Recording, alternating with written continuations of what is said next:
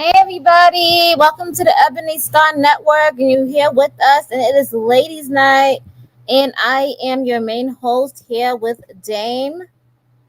So Dame, come on in. All right, all right. Here we So go. to, okay, so tonight we got an interesting topic, and we're talking about ladies leave him with the kids and run. Yeah, yeah. This topic, since everybody seemed to have a issue with single mothers and how they raising their kids, and the men and the fathers claim they could do a better job of it. Leave the kids with him, and go about your day. Make arrangements. Make him the primary caregiver. Be the weekend mom, and go. They got it. Let them handle it.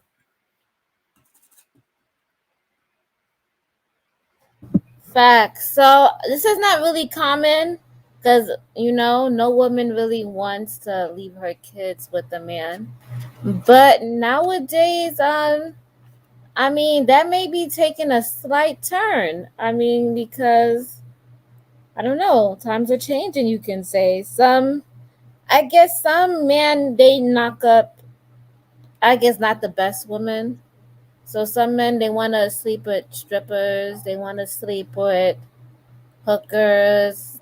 They they sleep with women who looks good on the outside, but they don't know much about her on the inside or where she work at, or is this woman even deemable to have a child?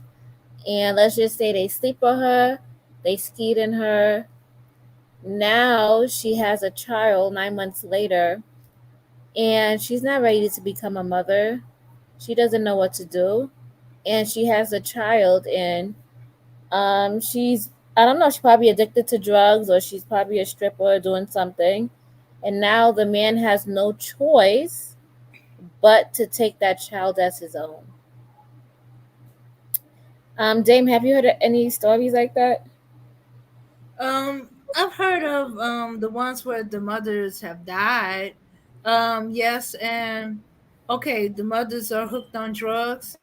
Yeah, they have to step in. Or the court is giving them a choice of taking your children in, or uh, and good men don't want their children going into the system.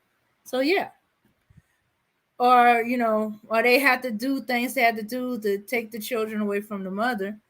um and there's been at least one case where the mother had a breakdown, and they had to be under their father care as their remaining parent. Hmm. Yep. So we want this to be open conversations. You guys can hop on the panel. Tell me what you guys think. Dame, you can go ahead and drop the link. So I'm gonna just tell you about one scenario. So while I was in the service in the Navy, I remember I was meeting this guy, and he had 3 kids, and I think it was his second or his last kid. One of them had autism, and the child was about 5 to 6 years old. And kids who have autism, they need more attention. They need more care. Things are a little bit more difficult. They have to go to special schools. They're in special circumstances, and it could be really tough on the parent. So, in this case, in this scenario, the guy he had his 3 kids, and I think the woman stepped out on him a few years ago. And it was just one day the woman just packed up her stuff and left, and they can't find her. So, and he's in the military too. And he's been in for I want to say 12 to 14 years. And he has these 3 kids, and his parents are trying to help him raise the children. But his parents are, they're in an older age. They're in their 50s, 60s. and so he was having trouble, and he would go around and to the command, and he would tell everybody about how his wife just got up and left him, and they can't find her. They searched all of the US, so they're thinking that she either went to Mexico or she went overseas. And I think it's because she couldn't take it anymore. I think it's because the daughter had autism. It was three kids. He's probably in the military away, and I guess it wasn't I guess she didn't think that her life would be like this. Maybe she didn't accept it. It was too much for her to bear. And I know when me on the outside glass and we're looking in, especially today's the men don't really value mothers in general, or they bash single moms, and then they talk down and they blame all this child support and all this stuff. So some women, they're like looking at it like why even stay if you're gonna get bashed? And my life is a living hell. I mean, I love my kids, and you're in between a rock and a hard place. I mean, that's a hard decision, and she just got up and left. I don't know how she did that, but I felt like either way would have been hard. And well, he's left with the kids now, and most likely, I mean, he tries, but he relies on his parents. And yeah, he just told me they try to find them, they can't find her. But what do you think about that situation, Dame? Dame? Okay, I guess Dame was a little bit busy. Okay, all right. Sorry about that. I'm not paying attention. Okay. I mean, I put my phone down and it clicked on my. Okay, so uh, yeah, that is rough. Although I wasn't thinking in terms of abandoning the kids, I think I was thinking more of making him the primary caregiver. You become the weekend mom and stuff like that. You don't give up your total parental rights. You give up your primary parental rights. You want a baby? I'm sorry. I'm reading. I look. I No, look he at said chat he wanted a GPT. baby.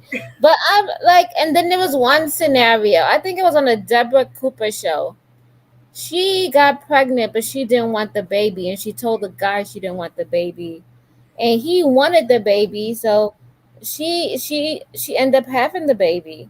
So you know Mhm. what happened? She ended up having the baby. When the baby popped out, she gave the baby to the man, and she put herself on child support.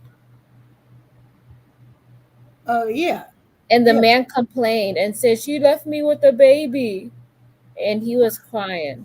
He wanted the baby. You see that be tripping me. What he They thought you don't was want gonna the transfer? baby. You know what they want? They want the access to you, right? They want to say that they want the baby. They don't really want the baby. Come on. Let's be honest here. Mm-hmm. They they don't want the baby. They don't want that responsibility. No, no, I don't think so. I don't really think so. There are fathers that do, but um, okay, men know that some women are they get used to they want the things to be just right for the baby. So if they mess up, sometimes the women will bump them, get impatient, and take over, and then she's doing everything. Then they say, "Hey, I tried." They give up. I used to tell a friend of mine, stop doing that. And be like, he don't have the diaper on right. He got mismatched clothes. Or he forgot this or he forgot that. I said, hey, he gonna learn to put that diaper on right when the baby pees on him. He gonna learn and stuff like that. And I have one church member, she had to restrain herself not to correct them if you don't do things just right because she has an illness and when it hits her it incapacitates her and she needs to, and if she's stressed it gets worse so She learned to let him do it, and do it his way and make the corrections. And she don't overly correct it. If he asks her, hey, is this right, she'll tell him where it's wrong, but she restrains herself from taking over. In fact, one time, he brought his daughter to the church with a thin sundress and no socks, and it's freezing in our church. And the women of the church, she knew, she saw her when he left with the child. He didn't ask her, and she just let him. She said, "I knew I didn't have to correct them." The ladies in church, and sure enough, every last woman in church. Are you good? Where's her socks? Why you got in a thin dress? No wonder she's crying. She's cold. And stuff like that. Here, take this shirt, wrap that baby up in that. He learned not to do it again, and he corrected himself. So whenever she got ill, she didn't have to worry. She didn't have to be stressed because she knew he got it, because she didn't constantly take over. She just let him do it. If he asked her for help, or he asked her if he did it right, she just tell him what he did wrong, and he corrects it. Or he learned the hard way, like he didn't put the diaper on right, the baby peed, and it got all over on him and the baby. Uh-huh. Yeah. But Mm-hmm. what do you guys think? To leave the man with the child and run? I mean, because the men are fathers too. They have to be there also. I Mm-hmm. mean, we never know. Like, they could probably take care of the child better than us. We never know unless we, push them to the test. Like, yeah, I think more women should do it. Mm-hmm. Right? What do you? Oh yeah, I'm definitely of that mindset. I agree with the woman. He gets me pregnant, he gonna get the baby. Now, if he gonna fight out with custody of the child, gonna be, well, my mom's gone now, but at the time, uh, it will be him and my mom fighting over custody. It won't be me. Yeah, I'm fine with Yeah, being the weekend mom, I, even though. I I like that idea. The man have the child 5 days. I got the child on the weekend. That sounds like good for me. What's up, BMT? You got See, you got something you want to say? well, can't hear you, BMT. BMT? Try again. There we go. All right, there we go. You How about still now? you still We still can hear low. you. Y'all can hear me? Okay, Yeah. that's better. Y'all can? Okay, I had to turn off my Bluetooth. You're a Now little listen, low. You're a little low. how low I gotta be? Ah, that's good. Right there. That's perfect. Right there. Now listen, when I want my damn baby, you bring my child to that house now. I don't want to hear no lip. We I not don't talking want about that. that. We We're talking not about talking about leaving you that. with We're the talking about baby. giving the baby to you. Yeah, and Oh, running you want? away and Yeah. go live our best life. Bring the baby, all the Oh, stuff, I don't and care. go. I don't care. If you want to go out there in the street and shake your drawers and stuff, give me my child, and we gonna go to church and we gonna go to Ryan's and stuff and have a good time. I don't need you around me and my child. Okay. Okay, Okay. well, that's easy. You're right. If I ever have a baby for you, I know I can leave the You're right. child with You're you right. and go. You're right. You're right. You're right. And when I give my child a PlayStation, don't give it to the other goddamn children now. That's my child PlayStation. There's not gonna be no other children. What? That's gonna be the it. That's gonna be I the want. We one. giving you the I want. child so you can keep the child. That's what we're saying. And we're Sometimes. gonna, Yeah. Sometimes I ain't gonna lie. Sometimes I get baby fever, and when I see women in sweatpants, I get baby fever.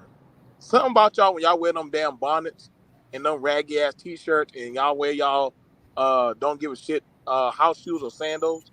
You know the ones with the furry and shit. I be getting baby fever sometimes. I be like, God damn it. I I, get I baby fever, but I fight, stop.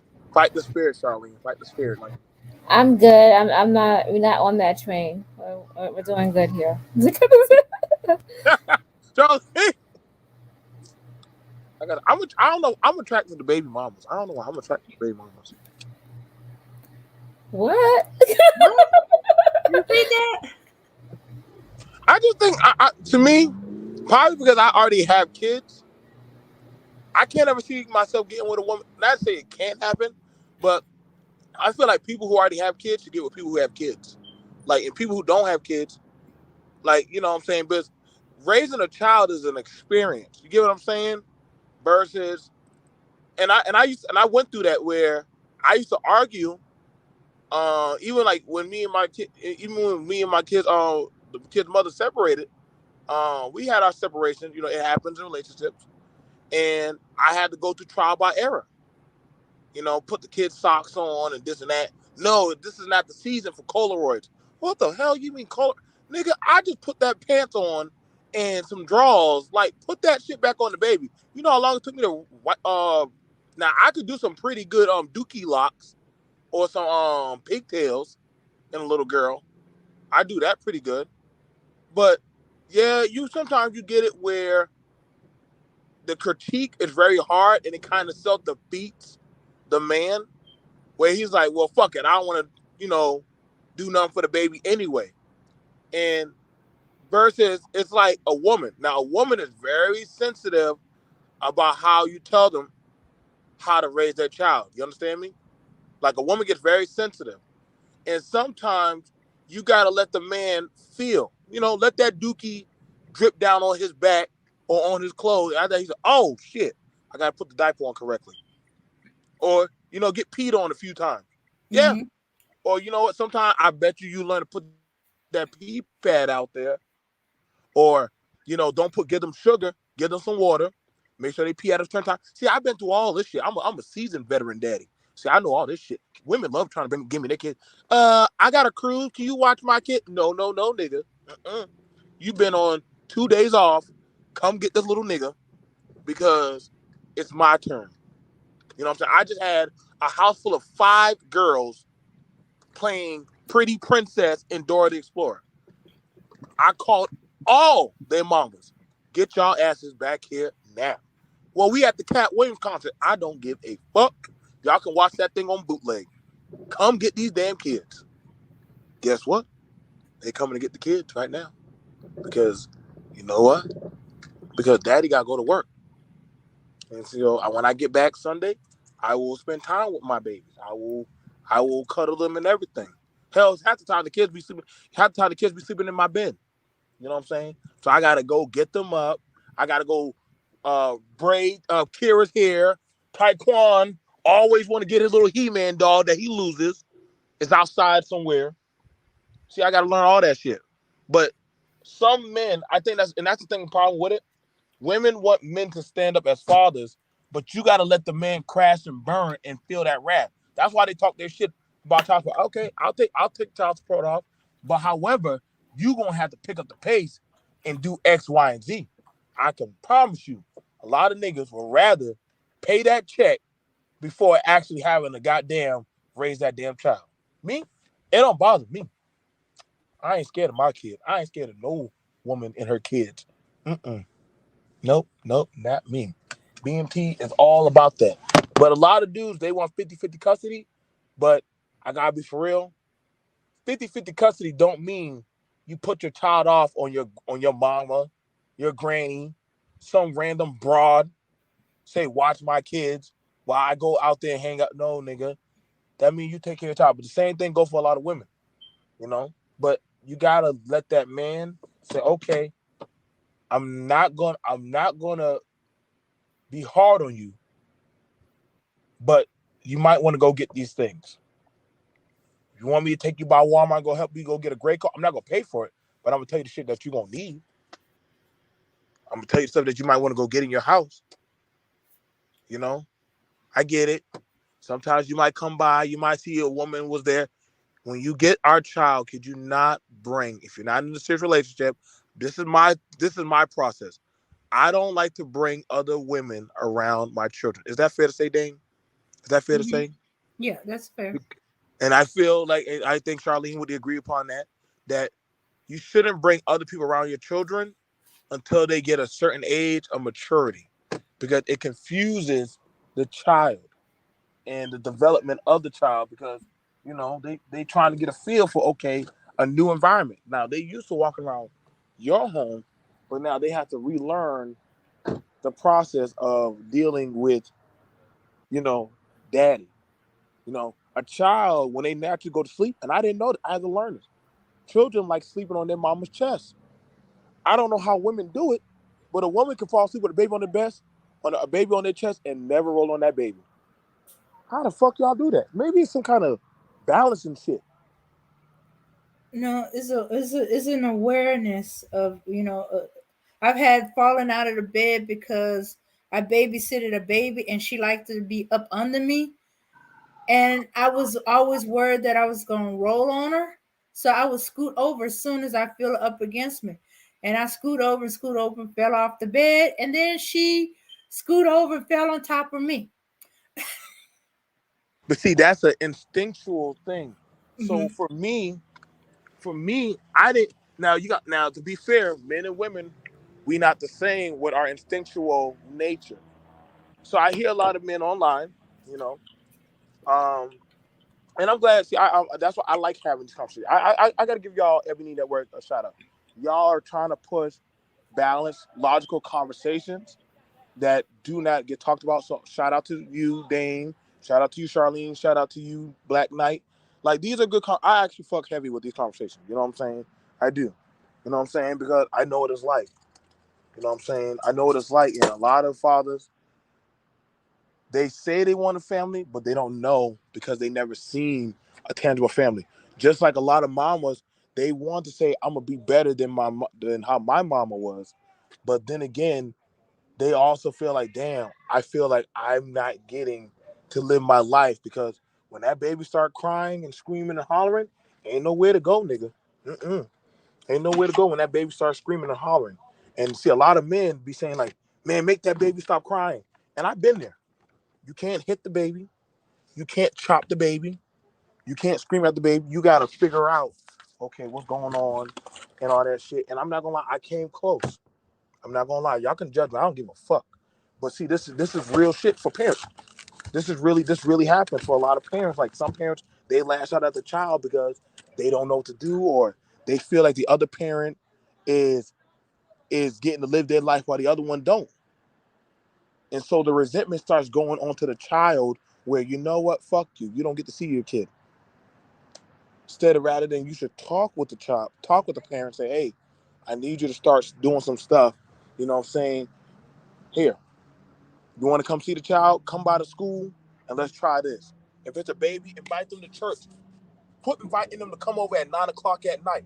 Ain't no damn child awake at 9 o'clock at night and shit. I don't know why people keep saying that. Y'all be pissing me off with that stupid shit. But I'll be quiet. I'll be quiet. Let me be quiet right now. Forgive me, y'all. No, what you saying? You make a good point. I like it. That's why we're making this conversation known because we wanted to make it clear that if men keep on this bashing tantic and wanting to bash single moms, wanting to bash moms in general, wanting to blame moms, we got to think about what's the effect of that. There are gonna be some single dads out here. If that's not the case, then the foster system, there'll be more kids in the foster system. A lot of things are gonna change up, because people wanna be looked at as perfect, you know, in the eyes of whomever, whatever, you're trying to appease. But yeah, we just wanted to make it broad, and I don't see anything wrong with the guys having custody of the children, and I do think it's a learning curve, and I think why can't they? I mean, they have to learn too. How are they supposed to learn? How are they supposed to become better parents?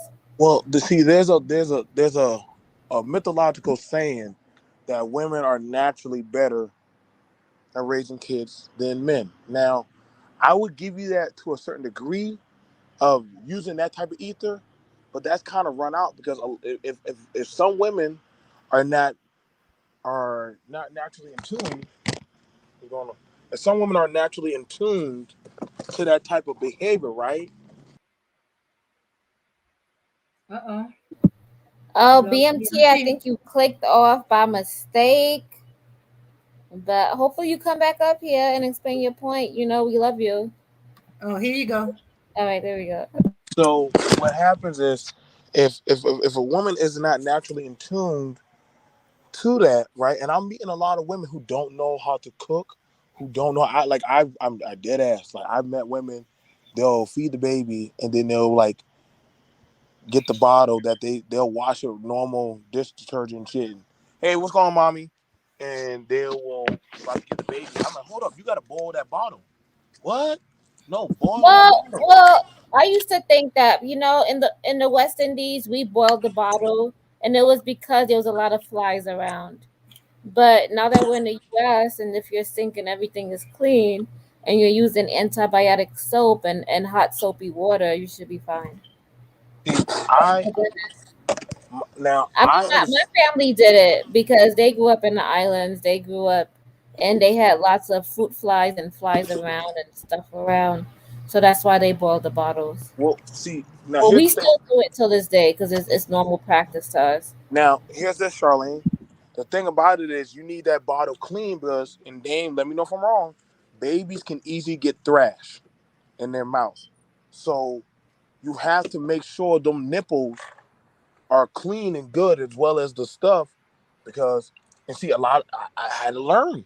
One of my kids got that.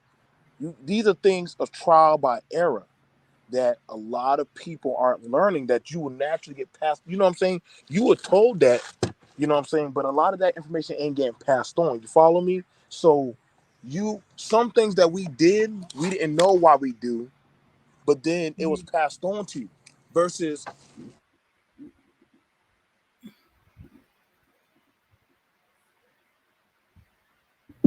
Yeah, so BMT. I agree with you, BMT.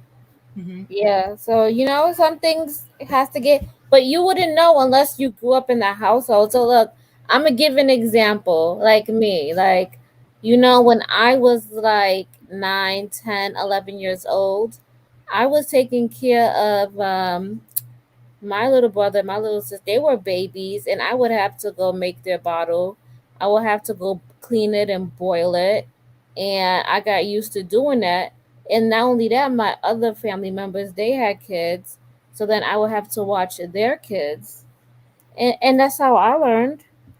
Mm-hmm. What Yeah. What about you, Jane? Pretty much the same. Even though I was an only child, I wasn't in that sense. I had some younger uncles. I have an uncle that's 2 years younger than me. I was kind of responsible for him most of the time since we were young. Um, yeah, and I had younger cousins, baby cousins. I had family friends. I babysitted a lot. But you see, I think it's also we unconsciously trained because we're used to babysit and all that other stuff. We were kind of in training by babysitting a lot, taking care of siblings, family members, and stuff like that, younger family members. It's always the girls automatically. Very seldom are the boys, put through the same level of, of, of of babysitting all that. I have an uncle that's a little bit older than me. Because he babysat me, he kind of had more. So when he had his child, he wasn't completely thrown off. He just had to get a refresher of it. My mom had to kind of talk him through and remind him of this and that. But he was able to do it. All he just needed to do was to be re-reminded because he hadn't dealt with any babies or kids since his godchild was a baby, and that was a long time ago. So yeah, but none of his female relatives where he was staying at, there's no family, no close family. So he had to do it on his own. He had to sometimes learn it the hard way. He just had to do it. And I think when you just had to do it and there's nobody there, taking over the correction, but a lot of our nurturing is because some of it was trained into us. We were trained. We were had to watch siblings, younger cousins, younger family members. For me, it was a lot of younger cousins. And then that became our little jobs. We babysitted for money. Um, started off with your mama's friends, and it kind of move on as you gain a reputation as a good babysitter. So by the time most of us have kids, we already kind of know. The only thing we freaked out about, because most of us don't have complete handling of a newborn, or you freaked out because you're a mom and it hits you. It hits you. From what I can say, I was like, you babysitted. I was telling you babysitted just as long as I have. We babysitted together. How are you freaked out? I didn't understand. She said, it's different. I'm a mom now. I'm not a babysitter. It's all on me. And she was rattling out. And then I was like, okay. I said, all right, Ree, come on. It's still the same, just the emotion the same. Calm down. Remember, and I'll remind her when her cousin was sick with the same thing. Remember what we did. Remember what to do. And it said, wait a minute, we call my stepfather's grandmother. I said, then she's still alive as far as I know. You got her number, right? Call her. She probably gonna remind you. It's the same thing, But we had that. Men don't. So they feel like because they have this mythological belief that it's all instinct, that we instinctively know to be mothers. They felt like they're ill-equipped when all they need to do is just do it. And they need support, somebody to show them what to do, but not take it over. Somebody to walk them through it, but they can do it. Now, these guys that's screaming about child support. Okay,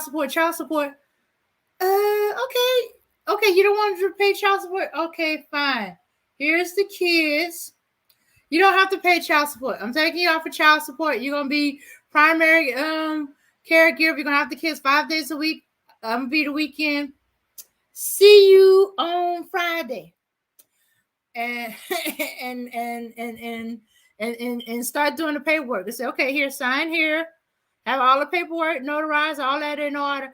I bet you they changed their mind. Oh, okay. So you okay with paying child support? So we ain't gonna have no issues anymore? Okay, cool. If they say, yeah, I'm taking the shot, don't fight them. Don't fight them. Be the weekend parent. Let them be primary. Now, for those who, okay, there's a reason they're not fit to be fathers. They're abusive.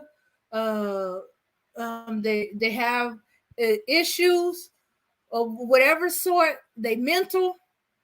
No, don't do that. Don't do that. I'm not telling you to let just any man have your kids. I don't care if that's their biological father. They not fit. And don't. But for those, the only issue is they have child support, or they say they want their kids. Don't fight them on it. Let them have it. Oh, I'm sorry. Here you go, Koja. Hey, how y'all doing? All right. Can you hear me? Yeah, I can hear you. That's a dangerous game to play. It's dangerous because that one thing can really impact you, really having access to your child like forever.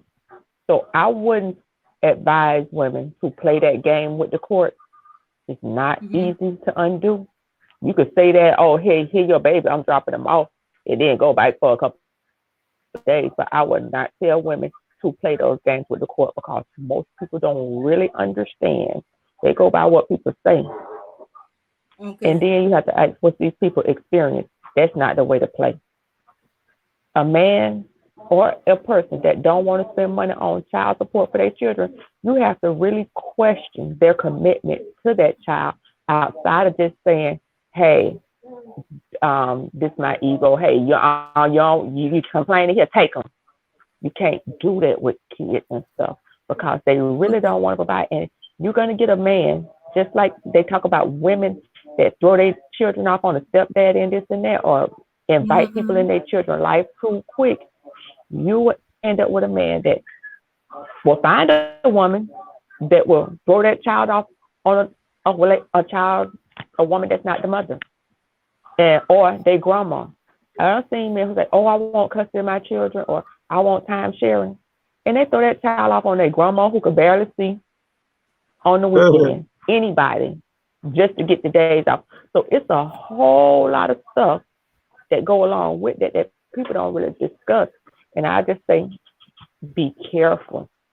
Be careful. Okay. Me personally, I tell women, if you're not sure about that man, go get you some sperm, because those are entanglements and have repercussions beyond what you even believe. I mean, you will not even understand the level. You will understand it because you see that harm kids, that kill up the whole house and stuff. So we got to stop pretending like we don't see this stuff. And sometimes they hate for the woman or feel as their loss of power is stronger than the love or the little bit of something they say they have for their child. And then you get caught up in the thing, is it worth it?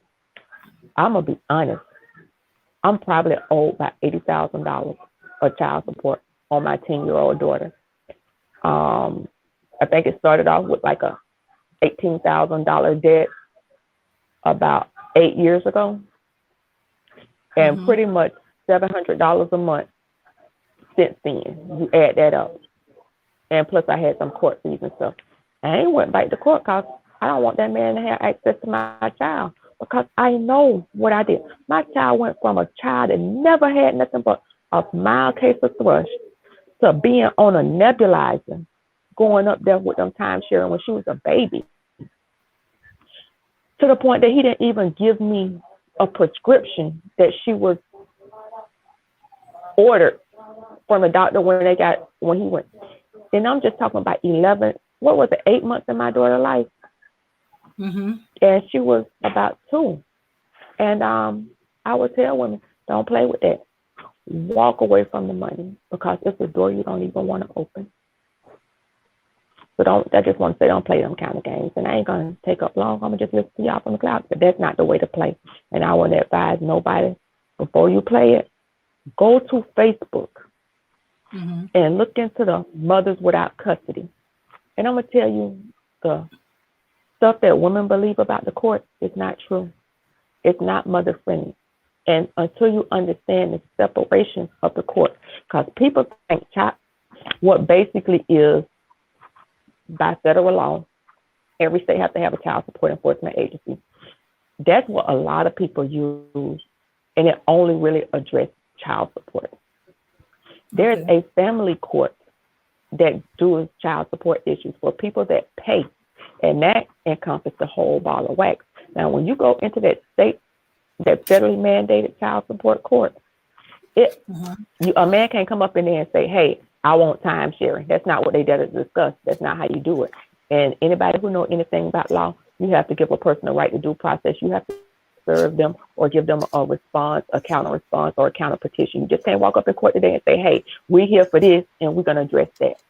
And it's the misunderstanding of the law that people don't really understand the intricacies of it.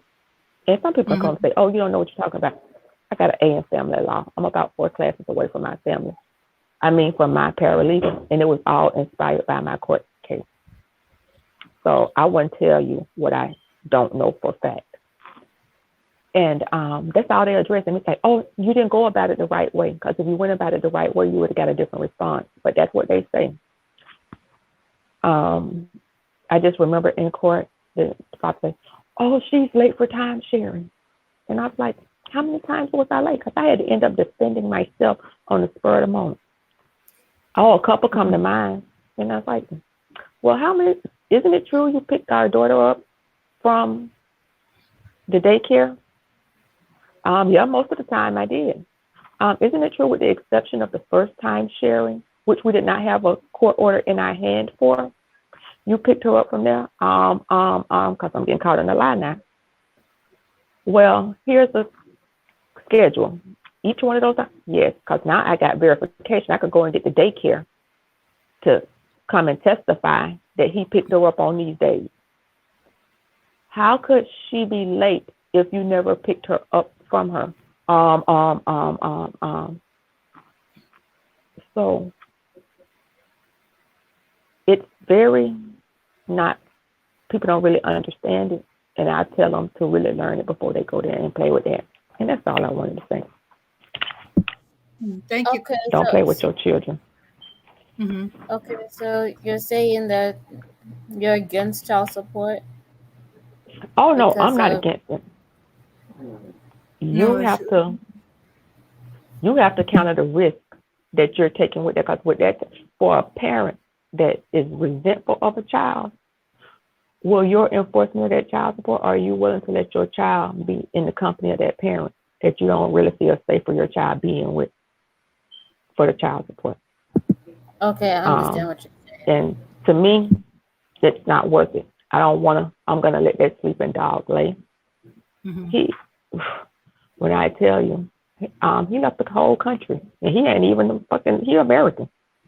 He left the whole country. He don't know. I know he been back at least 3 or 4 years. Because the one thing about it, when you do certain businesses, et cetera, you ain't got to do nothing. Put a Google or somebody's name in, and it'll kind of bring up a lot of information. So I know where he at. I ain't fucking with that man. I'm not.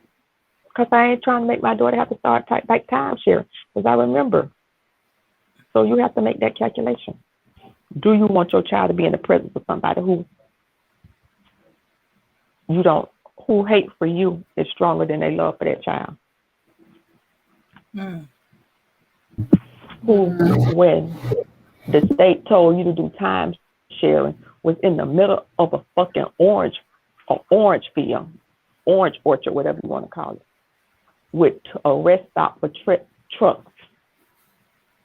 And you telling the court, hey, can I get a public time sharing? Can I get a more public time sharing space?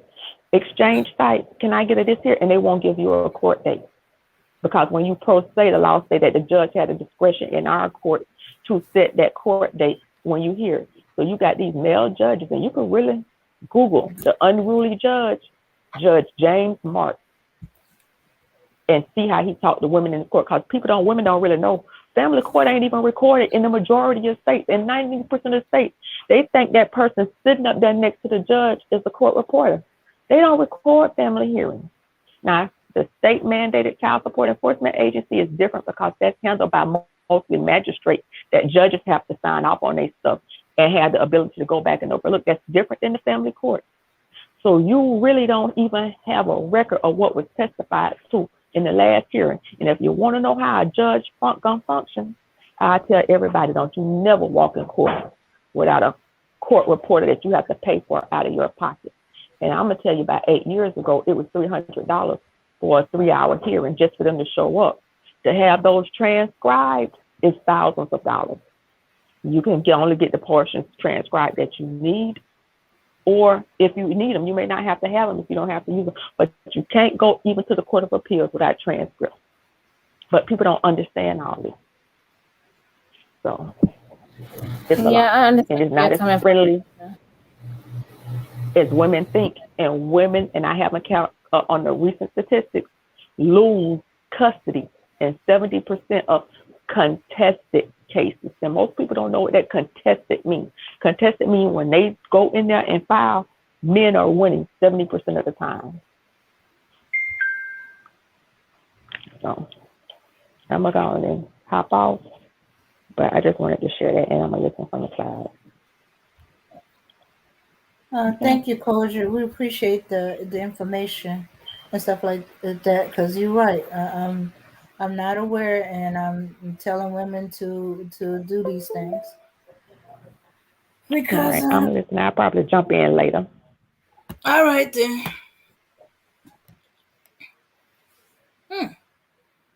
Okay, I just wanted to touch on that because so my mom, right? So I remember with my sister and my little brother, we're like about like, I guess, like you could say 10 years apart or more, like 11 years.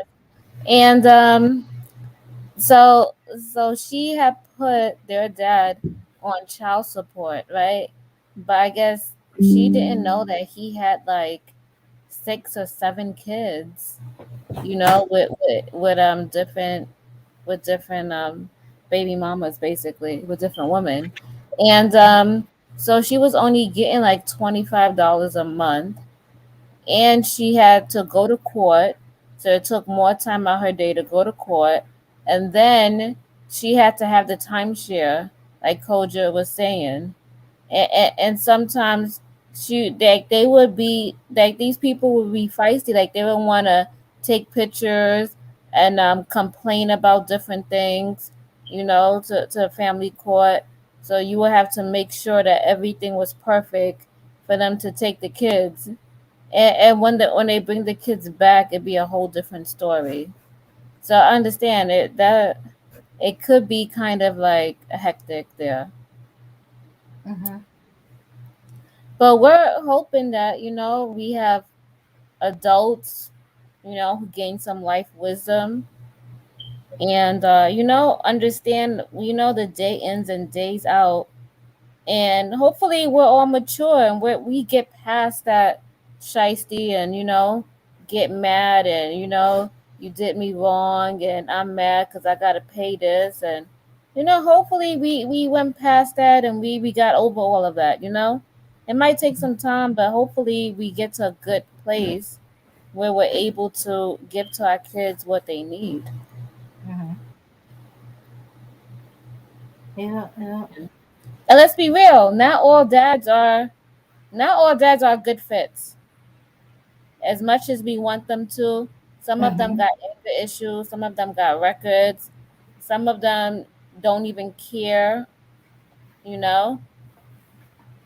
So sometimes you just have to take the kids. It's for your best interest and the kids' best interest at heart. Because if you don't take the kids might end up in foster care, and you don't know how those foster parents are, and it could be 10 times worse. Mm-hmm. So in those cases, I think, would you rather end up in the system with a family who you don't know, and you could potentially have a higher rate of getting abused? Or would you rather have the children stay with the mom?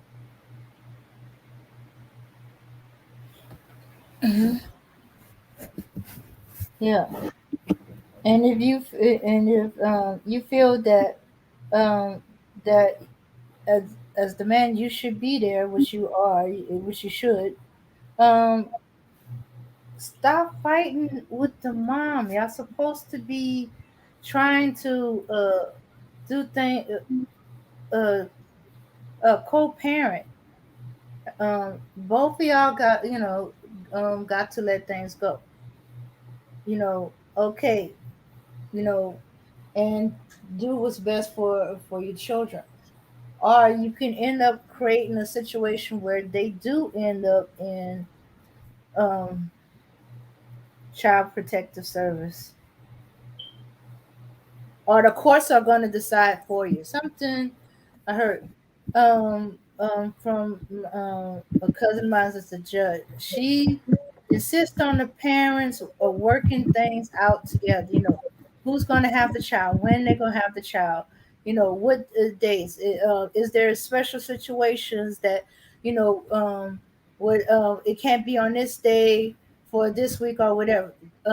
And since y'all can't deal with each other, find a way who y'all both trust, who y'all can drop the child off to make sure the child gets to you without you having to see the other parent. You know, stuff like that. And but it's making it sound like she's an unusual judge. But then again, she is a female black judge, in family court. That she insists that these parents try to work things out. Not, at least for dealing with the children. If they can't work things out and they can't deal with each other, put things in place so they don't have to deal with each other. Mm-hmm. Uh huh. Yeah. Okay, I was gonna say I sent you a link. Check your email. Yeah. Yeah. Yeah. I was just trying to go in there. All right. Okay. Mm-hmm. So let's do a recap on our topic. So what we're talking about is, ladies, should we leave the kids with the man and run? Let's do that because the men do it all the time. And, they say they need to work on themselves and they need to do this. I mean, we could do the same thing. Like, we could leave the kids with him and we can go to school. We can go work on ourselves. We can go on vacations. We can go live our best lives. Go, I don't know, go vegan, go on like a 30-day juice cleanse, do stuff like that. Go to nature, go to some healing retreat, whatever. So I'm just saying, why not? Equal society, equal playing ground. I mean, tell us what you think. Hop on the panel. We want to hear from you. And obviously, it we a lot of women have instincts, and we got to make sure we take care of our kids. So tell us what you think. Are you open to it? Hop on the mic. Let's hear. We want to hear from you.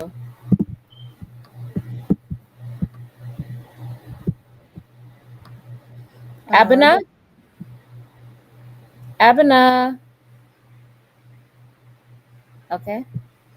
So Dame, let's take a break. We're going on a funny break. This should be funny to you guys. So go ahead, Dame. All right. Okay. Okay. Well, before Hopefully we do this that, will let's cover our bases with the Fair Use Act. Okay. Let's get this all straightened out. This channel may contain content not authorized for use by its owner. However, according to Section 107 of the Copyright Act of the United States, the fair use, I repeat, the fair use of copyrighted work for purposes such as criticism, comments, news reporting, teaching, scholarship, or research is not an infringement of copyright. All right, here we go.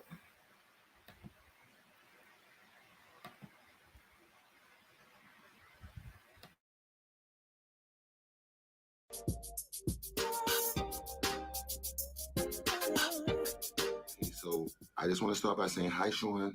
Yo, I'm gonna keep it a buck. I don't even know why we here. Calm down. I just want to talk to you. Why are we even here? I just want to clear the air. Why you gotta? You got me looking wild, crazy out in the streets. Niggas is talking about I let you beat this nigga. I don't give a fuck if it's May, July, August. I don't give a fuck who it is. I'm not authorizing that. Talk, man. Say what you gotta say, man. We on your shit. Are you dumb? I don't care about what nobody gotta say. This is me and you. I don't care. I'm just trying to tell the people that we wasn't together when me and homie had the entanglement. We got entangled and this is cap. This is why I get tight. What the fuck you mean entanglement? What is that? Chill with all the chill, cause now you getting me tight. Chill. You telling me the nigga had you like a pretzel? That what you trying to tell me? You got these young niggas blowing your back loose and you fucking talking about entanglement. It was an entanglement. You fucked the nigga. It was just an entanglement. We got tangled up. This is wacky, bro. I'm keeping it a buck. You sucked the nigga dick? And it's been so long since I felt good. Bro. Like so long, you know what I mean? I'm getting tight. I don't want nobody. Don't tell me nothing, bro. Do remember, click the subscribe button and click the bell icon.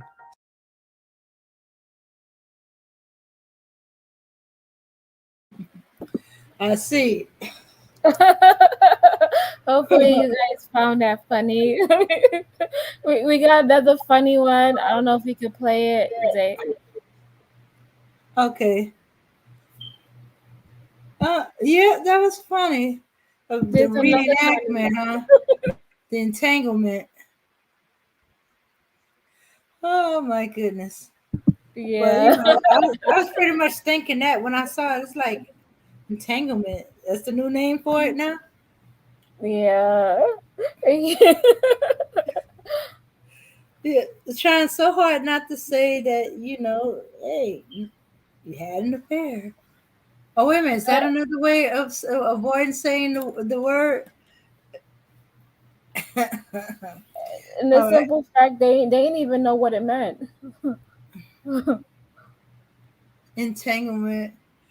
I was like, were they doing something kinky? Were they tying themselves up and they got caught and they tangled them together? And so, That's what I think entanglement. But I was thinking, why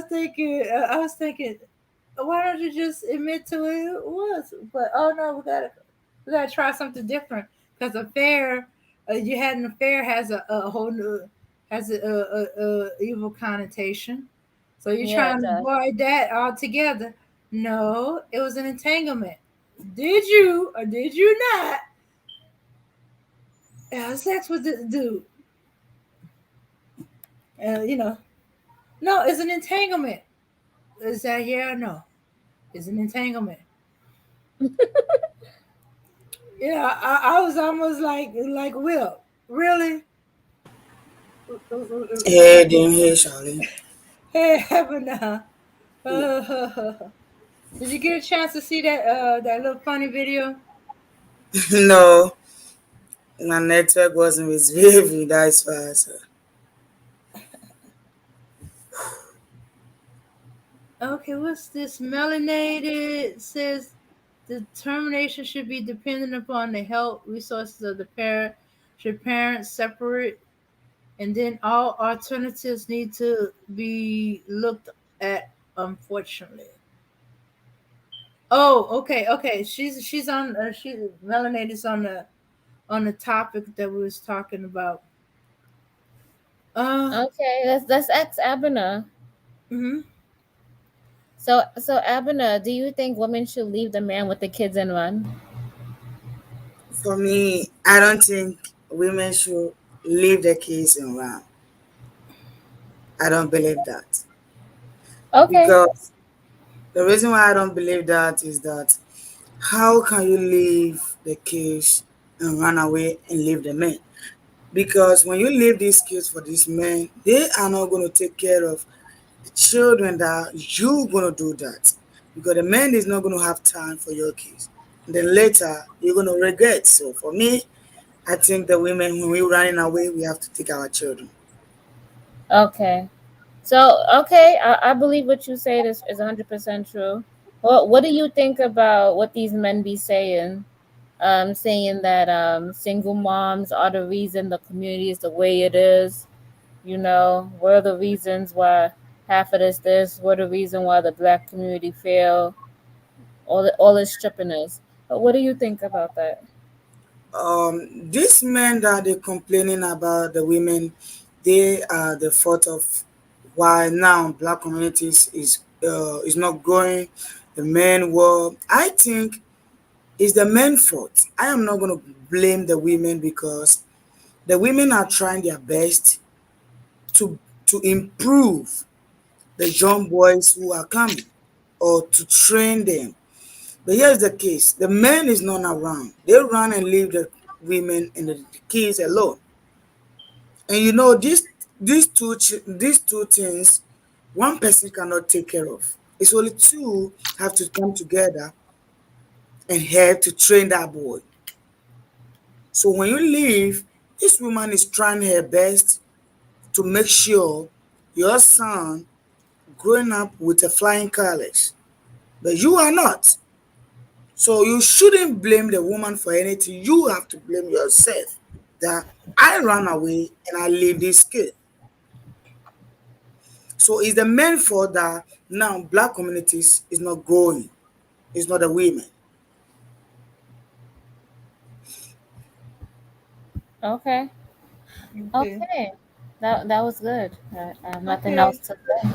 Okay. I was taking a stance of okay, since they complaining about uh the way the women are raising the children and and that since the men wants their children they should be the primary caregiver.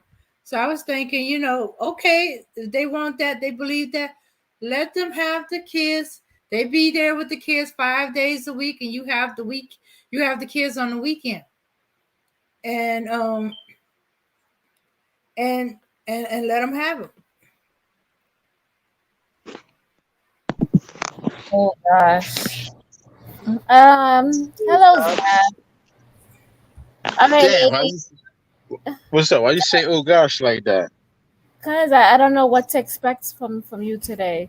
Um, do you have something to add to the conversation? Do I have something to add to the I always add something to the conversation. Okay. What do you think about it? Ladies should leave the kids with him and run. I just jumped on. You're gonna have to fill me in. Did you look at our title for our show? Our Actually, thumbnail? no. Okay, our thumbnail says leave the kids with him and run. So we're talking about women who get pregnant and they have the child and they're very wary and they don't know if they want to do it by themselves or they don't know if they want to get pregnant or whatnot. And the man said he wants a child, right? So should the woman leave him with the child and run? If a woman don't want to have a kid, then wouldn't she get an abortion to begin with? Yeah, but remember the man wants the child, so she's having the baby for the man, and because the Yeah. So man if wants the child, so she's should having she a baby leave for the the man, yeah? Should she leave the kids with him and run? yeah. If she having a baby for the man, then if they have an agreement and he said he just leave the kids with me, but I don't see any woman doing that. I I've mean, had do you think women should do it? I know two instances of a woman did it. Two of them. One the only off type a of woman, channel, she left the child with the man, and she paid the child support for him, and she went about her way. the only type of woman that'll actually do that is a woman with mental illnesses. That's not true. Because don't you like to be free and not be bogged down? Well, women have a natural motherly instinct. I don't know. I So, think that's slowly being cut off, because men don't value that. Men don't care about that. They bash. Oh, he dropped. Where he gone?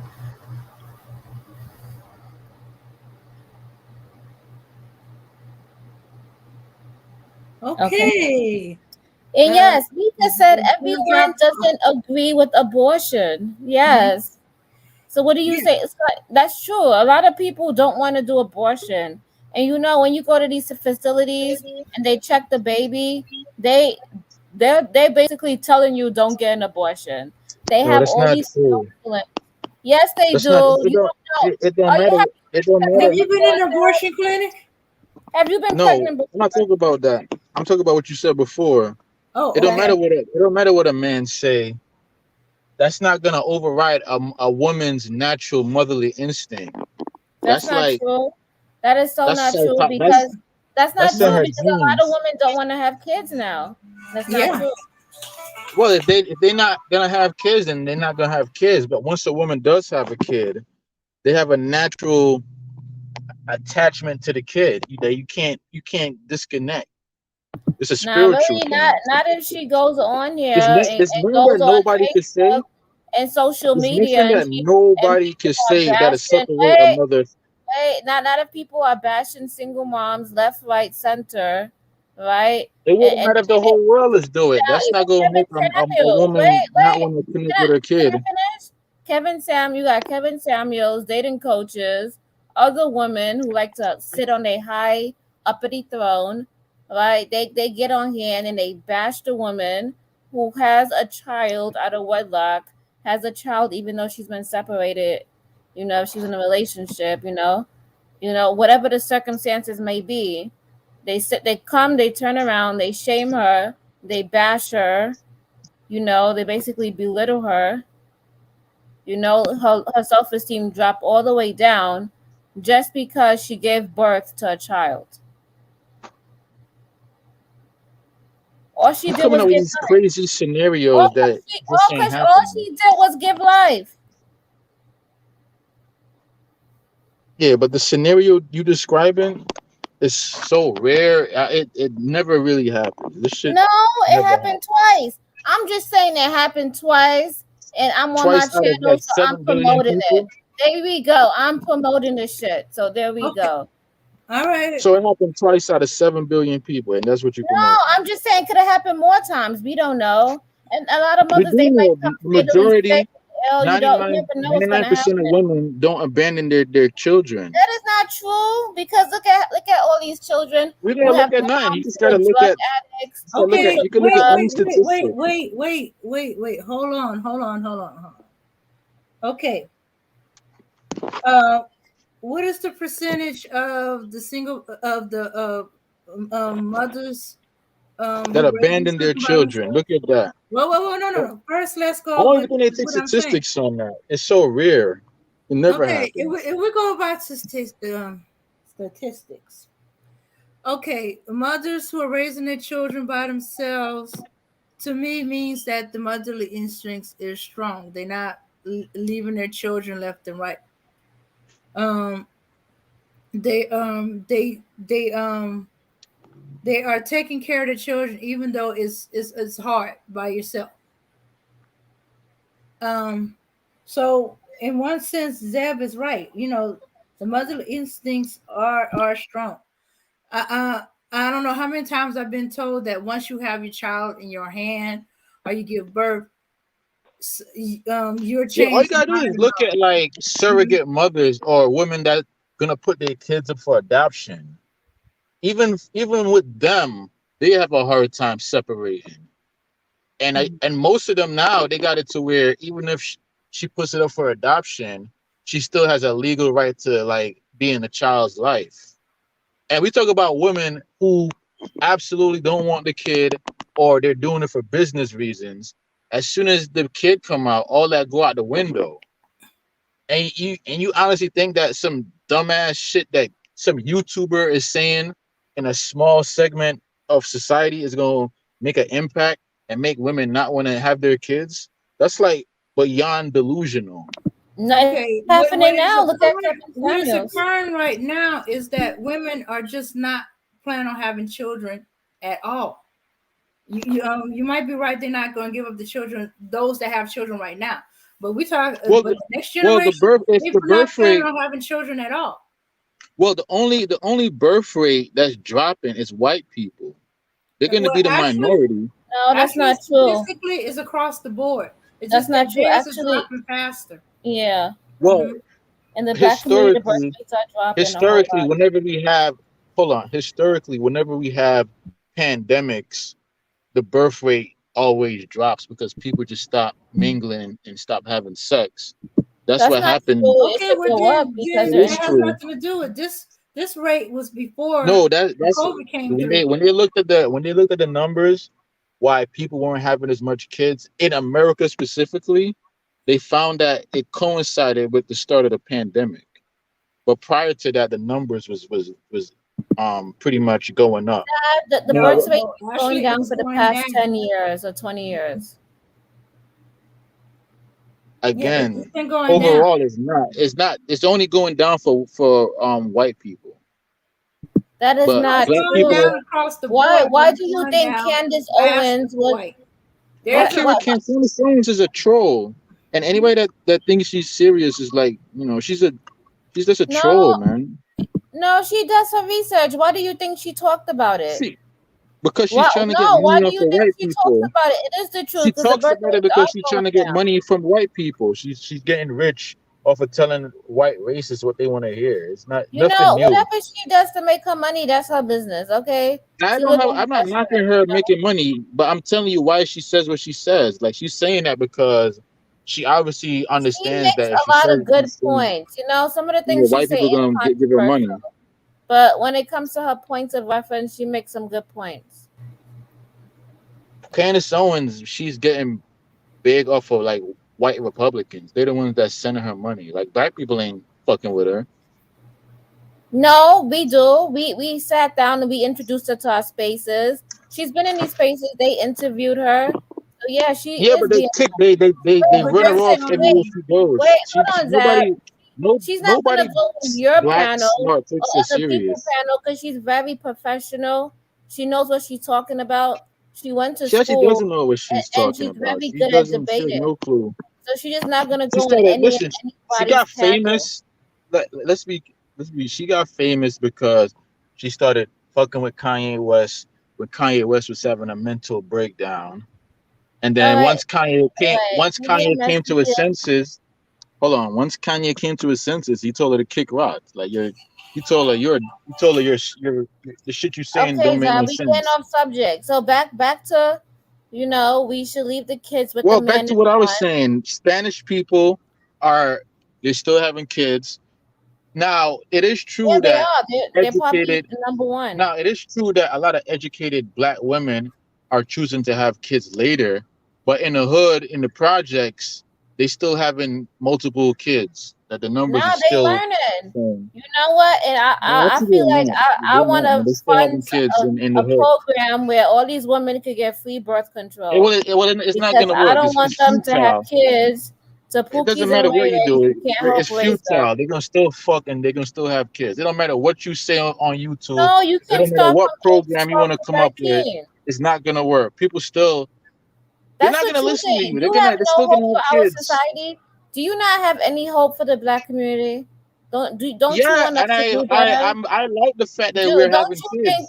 Don't you think that having kids when you're It's a much good thing that they're older having and kids. you have more wisdom is better? No, all that's gonna do is all of the people who are waiting, they're gonna get bred out of existence, and then the rest of the And whose society is gonna fault keep is that? going. Whose fault is that? So Well, if a Okay, baby is if okay, y'all women wait, don't unnatural, want wait, to have wait. kids, then you're Hey, gonna go extinct.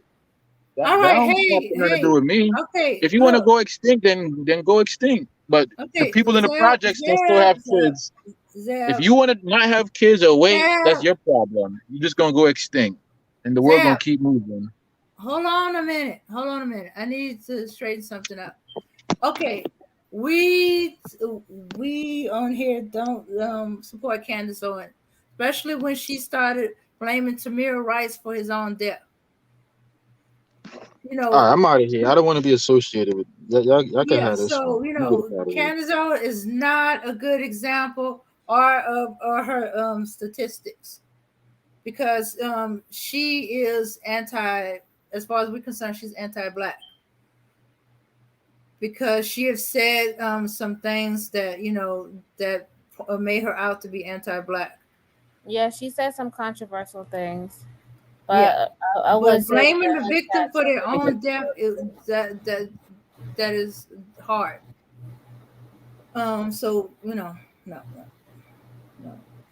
she's not a good example. Okay, so let's going back to the subject at hand. We should leave the kids with the guy and run. Abra, you want to say something? I agree with you, a Black Knight. Yeah, I agree with you what you were saying with Zab. It seems like Zab is consistent, like, okay, everybody needs to give birth and the women don't need to Yeah, run I'm and live. sorry. I'm sorry, Abby. Let me interject real quick. Hey, ladies, man, how y'all doing? Hello. Okay. Can everybody hear me? Yeah. Yes. Yes. Yeah, I just want to put a disclaimer out there. I heard the conversation, and those the Candace Owens thing. Those are Charlene's views, and that's not necessarily the views of the Every Star Network. Everybody knows that we do not support Candace Owens in any way, but people are entitled to their own opinion and their own feelings. So we just want to say that that's not the views of the Every Star Network. Those are Charlene's personal views about Candace Owens. Those who know us and have been rolling with us know that we do not support in any way, shape, or form Candace Owens or any of those conservative coons on Fox News or anywhere else on the mainstream media. Okay? So I just wanted to put that disclaimer out there. But hey, everybody's entitled to their own views. She's entitled to her own opinion. We just want to make sure that we separate our views from hers. That's her personal view of Candace Owens, Okay, I not never said I ours. supported her. I just said that she Well, does no, say you some you you controversial you things, saying that she but has she points and makes all of some that, good and points when yeah, it but you comes say she to. make good points. That's support. When you say somebody has good points, that's support. Okay. Okay, all right, but hey, you can do that. Okay, I ain't mad at you. That's your thing. We just wanted to clear the air because everybody that knows us know that we don't support her in no way, shape, form. And we just wanted to make sure that that was still clear. Those are Charlene's thoughts, y'all, not the thoughts of the Every Star Network. That's all. All right, y'all. Peace. Okay. Okay. All right. Go ahead. What you were saying, Abner? Yeah, so that is it. Like what Zab was saying, for me, I think Zab have to understand that black women, especially, they have some kind of a big heart for their kids. And for them to be running and leave the kids for the man, that is very hard time things that black women can do. It's not that they can't do specifically, but they have a big heart for their kids alone. Even if the father is not around, they want to take the burdens for on their top. So if you're gonna say that black woman who is gonna run away have a mental problem, no, that's what you want to do because she cannot bear the cause of that man which is there and the same time blame her. She's not having any mental issue. She just want to tell you that hey, what you doing, the women also can do. But sometimes they feel pity for their children or their kids.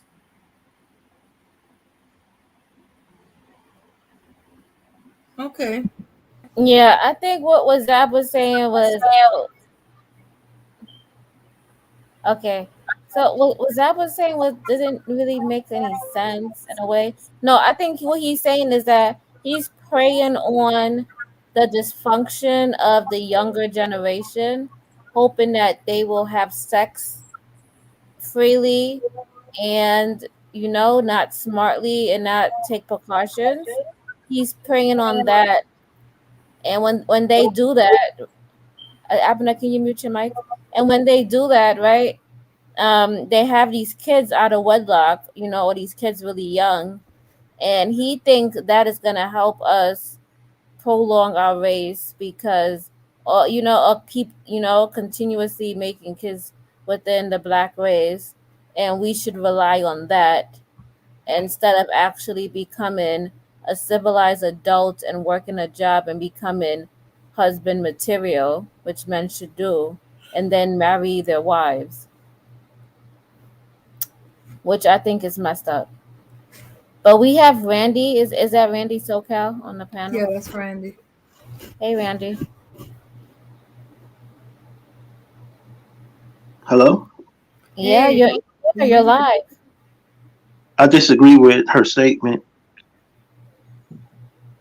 about What black What? state? women, about black mothers. Like she's saying that black mothers are the most caring women. That's not true. Okay. Do you have an experience that you feel that way that you want to share? I'm talking about But the we want to statement know. that We was want to made. know. We want to know your experience. What was your experience? Did you have a black mother? Yes, my mother is dark skinned. My dad is light Okay. skinned. Okay. So tell us about your experience with your mother. My mother was a okay mother, but she chose men over kids, and that's not true. That every black woman cares about her children. That's not true. So, did you think that your mother should have left all her children with your dad so he could raise y'all by himself? Nah, my dad was on crack in the 80s. He was a Okay, bad so influence on us. would you agree that if your mother did not, take you in, at least give you a home and a shelter, you would be in the system? Is that correct? Not really, because I could have stayed with my grandparents. So, Okay, let's say if your grandparents they couldn't take care of you because they have their own issues themselves, right? nah, my What grandparents would was happen well to off. you? Go What ahead. would happen to you if your grandparents didn't take care of you? Okay. I think she was saying that maybe they might have some physical issues. They're getting older. They can't keep up with the kids as well as they could, or you know, they you only have them for a short time, and they might be gone uh, Yeah. because What if? they or they Yeah. might So have what? illnesses that prevented them.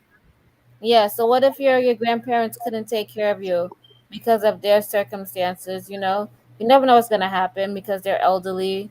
Today or I mean, tomorrow. my grandparents like they didn't want to deal with bad kids and stuff because we was all bad and stuff. And Okay. my So you guys grandparents had like were 35 headache. grandchildren. You Go guys ahead. were headache. All right. Right. You guys were headache. Right. And your dad was a crackhead, and so you had your mom. Right. Your mother took you in Yes, and gave you a shelter. What if you did not have your mom? Would you be in the system? yes, I would. I mean, me. Okay, so aren't you grateful that your mother put a roof over your head and she stood there?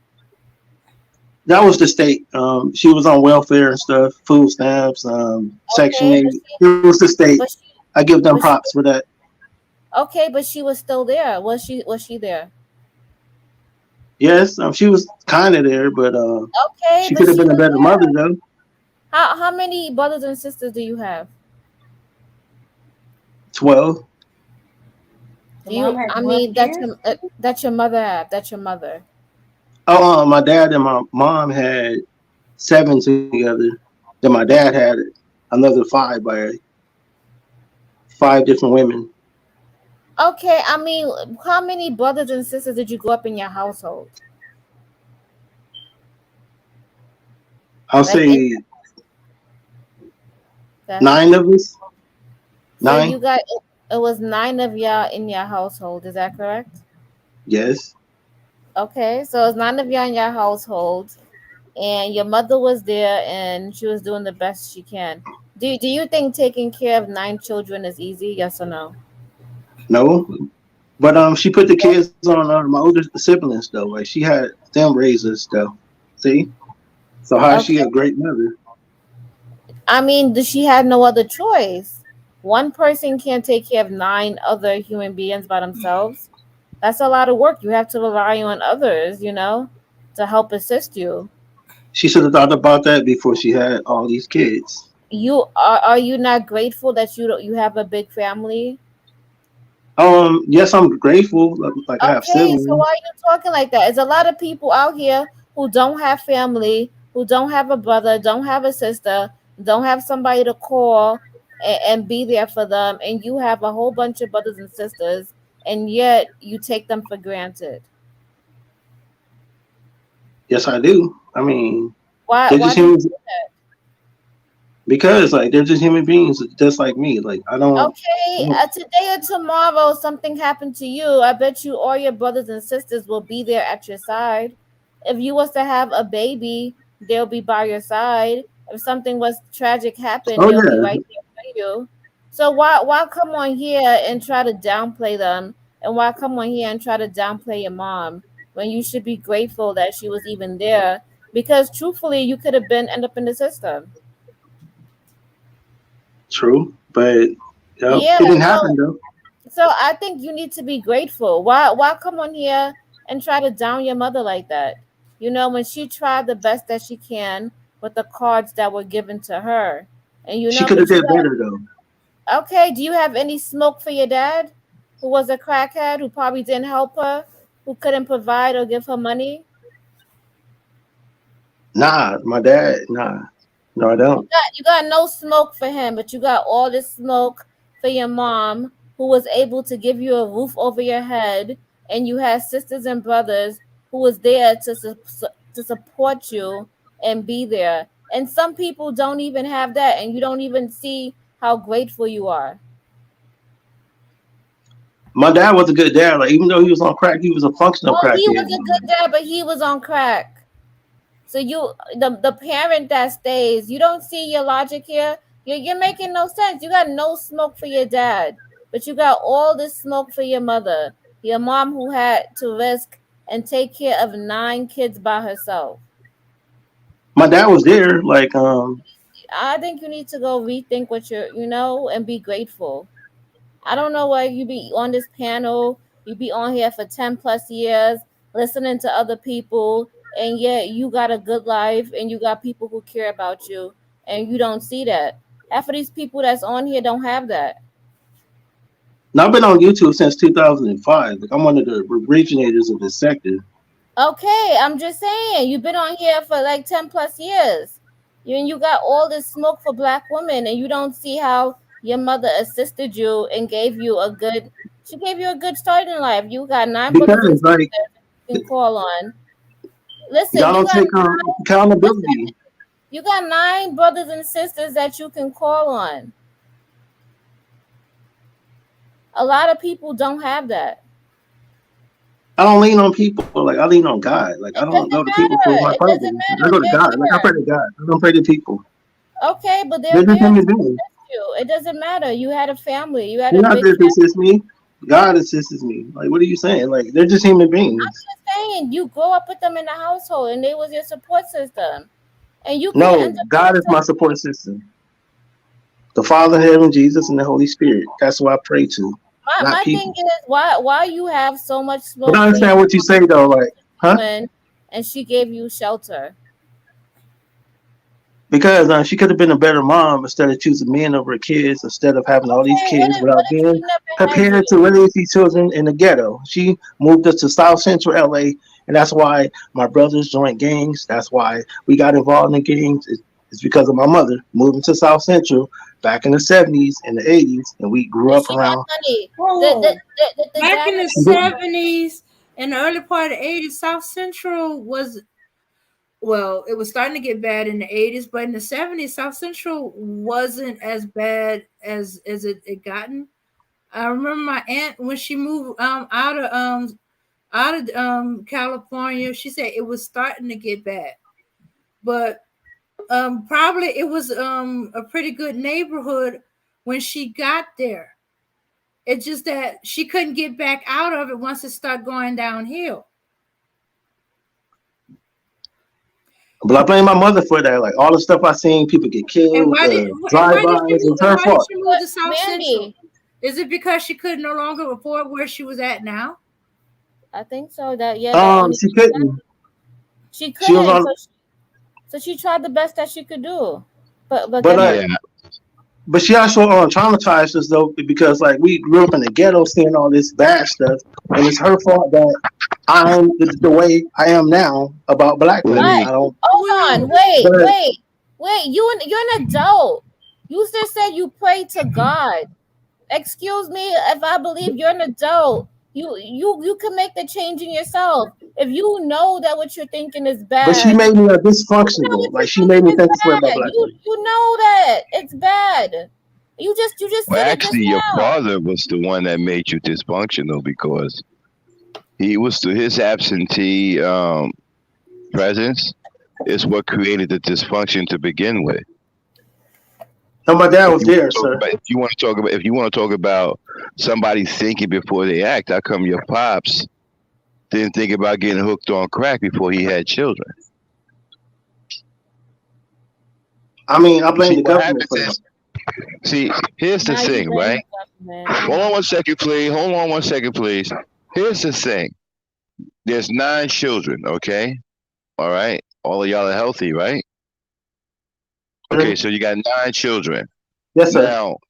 Now, if your father is there working with your mother, then it becomes a balanced family, and now you don't have a family of dysfunction.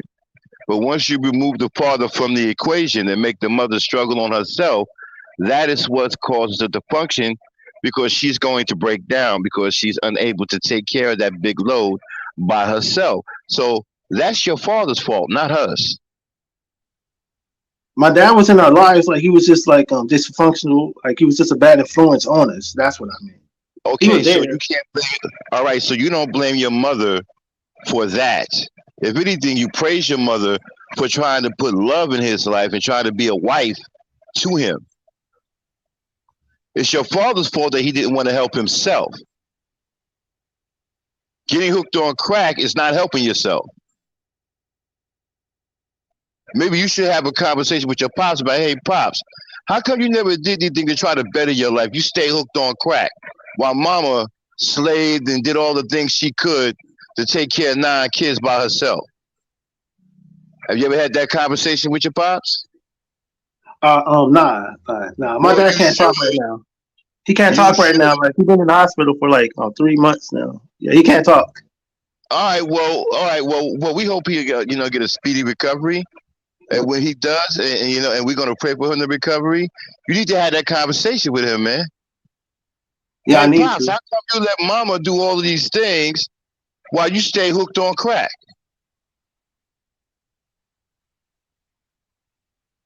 At some point, did you not know you was hooked on crack? Did you not know it was a bad thing to be hooked on crack? I How blame the about talking system. to your pops about improving himself by getting off of crack and helping your mother out? Then maybe you would be sitting up here now talking about well, I blame my mother for being dysfunctional. When your Maybe you said father is like the one to blame. no. You said like the woman is the head of the household. Maybe you was like the woman is the wife of the household. She's the head of the household. The woman isn't the head of the household, okay? Your father's the head of the household, but since your father was on crack, okay, he wasn't the head of anything. And he put your mother in a very bad position. Don't you see that? Yep. All right, okay, okay, so you need to have a conversation. Stop blaming your mother for doing the very best. You lucky to be alive, young man.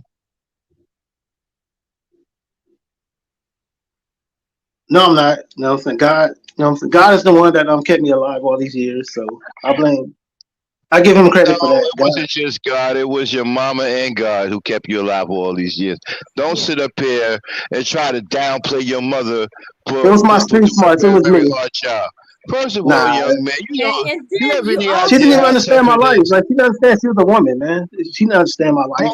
Hold on, and brother. not to Do you have mention. any? Hey, please. Mhm. Go ahead. Do you understand that it is a very, very tough thing for a woman to try to play both parts, to try to play a mother and a father? That's an impossible task. Your father put her in that situation where he decided to turn his back on his responsibilities and get hooked on crack. When crack became a priority in his life, then he skipped his responsibilities of being a father.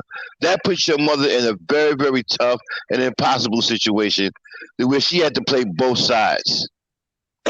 She should have Yeah, chosen better. That's what I say. She should I have actually chosen agree better. with Let me hit you in on something. Women aren't good at playing both sides. They're not. At some point, they break down because it's too much. That's not her fault.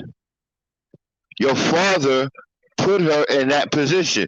What if your mother decided to go on crack too? Who would you be blaming? Now you got two parents on crack. Who would you blame? He dropped off. I actually, well, see, I agree with Max. I was gonna tell this dude that he sound like a real, like he gotta go see a therapist.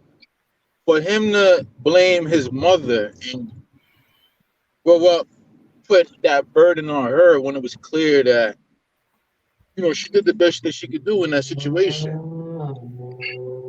And he is right to be. He should be happy being alive, but I think that I've been noticing that a lot recently, where a lot of dudes come on YouTube and they start picking up these rhetoric that's telling them that it's all the black woman's fault, it's your mother's fault, the black woman tearing up the community, and all this garbage that doesn't make sense, even if you look at it logically. So they being brainwashed. His father is on crack and he abandoned his duty, and for him to blame his mother for that is just it's crazy. So I agree with everything that Max was saying on that point. I wish he would come back up here so I could like talk to him a little bit more. But I think he was trolling though. I noticed Yeah, that a lot of times dudes come on here like they say like outrageous things because it's YouTube, and that goes back to what I'll be telling you, man. You gotta like stop talking this Kevin Samuel shit and making topics around it. Like, come on, man. You made a topic saying a woman is gonna abandon her kid, and because the dude said that he want to have the kid and she don't want the kid. Well, that sounds like some adoption type shit. But even then, I don't see that happening. More than likely, what's gonna happen is she's gonna have a kid, and then when the kid gets there, she's gonna decide, you know what, I'm not gonna let you have the kid, and they're gonna go through a custody situation, or they're gonna work it out. But more than likely, if a dude's saying that he want to have the kid and the girl is saying no, I don't want to have kids, she gonna get an abortion. That's more well, likely what's gonna happen. I see a woman is not gonna have a kid if she don't want to have a kid. Not in America. She's gonna have an Well, abortion. not So the every. kid is not even gonna be there. I know, but not every woman thinks like that. Now society has gotten We talk about like retarded people then. I You know, but saying not everybody it's been thinks a like lot of that. shaming tactics and stuff like that that's going around. And I know we were talking Yeah, about a but women don't small care scale. about that. Nobody Okay, can I talk? is being Can I shamed in talk? the real world. You talk Zab, about YouTube shit, man. Zab, can I talk? Hello. Okay, so I know you saying that it's a small space or a small segment of the space, but that small segment of the space is reaching millions No, and it's not millions reaching of nobody. people. I Listen, mean, the yeah. biggest How many subscribers does Kevin Samuels I'm have? talking about this space. Subscribers don't mean nothing. This space, right? The How many average subscribers does Kevin Samuels have? Ask yourself. Ask. How many? I don't go by the subscribers. He has over a million I go by subscribers. no, I go by the amount of people that watches his live when he goes live. And He it's has about over 12,000. he has over a 12,000 is million like, subscribers. yeah, but he has like 12,000 people that watches it. And the overwhelming majority of people that watch it is watching it for the circus show. They're watching it because it's entertainment. It's like watching Jerry Springer. They're not watching it and saying, yo, this nigga is on some brilliant shit. I'm going to go change my life and do what Kevin Samuels is saying. No, motherfuckers is watching it for the entertainment. It's like Jerry Springer. It's like Maury. They're watching it to watch the women get cursed out and roasted. Nobody's taking this shit serious. What the fuck is wrong with Yes. people? Listen, I've been on Like, dates and when guys you, have referred to Fresh and Fit and they've referred to Kevin Samuels. well, I thought you said you're not even going on Unfortunate. dates. So it's like either you're going It's on dates or you're not unfortunate. going on dates. The I'm just shit saying that in the recent past I went on dates. well, the Guys have shit said that that. Kevin Samuels and Fresh and Fit talk about is things that men been talking about way before Kevin Samuels. Since the beginning of time, niggas Well, been it's saying what they've been reaching saying. There's nothing it's new. Kevin Samuels didn't come up with nothing. He's just taking shit that men say all the time. well, but now everybody's talking about it. It's reaching Yeah, mainstream. because it's popular, but they're still gonna do. Men aren't acting any different. They've been acting how they. This shit is way before Kevin Samuels. They're not taking nothing that Zab, he's saying. Zab, You're I being understand. delusional. Kevin I understand Samuels what you're didn't come up saying. with his talking points. Kevin I Samuels got understand. all of his talking points from just listening to conversations that men have, Okay, Zab, and Zab, then he put Zab. it. This is a Zab. Yeah, man, You, fucking. I wanted to go up in here with the drive-through. Let Zab. me go up in. So check this out. This is a panel where everybody speaks. You can't just keep going your rant. So like I said, Keep like going you on, just gotta be but I let open. you. You gotta be open to the conversation, right? So like what is the I'm problem if open the man to. I am takes the open to. child and raises the child? What is wrong with that? If he want to do that, then he do that. But if she want to Okay. abandon the child, then Okay. she's gonna So do that's what that. we're talking But about. what I'm We're saying trying is, to be you acting like that there's no single fathers out there. There are single fathers out there. So now we're talking I'm about not it. talking about. We're not talking about single. We're talking about your scenario. Your scenario is what a woman abandoning her child. No, actually, My scenario is the woman giving up primary caregiver of the child to the father and becoming weekend moms and running. Yeah, that happens. Yeah, that happens if they can't take care of the kid. Ain't nothing wrong with that. Yeah, and since men are saying that they want to take care of the A lot of child a and lot of a and they lot of women complaining they'll lose about custody of their kid to the the state children that's if they growing up can't take care of it. single The state will mothers, come in.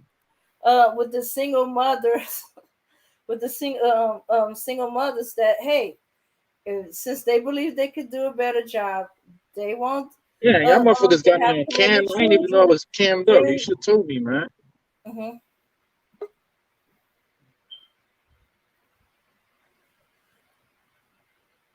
But Yeah. what you were saying? Oh yeah. Since the men are saying that they feel they do better, they do a better job than the single mothers, and that I they mean, I want the kids, then heard about hey, go men ahead and doing be it, primary caregiver. but Well, y'all I shouldn't think worry about what men doing. You should worry about you have to take into account, right? y'all should A worry lot of these about women guys are just. improving Hey, hold on for one second, demographic Zab. Hold on one things. second. Zab, hold on for one second. You got to take into account a lot of these guys are just blowing smoke. They really don't want to take care of those kids. They're just saying that they have some kind of manosphere talking point, but they really don't want to take care of the child. A lot of these dudes don't even want to pay child support. What makes you think they want to actually take care of their child 5, 6, 7 days a week? They're not doing I that. You know, mean, a lot of people a lot of smoke. these dudes be venting. They just come on here to Uh, talk shit. YouTube is a place right. where people vent. And as much as I hate to agree with Zab, he's right about Kevin Samuels. Kevin Samuels is just a bunch of bloated, overly blown talking points by other people. He stole a lot of what he says from other people. So I do have to agree, even as much as I don't want to, I have to agree with Zab on that. He's right on that. I'm always right, man. I only speak Well, let's not facts. overdo it. I base the shit I Yeah. say off of Yeah, like the ain't real no world. much. Like a lot of people on here, they base their shit off of like YouTube bullshit, like dumbass YouTube fuck shit that don't mean nothing. Well, well, well. This app is like this shit ain't real. This is a dumbass Yeah, app but where you people have come on to here hold on, and Zab. But goof you have off. to admit there has been a few incidences where the perpetrators were influenced by um, what they engaged in on social media. No, I think a lot of mental bugged out people they do go on YouTube when they're bored. And all it does is like, and not just YouTube. I talk about all of social media. They're bugged out, you know. So they mess with a lot of different ideas, conspiracy theories. They believe in aliens and Bigfoot, a whole bunch of fuck shit because they bugged out. And they look for reasons, and they might say, he shut up the subway because of YouTube. When the reality is, he shot it up because he's a. The real reason is they shut down a lot of the psych wards. Back in the day, they stole motherfuckers in a psych ward. If you bugged out, they snatch your ass up and put you in a mental institute. Yeah, But they don't do in that New anymore. York, motherfuckers shut all the mental institutes down. So if a motherfucker got mental Yeah, problems, what are we supposed to do with them? They can't go yeah. I to a was mental talking to institute. Information Man is a clinical psychologist. I was talking to him about. We was talking about that one time about how they pulled the funding for all of these mental institutions that's been shut down. You're right; they've been shut down. And Like, what so, are you supposed to do with somebody that has mental problems? You can't put them in an institute. Oftentimes, the family don't want to take care of them because they're just too much of a burden.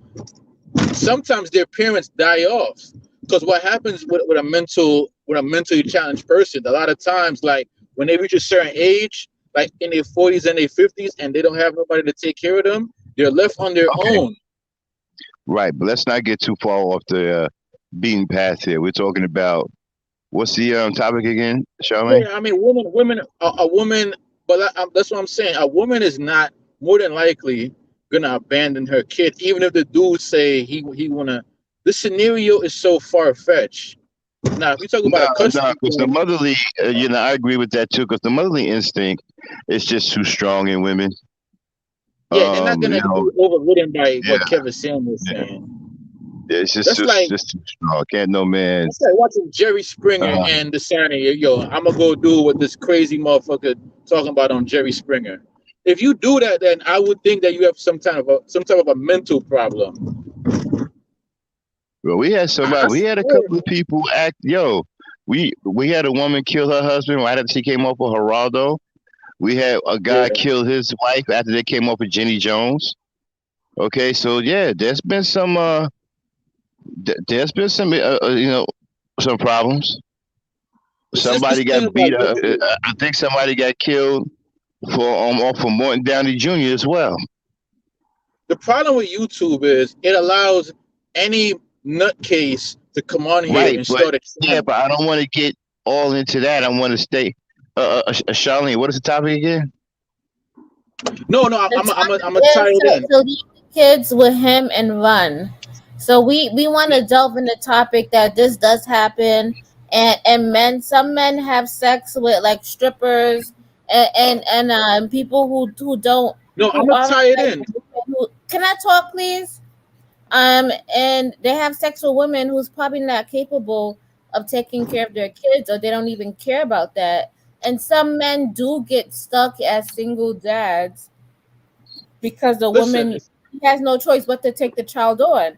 So the women do leave the child with the man and run, essentially. And I know a scenario of a woman who had 3 kids, and one of her kids had autism, yeah. and Listen, then the child was like, "Can I talk?" The child was like 5 or 7 years old, and she left the guy. The guy was in the military, and I served with him, and he had to take care of his 3 kids, and he had to depend on his grandparents to do that and try to get help. But I think he had to possibly get out because a child with autism requires lots of care, lots of money, and lots of attention. And sometimes you can't do that while you're in the service, especially being a single dad. So that's why we're doing this topic, and we're looking at it from all angles. And we have an open discussion of, why can't the woman leave the kids with the guy? And, why can't she do that and continue her life's pursuits? listen. If The men I don't. choose, listen, if I make sweet love to a woman and I drop my load off in her and get her pregnant, then I say, I want to have a kid. And she says, nah, I don't want to have this kid. And I somehow convince her to have the kid. And then she says, well, I'll have the kid, but I don't want nothing to do with the kid. It's going to be on you and you alone. And I agree to that. And then, I mean, it sounds like it's an agreement type of deal. It means it's going to mean a lot of agreeing to a lot of different things. But I just don't see it happening. Well, is the Now, case. and if a woman can't take care of the kid, the state going to come in and they're going to take the kids away from her. Or if they see that she's unfit to be a mother, maybe she's like a stripper, like you said, on drugs, and she's unfit, and the father wants to take the kid, the state gonna come in and they're gonna take the kid and they're gonna give it to the father. They're gonna always put the kid with the best parent, the most suited parent. But for a woman, Only if the mother is unfit. and that's why I was saying earlier, the only women that really lose their kids are mentally ill women. Right, because Meaning if that the mother's in her right state of mind, and trust me, they're gonna go with the mother more times than not. It's and exactly. rightfully so. I don't even know why guys are even challenging it. Yeah, they're not Okay, gonna let do the it. child go with the mother, and you provide heavy support. You come in, do your Do your fatherly financial duties, support. Yeah. right? And make sure they got protection and all, and you be a father, and then you do your thing. But There isn't one especially society. when they're young, you don't want them separated from the mother anyway. Exactly. There isn't a society on earth throughout all of human history, however long you think humans been here. Mothers have always been the primary raisers of children. It was never the father. Fathers But the always went out problem and is, gathered things. to me, Go I the ahead. biggest problem agree with in you. the discussion that we need to be having, the biggest problem is this. When guys, right, have a single baby mama, right? And then they're doing what they're supposed to do. They're coming by 2 or 3 times a week, whatever, visitation rights. They're supporting the child, supporting the household, whatever, right? When she takes on a boyfriend, all hell breaks loose. That's the problem right there. Because now the father don't want the boyfriend around his kids. Yeah, you see, the thing is, like for me personally, and this is me personally. I can't speak for everybody else, but I've never had that issue with any woman. Almost every woman I've dealt with, especially during adulthood, they like they know me. They be like stalking me, and I be the one gotta like cut them loose, kind of. Mm-hmm. So I've been in situations where I'm with a chick and she got kids and she has like a jealous. I almost shot this one dude because I was dealing with her and she had kids and he couldn't understand that she wanted to move on. So one day I was over there and we doing our thing and he was banging on the door and I'm like, yo, I thought you broke up with this dude. Like, why is he like stalking you and doing all this crazy shit? I'm about to shoot this nigga. Right, but right, you see, this is one thing that women don't know about men. Men are overly protective of their children when there's other men around. Women don't know that But about men, and so there's but a Max, there's he an never cared unwritten about rule. the kids until I showed up.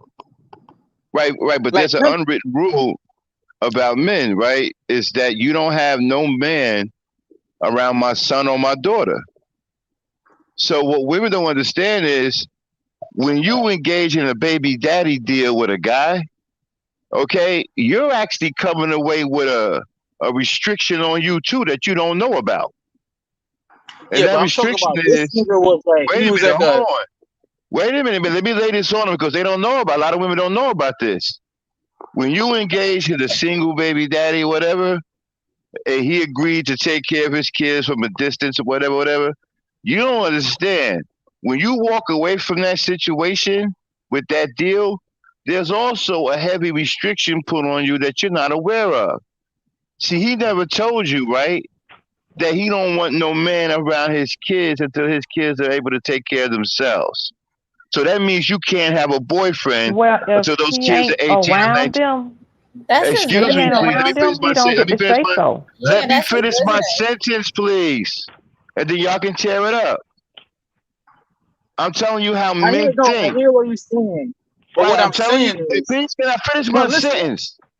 All right, go ahead, finish. But I do want to Okay, I'm respond just telling before you how you let men think. you let I'm telling you how everybody men think. What y'all don't understand is this, right? When y'all make that deal with a lot of men, right? What they don't tell you is you can't have no boyfriends. They don't tell you that.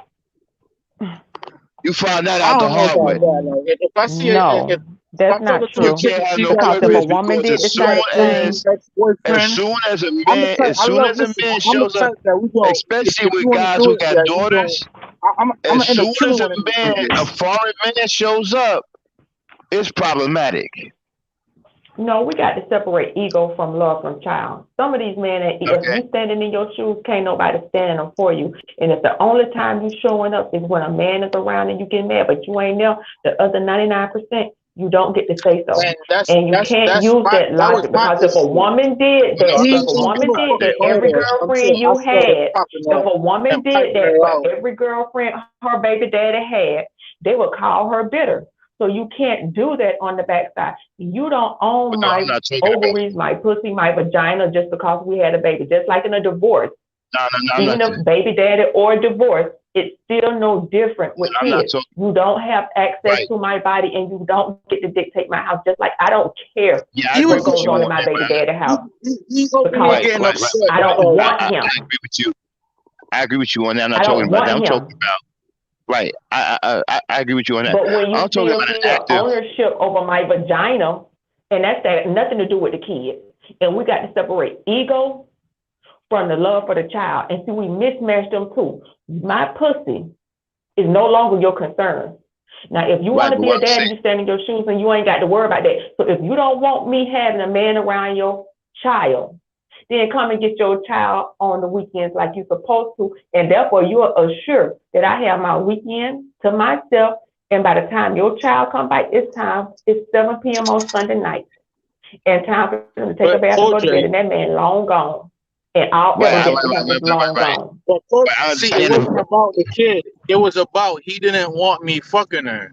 Like it bothered him that I was always over there. No, Exactly. it's not even that. He No, didn't no, no, care no, about it's the not even kids. that. He only It's like, cared like because like I was over there and I was piping her out, and I guess he felt like he owned her. And afterwards, like like even after we broke up, like he kind of fell back. I don't understand how he only wanted her when she decided to like get with other dudes. It was like crazy, and he thought that she was doing it to spite him. But nah, she Cause was just he doing it don't give a because she fuck was. about them kids. He don't give a fuck about them kids. He more worried about that girl woman vagina than his kids. And that's the yeah, but I'm irony. not Facts. Most of talking these about men That's worried so guys. about true. badge instead of their kids. And if men Hmm. But Yeah, really see, but I'm knew not what another it talking. thing took too that to like that successfully kind of co-parent, also made me like, do you know what restrictions that is? You got to basically live close to the mother.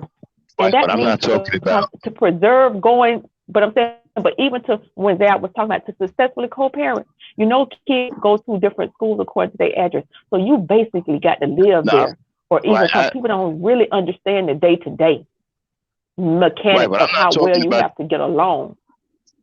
Right, but I'm not talking about these lames who want to control what the woman do. I ain't talking about them. I'm talking about fathers who are active in their children's lives, who are doing their visitations, who are paying their child support, who are picking their kids up from school, active in their kids' life. Them type of fathers don't want other men around their children. They just don't. And if another man comes around, it's going to be problematic I don't got a And then problem because they'll with his that, visit daughter, but kids because that his every but daughter, that's weekend, not. and they because one day his That during the wasn't daughter, week, even that wasn't the because his and they situation. won't have daughter that or issue. The because his situation daughter was or the his dude was son just has jealous one that she didn't time want to be to with him pick up that anymore. phone and call him and say, "Daddy, mommy's boyfriend is XYZ and it's going to be a problem." Yeah, And but that is the problem why is that they should wasn't the make it situation I'm important talking to about. have a good relationship He, with the mom, because kids will play you against each other when they get in them teenage years. But if mom and dad is actually on the same page, that can't happen. But no more is a man who moves on with his life and has a wife, and the girl, ex baby mama or the baby mama, don't get to say nothing about that. He doesn't get to say nothing about that. But if the parents Well, women talking, do the the same kids thing, can't divide Koji. and conquer. Women do the same thing. They don't And want but I'm other yo, saying women it's Max, around not their right on children either either. part. I'm not saying that hold it's on, right on Max. either part when that Hold happens. on, Huh? Max. Listen, and I'm gonna be real with you because of that situation and how close I came to like shooting a motherfucker. I decided that if I'm gonna deal with a woman that has kids, I'm I'm gonna think twice if she has a crazy ex that hasn't let go. And that's why whenever I deal with women, I ask them, yo, what's the relationship like with the father? Like, is he like a bugged out crazy dude? Or y'all co-parenting? And then based off of that, I'm gonna move forward because I can't deal with that drama. If you got Well, this crazy nigga, they you need just to had put a this nigga in situation jail or where deal with him. the boyfriend killed the father in front of the kids. They just had something like that. Yeah, and And I'm they not just gonna had go in that one where the situation. girlfriend I'm did not the with same that. thing. That the And that's Yeah. why I girlfriend tell women, killed yo, if you got a the baby stalker, mama call killed the the police girlfriend. and put him in prison Yeah, you see, because this is you what can't I'm have this saying wild dude. because people are You funny can't have this about their wild dude kids. just They don't out want here other like people around their kids. fucking everything up. That's not kids. That's crazy and that's ego. And I'm not gonna blame it on Yeah, the but you know kids what? because that's Go not to it. the I don't That see is if a protective it's whole order. ego nother as level much But of that's why, stuff as that that's has why you get a nothing to do with the protective order kids. to deal with that crazy nigga because you can't be okay. So putting what? other dudes you're Okay, dealing with so in jeopardy. okay, so Zad, let me ask you a question. Your daughter called you up and say, "Daddy, mommy's boyfriend put me on punishment. What you gonna do?" I would never be in that scenario, because if I have a kid with a woman, she is with me forever. What did you do? Did you deserve the punishment? Let me talk to your mama. I wouldn't And even I'll be in talk to that the mama situation. behind the scenes. But I'm just saying, in those situations when a child comes, that's the kid trying to triangulate, and that's really bad for kids when they get in their I'm gonna teenage be years honest and with they're you. playing That one kid, situation is one foreign to parent me, against the though. next. If I got I'm a gonna be kid very or a honest girl, with. like, she I'm with gonna me be very honest with the forever. both of you. As far as I'm concerned, he don't have any business telling my daughter anything. I See, I don't wouldn't agree even with be in that that because situation, an though. adult that That's is not his functioning in daughter. their adult role, I don't give my child better pay attention If to the they're babysitter. because the They way I better pay see it, attention to the bus walker. okay, They but better here's the pay way I attention see to it. any adult that Her is a mother, competent adult with the right motives. right, but here's the way I see it. Her mother knows that she has an active father in her life. If there's any Max, discipline that needs to be done, she needs to call me up and say, "Hey, your daughter is acting out." Max, Then for that I'll deal with situation that. to even Max, for that What situation to I even presented be my something, role, I told my then it's a, children, don't tell me what go on at your daddy house. That's your daddy house, and they got their own rules. As long as you ain't being abused, if you don't like it, we ain't got no court order to make you go over there. You're not gonna play me against your dad and daddy. If you don't like it, don't go. But your daddy rules at his house is his house, and my rules at my house is my house. As long as you're not being abused, and but that's it. Max, Because for I'm that not gonna get in this situation, game with these Yeah, children playing the guys. parents against each other. hold on. For that situation to even be a thing, then there's a whole bunch of other things that got to be going on. It got to be where it got to be a situation where my kid is like in an environment where she doesn't feel comfortable around this new dude. You got to be a situation where we're not together, where it's just a whole bunch of shit that got to be going down. And I wouldn't be in that scenario, period, because like I said, if I got kids with a woman, then we're gonna be rocking out forever. She's not gonna be like fucking with other dudes. It's just not. You know, But it's only a these are certain type of niggas who live in that right, but situation. these are real life situations that we face every day that people don't talk about. We face Yeah, these but I'm not situations gonna be in that even situation. even as we talk right now. There are couples going through what we're talking about. And that's And you where the know what? concept of parallel parenting, we get so caught up on buzzwords that we don't even know it's an entirely different type of parenting instead of called parallel parenting because it's not pushed and it's not talked about. Well, So I'm of when the you don't do mindset. educate yourself We see. I'm of and the you don't do mindset. this, I'm I don't of the mean, I'm mindset of the that if I have mindset. a kid, If they're I'm not my gonna have children, another dude around if raising they're my my kid or children, influencing on my kid I anyway. will discipline them. The mother Yeah. needs to call me. I'm the father. Yeah, I'm I active in never their mean life. to discipline The my mother kid. needs to talk No, to no, me about my that's children, wrong. not some I other would and never if dude. allow another man not to discipline my not kid. every circumstance is she going to be able to call you. Number I one, don't. that's when you I'm should have not. an understanding with the mother. I'm not taking that. Not every I'm not buying circumstance, into because One that. do thing, you know if, if do if you she know how allows many another man to day-to-day discipline things my kid, not only will I be I telling the didn't excuse authorities, me. I'm gonna be recording I'm not it, and buying First into of all, it. I I'm gonna don't get. advocate for any step parent stepping in like that. But if a child did something that was I'm definitely disrespectful to a calling step child parent, protection and this is services how in the kids courts play it. mode. This is how kids play it. I I'm gonna cussed raise such and hell. such out. Stepdad or stepmom go and tell the parent, and now they're on punishment. The kid not going to tell you that mom put me on punishment. They're going to tell you that stepdad. And if you get angry before you talk to the parent to see what go on, or if, number one, if you come at me the wrong way and you don't set up for a good, productive conversation, it's going to go left. And if you always have it, number one, you got to have a good relationship with the other parent and respect that parent decision. And then you come and talk to them instead of coming You up, know, hey, I If this think my nigga went off on kid, my child, because you're already on the defensive. Because I'm number one, if I yeah, my know I think kid children lie. call me and tell me My that, son taught me in like preschool that he will lie. And children will play each other against each other if they know it's a distinction between it. And that's why the parents, it's their job, especially before these kids get to be teenagers, to have a united front and not to assume. My you mama gotta taught have me a you listen timer to on here, yo. all adults, not just your mama and your daddy. You listen to the teacher, the person at the store. If they're telling you the right thing, you do it. So I'm not going to say you could disrespect my baby daddy wife, because that's an adult. Because let me tell you, if you let them disrespect that adult, don't be surprised when they come back to you. And don't be surprised when the same thing that they're doing to them, they come back into you. So parents got to be on this here. And I don't like to see parents arguing. You got to put your needs and your kids' needs. Zach. I mean, you got to put your kids' needs before your ego. Zach, where you go? Yeah, I was just waiting for her to be, because like y'all be letting dudes go on for like 10 minutes. But what I'm saying is, if I have a kid and she tells me that her boyfriend disciplined her, I would be letting the courts know that. I'm not even gonna take it in my own. I'm gonna let the courts Discipline is decide. not always a spanking. Discipline doesn't Well, I'm mean a gonna let the spanking. It courts could be decide whether or punishment, not loss of what it is privileges. or what it's Loss not. of privileges is not just physical. It can be loss of allowance. It can be chores. Those are forms of Well, the discipline, courts, not they're just gonna hitting. investigate it. They're gonna find out what kind of discipline it was. But I would definitely. I'm not with any of it. You don't tell my child anything. If you have the courts involved in your Yeah, I'm kids' with life like that I'm on the with Max. regular, Like, you're gonna you're not have gonna be some very disciplining rotten my kids kid. that are gonna be very unruly teenagers. And I'm gonna Well, tell you I'm because not I've going to seen have. the kids First of do all, it my against the kids are going parents. to be. But you go down that.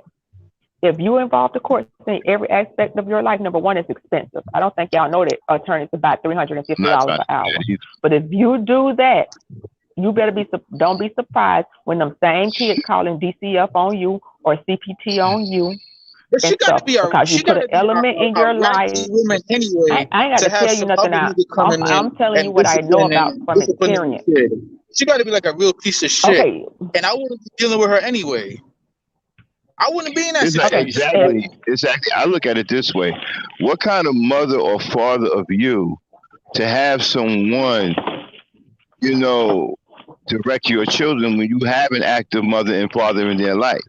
Yeah, you got Did I just tell you a scenario and how it would play out? Did I just tell you the scenario? It's going to be mom gave the punishment, but when the child describe it to you, it's going to be him. They're not going to tell you, I did something disrespectful and mom handed down the punishment. They're going to say, I got punished because he did. But y'all not hearing that. Before anything else. I'm always talk hear with my kids' children word first until proven otherwise. Right, and then I'm The gonna talk to the mother burden of proof got to be like real high too. If my kids say that this nigga this some shit, I'ma automatically believe them and then move from there. But I think for a woman to have you her will learn boyfriend that your discipline her children kid, will lie. You're going to learn that your children will lie. That is true. This is why. Well, this is why you talk to the mother first. Say, okay, that's what little I Josie said. called me. Right, little Jamie called me, and she said that your boyfriend did A, B, and C, and we'll see where it goes from there. Same thing with the father. And that's all I said. Right. The mother called up and said, "Hey, my son just said that your girlfriend said so and so. What's going on?" Find out, because adults lie too. It ain't just the children. Adults lie to cover their spouses as well. I'm gonna tell you something. Every single woman I've been with kids that have like active parents, they've always separated me from the kids anyway. They wouldn't involve me in that. And if she did, I would think there's something wrong with her. I'm not going to discipline no other man's kid. That is appropriate. And I always say the parents should hand down the punishment. I wouldn't be in that situation. Let's say I look like so you do know. Go ahead. So you acknowledge that there are women that do that, and if you saw women that do that, there are other mothers that do that also. So before we go and jump the gun and assume that the other person is doing that, you've seen women do it. So we do it. And that's the way it's supposed to be done. So if you do happen to have a child, don't jump the gun and assume that everything, go to the mama, talk to the mama, and try to establish a good relationship, because women will do that. I'm not going to let the other parent do that because I know what headache it brings to the situation. And I'm not going to discipline. I have a 10-year-old and my husband has a 10-year-old. I'm never going to discipline his child. That's not my role. He has a father when they're there at the house. And if the child is too disrespectful or something, which we don't have that problem, then I will no longer keep the child when the father isn't there. But I will not discipline that child. Not like that. I'll let the That's parents not handle like that. how they say like practice abstinence. If you don't want to be in this situation, period. If you're gonna have a kid with somebody, if you can choose, make sure you have somebody. Make sure you have a kid with somebody that you know what I'm saying. You're gonna work it out with, like for a lifetime. Don't just be having kids with. You gotta really pick who you have kids with, because you're gonna be stuck with that individual. And if you don't want to go through a lifetime of bullshit, then you got to be careful,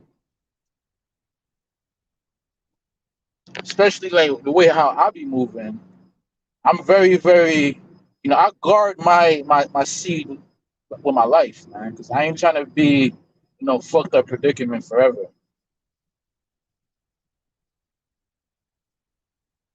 Well, I wish more men were like you. Unfortunately, there are too many men who Well, literally some take niggas the don't give a sword and the fuck. Like seed, they don't care if literally. they get a girl pregnant. They don't care about their kids. They just out here just doing their thing. They some niggas could give a fuck. They look at the kids like they're not even theirs.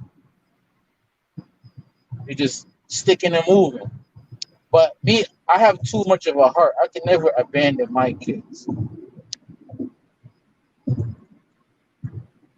Okay. But you cannot, the divorce rate is what, 50, 51%. And they ain't separated by black and white.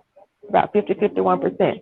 And a lot of those 50, 51% have kids. And even though you may not plan for it, life happens. You can only plan on what you do. You can't plan on what another next person do. If we went into relationships thinking that the next person is gonna be this way, we would never have gotten into it. But you only have control over yourself. So even though it may not be your plan, it may be what But you know happens what? because we That do have. divorce shit, they say that, but I don't think that they take into account that the majority of young people my age and under, are not even getting married, but we still in relationships. A lot of us is on some common law marriage type shit, and that number is not being recorded. But just because we not married don't mean that we not together, and just because we not living in the same house don't mean that we not together. A lot of people just not getting married because they ain't trying to involve the state and do all this other extra shit. They're just trying to be in a relationship. That marriage And that's shit when you don't get what really. they call baby mama. It don't mean that the child was not born within a stable Not everybody relationship want at to the take time. some government documentation that's saying that they together. A lot of people just saying a lot of people are together, but they're not married, and they're not recording those numbers, and that's why it makes it seem like in the black community there's a lot of single mothers. But if they included the numbers with the common law marriage, I bet money that the numbers would be a lot higher.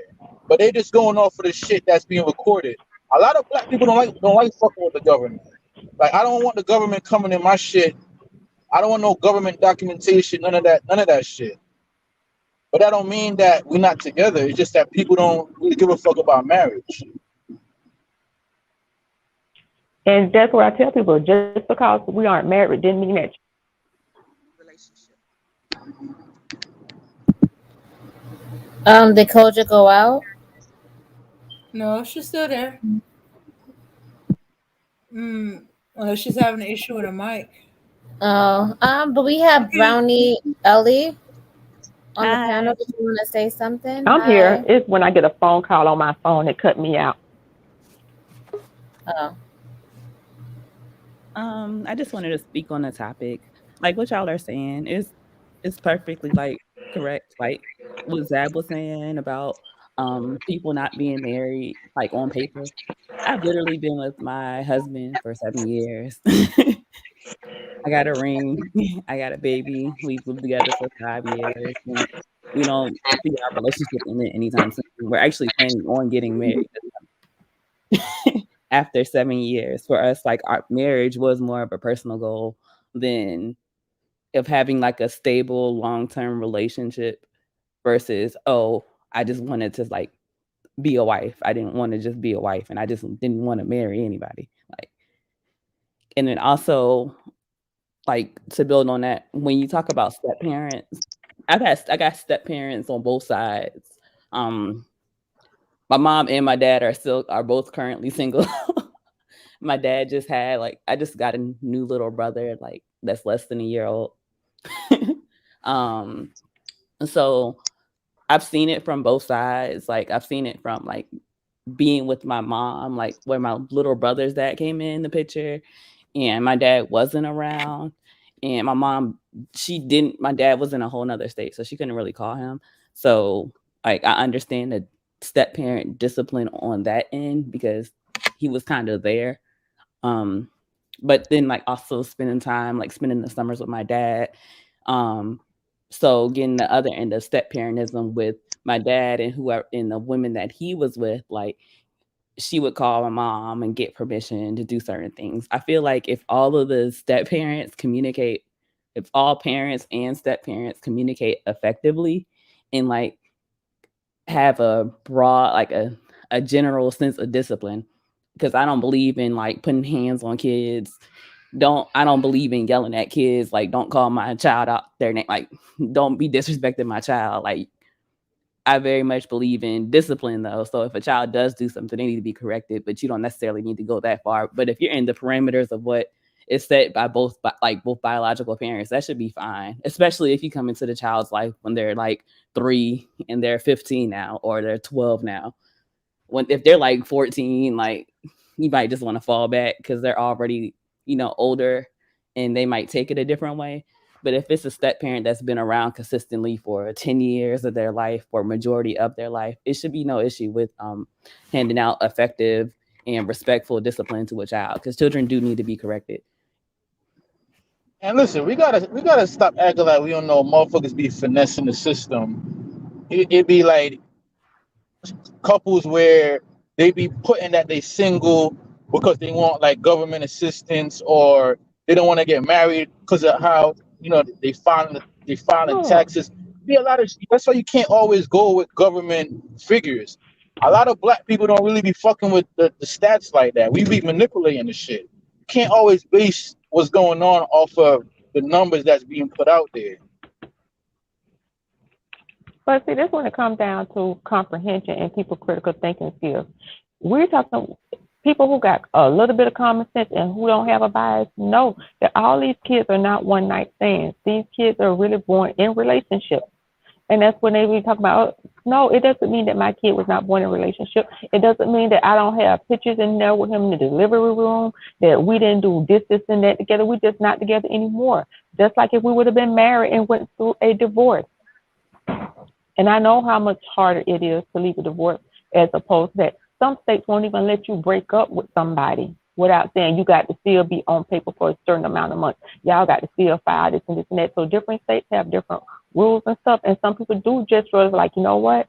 I don't want to be bothered with all that. It can get really expensive, whatever. But if you take YouTube land and say that they're going to make you think everybody was made on a one night stand or somebody in a club in a bathroom somewhere. And that's not true.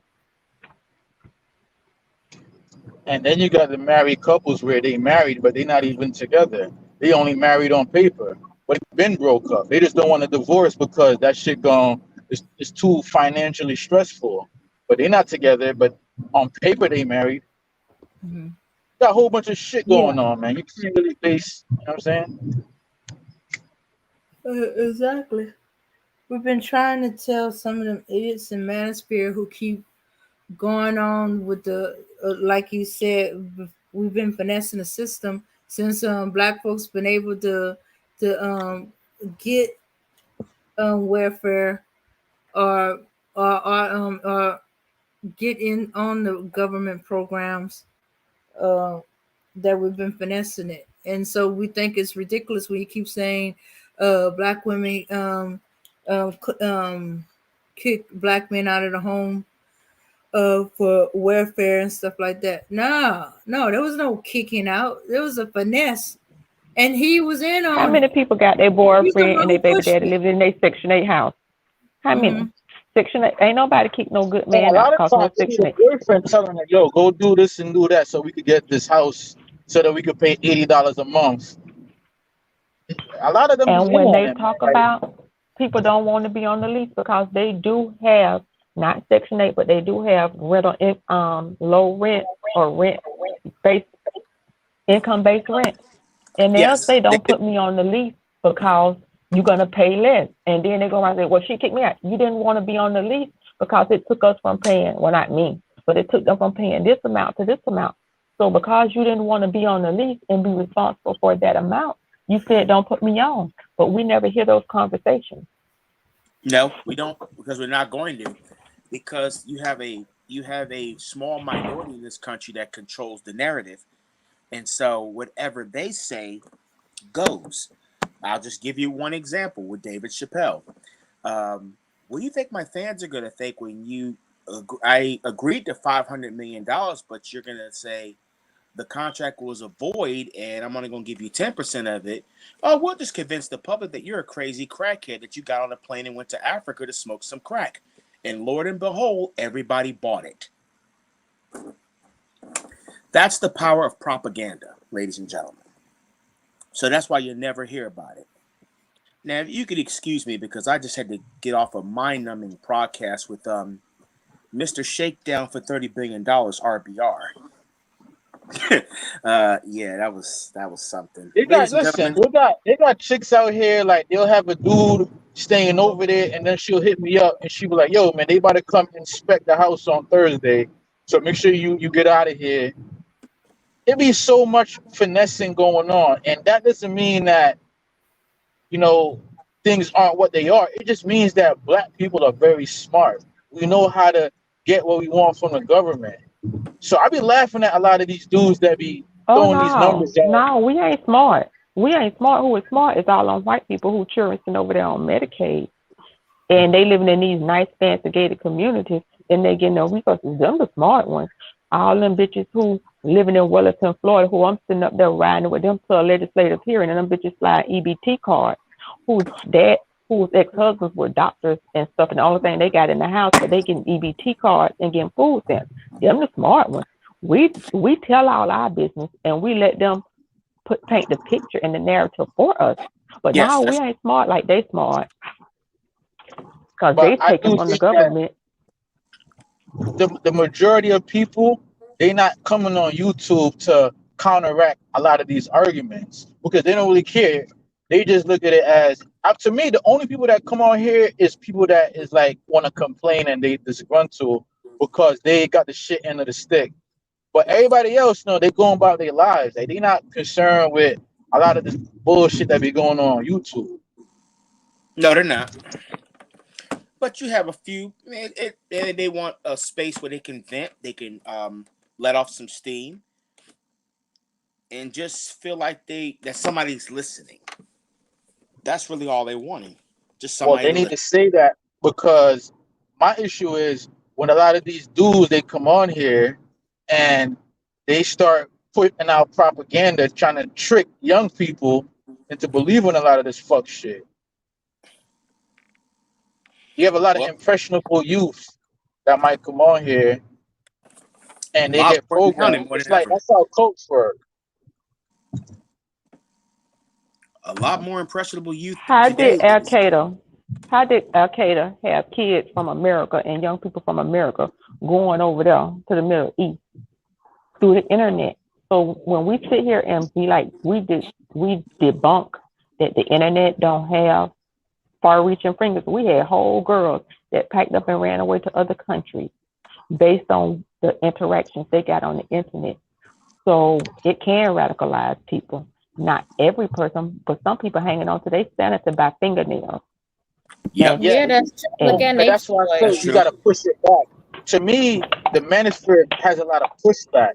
Now, if it was like going unchecked, where they were just up there saying what they were saying, then yeah, that could be a problem.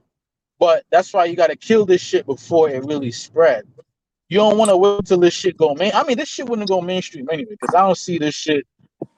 They'll shoot this shit down, and you know what I'm saying? Like we already see like the feds, the FBI already swooping down, nipping it in the bud. But this, I think that if we were in another country, that it could be possible. But the way how America's set up, they smart enough to know that they gotta monitor the internet and not just have motherfuckers coming on here and just saying whatever. And a lot of them dudes that was getting caught up in Al Qaeda, they were getting caught up in sting operations where it'll be the FBI or the NSA posing But as the Al point Qaeda. is, it worked. The point is, it works, and it don't have to be everybody because it only take a few to cause major, major damage. True. But it works. So to discount that it works is crazy. And remember, the internet wasn't as grandiose as it is now. You know, things that we have the ability to do now, we didn't have the ability to do it then. So the reach is much further.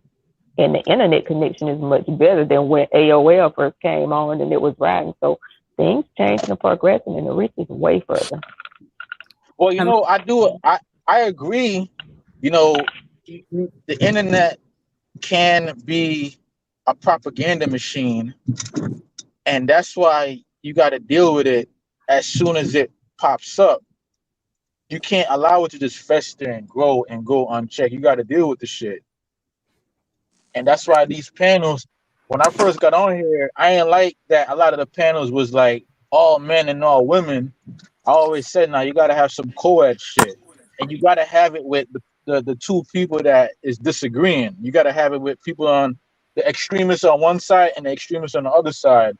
Let them argue, let them fight, but let them come to a common ground. Because if not, then what's going to happen is you're going to have these echo chambers, and they're just going to get, what do you call that? You call them zealots? You're just going to have zealots. Yes. You already have them as we speak. Okay. Hey, hold on a second, y'all. I keep seeing Brownie. I think she wanted to speak, and Drea dropped off before I could. Also, she probably wanted to say some things too. Yeah, I don't. Okay. So, what you were speaking on with like censorship, what you guys were speaking on, like even other countries are worse than America, honestly. Like America sits back and monitors these people and they wait. Like even in Australia with the whole like 2020 pandemic thing going on, like y'all remember when that lady got dragged up out her house on live stream for talking crazy? Like the police went and scooped her out her house while she was on. Like she was a whole like you have to be responsible with what you say on the internet because even though you might be in your right mind and majority of the people might be in their right mind, out of 1,000 people, it could be 3 people that are mentally off and you trigger something in their mind and they'll feel like they are convinced that their idealisms or whatever is right just based off of what you said. You have people that view YouTubers as idols, and some people might view YouTubers as like the end all be all. Like you have people that idolize people, so you have to be responsible with what you say on the internet because you don't know who you're talking to, and you don't know who's listening. You don't know who's listening to you. You just don't. Like anything can happen because You people got to are. also go by the messenger too. If you got a person coming on here telling everybody to get married and do this and do that and be a high value man, when he was not married and he wasn't a high value man until a lot of these motherfuckers started sending him super chats, y'all pretty much made him a millionaire. Okay, hold that thought, Zeb. Wait just a second. Drea, you're up if you want to speak. Hey, how you doing, guys? How everybody doing? This was pertaining to something that you guys were talking about earlier when you guys were talking about the step parents and the disciplining of the children. Yes, ma'am. I was thinking about this one instance that happened in like reality TV, but it's kind of, reality is mostly based on like real life because it's like real life people doing reality shows. But like on Love and Hip Hop New York, one of the characters, Caesar, he had a girlfriend, and his girlfriend and his daughter didn't get along, or something happened where they didn't get along, and now it messed up his relationship with his daughter. His daughter was 16 at the time, and now his relationship with his daughter is destroyed, but he's still with the girlfriend. And a lot of people were saying because the the girlfriend, who in this case would be considered a stepmother even though they're not married, was kind of like, putting words in his ears, about his daughter. And now they have a really messed up relationship to the point where the baby mom, the mother of the child, very upset. It was like a whole press conference. Um, it was just a whole lot going on. But the fact of the matter is he lost his relationship with his child. And that's probably never going to be able to be mended. And that Not can anymore. happen too. Not anymore. Yeah, when it comes to disciplining the children and stuff like that. Sometimes the kids might not forget that the But that's his father or whoever the failure. parent is chose to not That listen is to his them. failure. That's his failure. Because let me tell you something. If I'm getting along with my children, Daddy, I got to be bonded with this man, to be honest, more than a husband. Because I could walk away from a husband and never see him again. If we got kids, we'll probably interact, if things work out how they should, interact at weddings, at children's birthday parties, etc. I'm not gonna let, if I got a good relationship with my child's father, I'm not gonna let nobody, or new husband or anything, or new boyfriend come in and ruin it, because I have to have this relationship with my children for the rest of my life. Boyfriends and girlfriends come and go. And my I mama wish said, if a more people dog saw tell it you that way. something, if a dog tell you something and it's right, you better listen. And I often hear in these spaces people talk about who you gonna side with, your man or your children, your husband or your children. Right is right, is wrong is wrong. If my children wrong, they're gonna get it. If my husband wrong, he gonna get it. I'm not gonna side with somebody just in your wrongness just because you're my husband or my children. And that's what we want to get away from. People want you to side with them in their wrongness. And even if you're my husband or even if you're my child, I'm not doing it. You wrong. Now, I ain't finna side with you because you wrong. You better go sit in that corner and suck like a child, but it's not finna happen. And my children, you wrong. And if you choose to walk away from me because I'm holding you accountable in your wrongness, then I didn't need to be with you in the first place. It's gonna hurt. It's not easy, and I ain't gonna like it. But I can't stand with you in your wrongness, child or husband, or step parent, or parent. Okay, Linwood, you got the floor if you need to say something. Well, I agree with that, but I wish more people took that approach. But in today's time, not all women, but the most effective number of women, and the women we're talking about here is black women, they want. Now, you see in my statement, I didn't say make this gender specific. And when you come in making it gender specific, that kind of leads to an agenda. We're talking about right and wrong, but you come in talking about all black women or most black women. It's about right and wrong. It ain't even I about said the gender, most but you could go effective ahead. number. The most effective number that Okay, are. but when you come in on that, instead of talking about the rightness and the wrongness of it, and you want to make it specific to a gender, that's an agenda. Okay, well, I'm just only, just speaking my opinion, if my opinion is wrong, correct me. I don't mind criticism. Um, the most effective number of women in this scenario only want their satisfaction to be happy without thinking about, okay, I got these kids here. What are they going to think? I'm bringing in this strange person in here, and this person may not even like the kids. But I don't care anyway. I think I can fix him. No, you can't. Um, if that's a problem with most sisters today. They're trying to fix a man. They're trying to be the healer. You can't heal people that already are sick, and they don't want to get better. They want to stay sick. You just can't do it because you'll make yourself sick trying to make them feel better, and everybody else around you will be sick as a dog.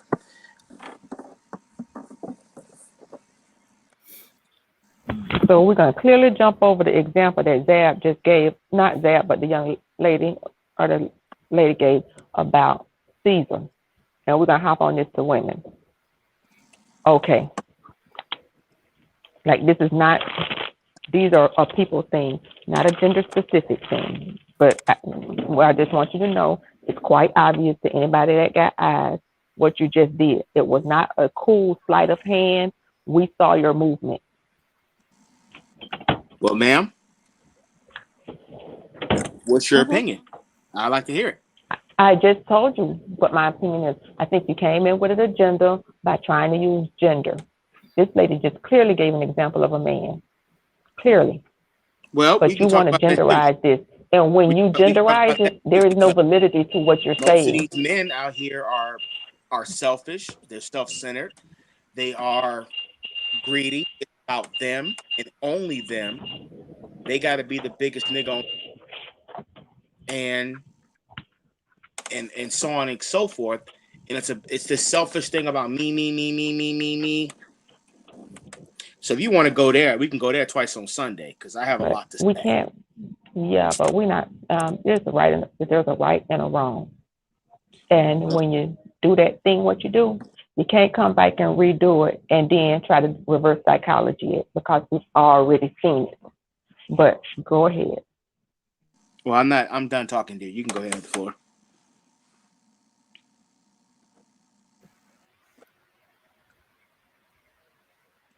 Okay. All right. What's the next topic? Or is this the only topic? I sent it to Dame. Oh, okay. All right. Should we take an entertainment break? Let's be entertained. I sent you another video via email. Oh, okay. Well, it's in the same email. You should see another one. Okay. All right. Let's see. No, just look at it. No. Oh, okay. Oh, okay. I thought it was okay. I got. I received that one. Okay.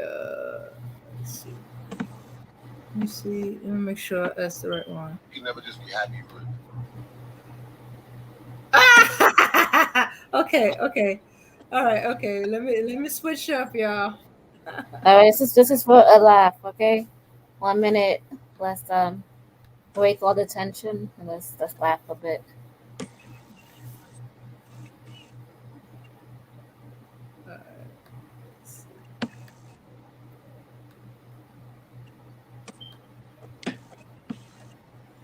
And would I like things to get better?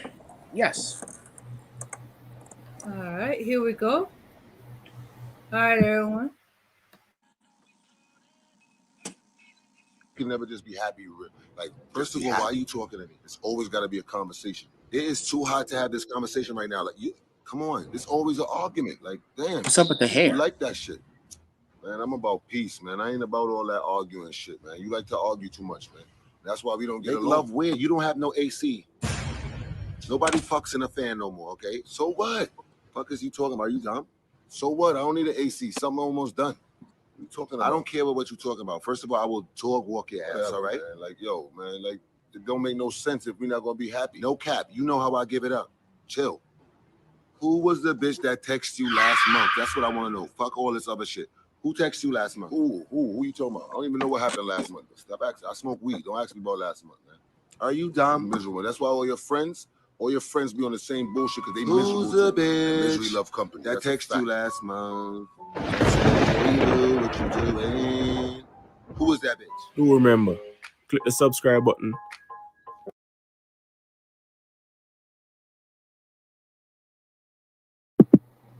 Okay, hopefully you guys laugh. Okay. All right, next topic. Dame, let's talk about these kids out here. And let's talk about prom. Let's talk about social media. How social media could be used against you and could be used for you. Drum roll. Dame? Okay. So if you guys can see the screen, you hear it. A student went viral for posing with guns in her prom pictures. She got expelled from school and lost her full ride scholarship to college. What do you guys think? What a fool. Anyone else?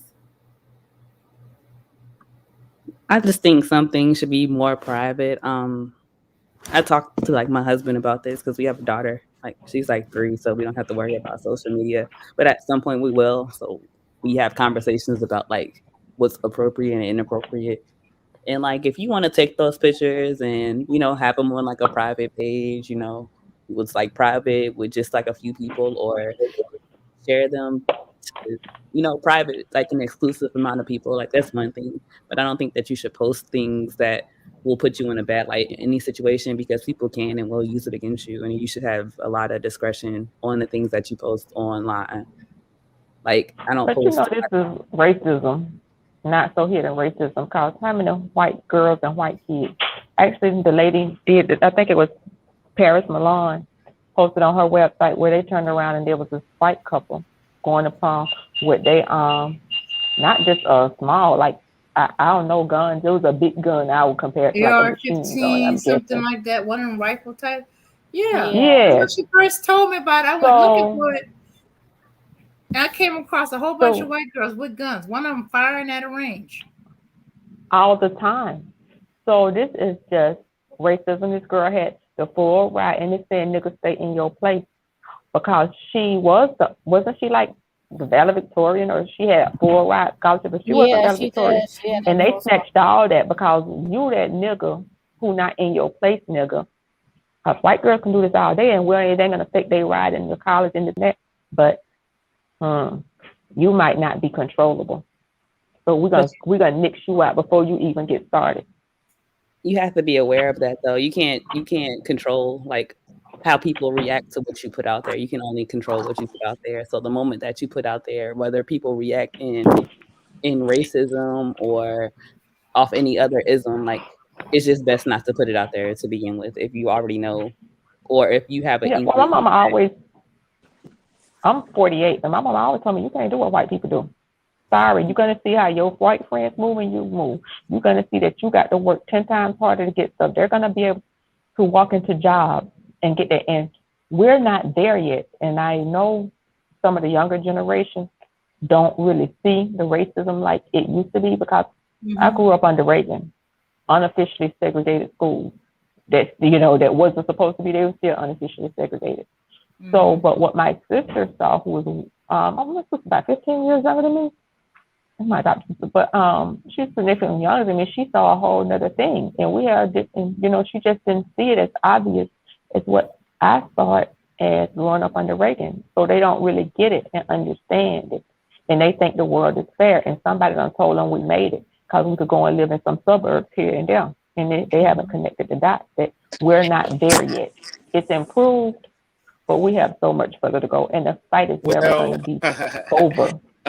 Boy. Yeah, boy. Woo! Yes. Let's be Go really ahead, honest about Linwood. I know this you here. got something to say. Oh, I'm chopping at the bit to say something. All right. Because most black people have lied to their kids, and they've sold them a motherfucking pipe dream. They have been selling us this bullshit with the Bible thumping and go to church and pray.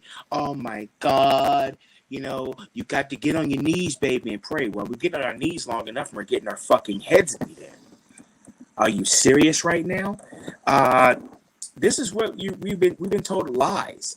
And we don't want to call it out because, one, we don't want to make white people feel uncomfortable, and two, we don't want to feel embarrassed about really being honest about what we're dealing with. We're in a system that is maintained by, structured by, and formulated by people who classify themselves as white for the sole purpose of mistreating people based on color, but also to survive on the planet Earth and to avoid white genetic annihilation. So this is why they could be the most inferior people in the world. Yes, they're very inferior, but they are superior in one aspect. They're able to compensate for their inferiority. And they have other white persons that'll back them up in their inferior state. You being the non-white person can be the most superior at the job, even 10 times better. And they don't have to understand calculus. They just have to understand basic counting. It's a numbers game, and they get it, and we don't get it. Exactly. Collectively. And that's why I'm saying what I'm saying right here on this stage is that you're in a system that they designed to compensate for their inferiorities. It's like in football, which is my favorite sport. If you can't pass, if you're not good in the passing game, but you're great in the running game, you can run the ball 90% of the time. If you're not good in, if your defense is not good at, blitz packages or coverage, you're going to compensate for that. You're going to hide it's the saying, I used to hear this saying, accentuate your positives, hide the negatives. White people do a great job in accentuating their positives and hiding their negatives. So their mission is to keep their neck on you and me and anybody here that got color in their skin. Now, for some of these so-called conservative black people or non-whites who don't believe that that exists, well, just understand something, sir. Your wives are being raped. And I said that I'm not going to cut the word. Your wives are being treated as belly warmers by these rapists, these master child abusers, and in this egregious criminal system. And if you're comfortable with that, kudos. You're a sick fuck if you are, but if you are, kudos. So our thing is simple. We got to get on a code of conduct. We got to get on a counter-racist code where we're thinking, speaking, and acting to counter racism, white supremacy, in all areas of people activity. That's where we have to be. It's so crazy, and I don't know. I'm sorry. Go ahead. Go ahead. Okay. I don't even like to operate on the, like it's a racism type of thing. I feel like you have to look at everything that's going on with like our culture. We have a culture that literally promotes violence on every single level. It's just not a good look. Like, it's just not a good look. Promoting self-defense. No, I'm pro protecting yourself. I'm pro firearm, all that. Like, you have that. Like, that's cool. I'm comfortable with it. I have family that was in the military and all of that. Pro firearm over here. It's cool. But I think that with the culture, we don't need to glamorize violence. I feel like our culture specifically, with everything that gets pumped up on the internet, even like in music and how we represent ourselves as a whole, or how they want to represent us, is pro-violence. We don't need to be seen as that. And I don't feel like she should have lowered herself to the level to where she perceived herself as much less than a girl with a full ride scholarship, a girl with all of these great, amazing things going for her. Highlight that. Take pictures of you.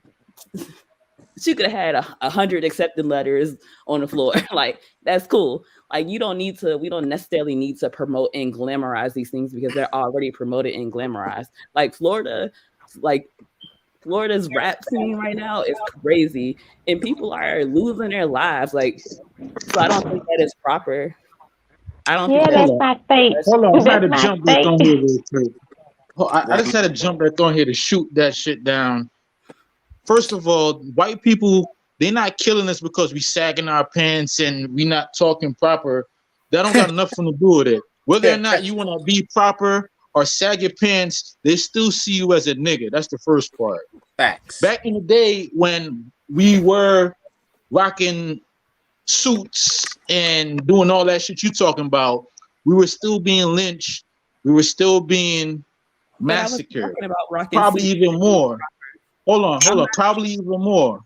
So that Uncle Tom shit, that act like a white person and they're gonna leave you alone shit, that's bullshit. That's not what they doing. What they doing. What y'all just said she was doing was acting like a white person, taking pictures in front of nobody said that. I'm not talking about the picture. No.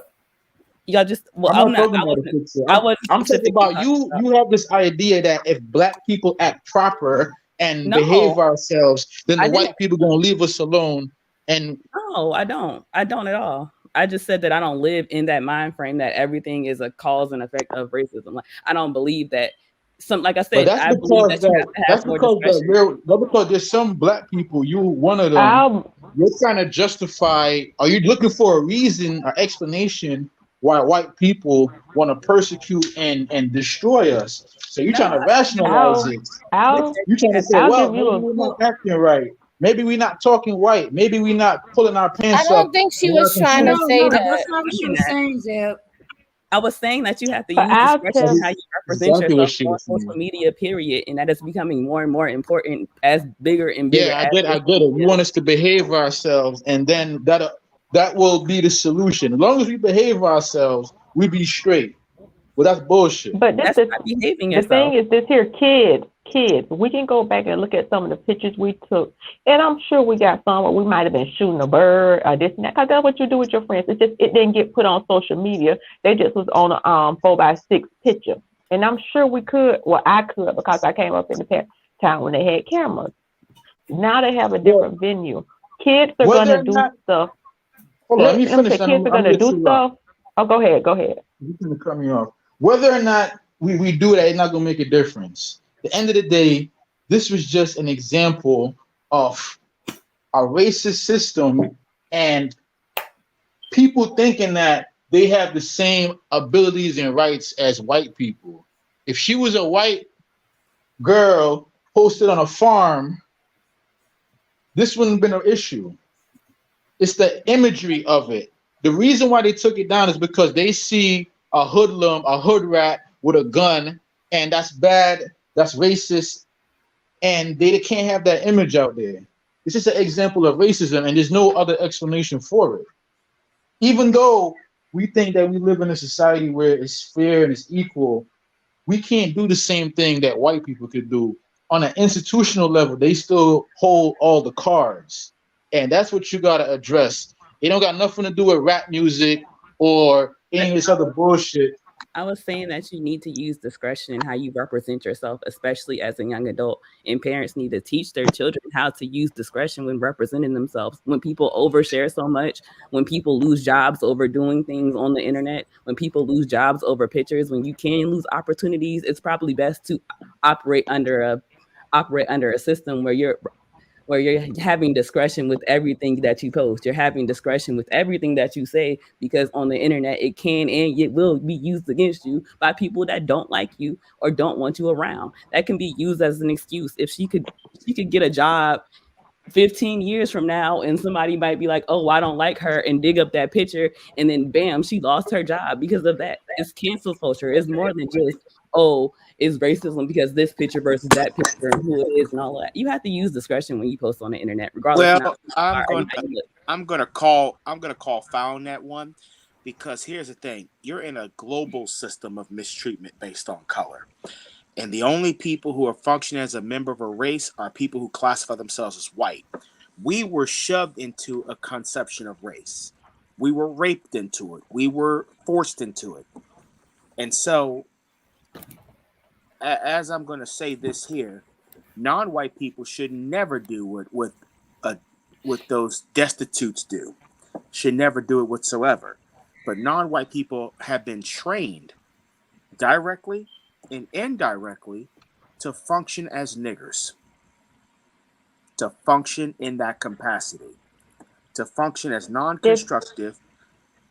Well, yes, because we didn't. Hey, listen, ma'am. We didn't start calling ourselves this name. We didn't start functioning as this way. We were given this. See, can I these terrorists gave us this system, and so we came into it, and we raised our children through it, which is the expansion of white supremacy. We're teaching our children how to survive and not live, because we're not can telling I our children the truth. Yes, ma'am. Go ahead. I want to say something. It is a little bit of all of this is true, but we do know how many years the United States was here, and the system they didn't have a problem with it. But you know it's racism because they never the push in the last election with under Trump to stack the federal benches is simply because by 2040 to 2050, this country will be 51% collectively minorities. That means when the country was 70% white people, if they wanted to get on the same page, could always vote themselves into office to make laws. If you do not have the numbers to make laws anymore because you can't vote yourself in, you have to stack the benches to reinterpret the law. Now, they did this at a pace, at overwhelming pace, because of racism and their thing of us not being at the top, of white people not being at the top, not us, because I ain't no us, of them not being at the top to control everything. And that's how you know it is a whole lot of racism, because they basically changed how the whole United States been functioning, because they see themselves as losing power. And that's, if we sit up here and tell our children it's not, they understand numbers. And if we don't, if we simply say it's that and not this, we have to look at the whole component of it, not just to look at it so we can begin to do better, because we need to get our numbers up. But we're collectively doing things to get our numbers down. And it starts with these conversations on this internet about why we can't get together and have functional families to create. We're stopping having babies. We're what, 17% of the population, I want to say. 14. They say we were 13%, I'm sorry, 13 to 14% of the population. Hispanics are 27%, and I think Asians are like 9 or 7. Actually, they're 18. They're 18.7. Okay, I haven't looked at the difference in the last couple of years, but I know that if we don't start where we should have been having much higher numbers, we're going to continue to go down, because we're not talking, we're not communicating, and this divisiveness on the internet is seeping out. And to not acknowledge the part of white supremacy to continue this in the U.S. would be a failure on our part. It's not the only thing, but it's a great portion. Well, a lot of this, ma'am, is and I'll just be perfectly honest with you. These conversations that we're having, the Black collective's not having at all, because they're too busy on this escapism route. We want to be SYSBM. We want to be Foundational Black America. I'm sorry to laugh because the shit is so ridiculous. We want to be ADOS, American Descendants of Slaves. We want to be divestors. We want to be investors. We want to be dick suckers. I mean, just a bunch of garbage. Just a bunch of garbage that we have done to escape the ideas or to escape the reality that we're functioning under.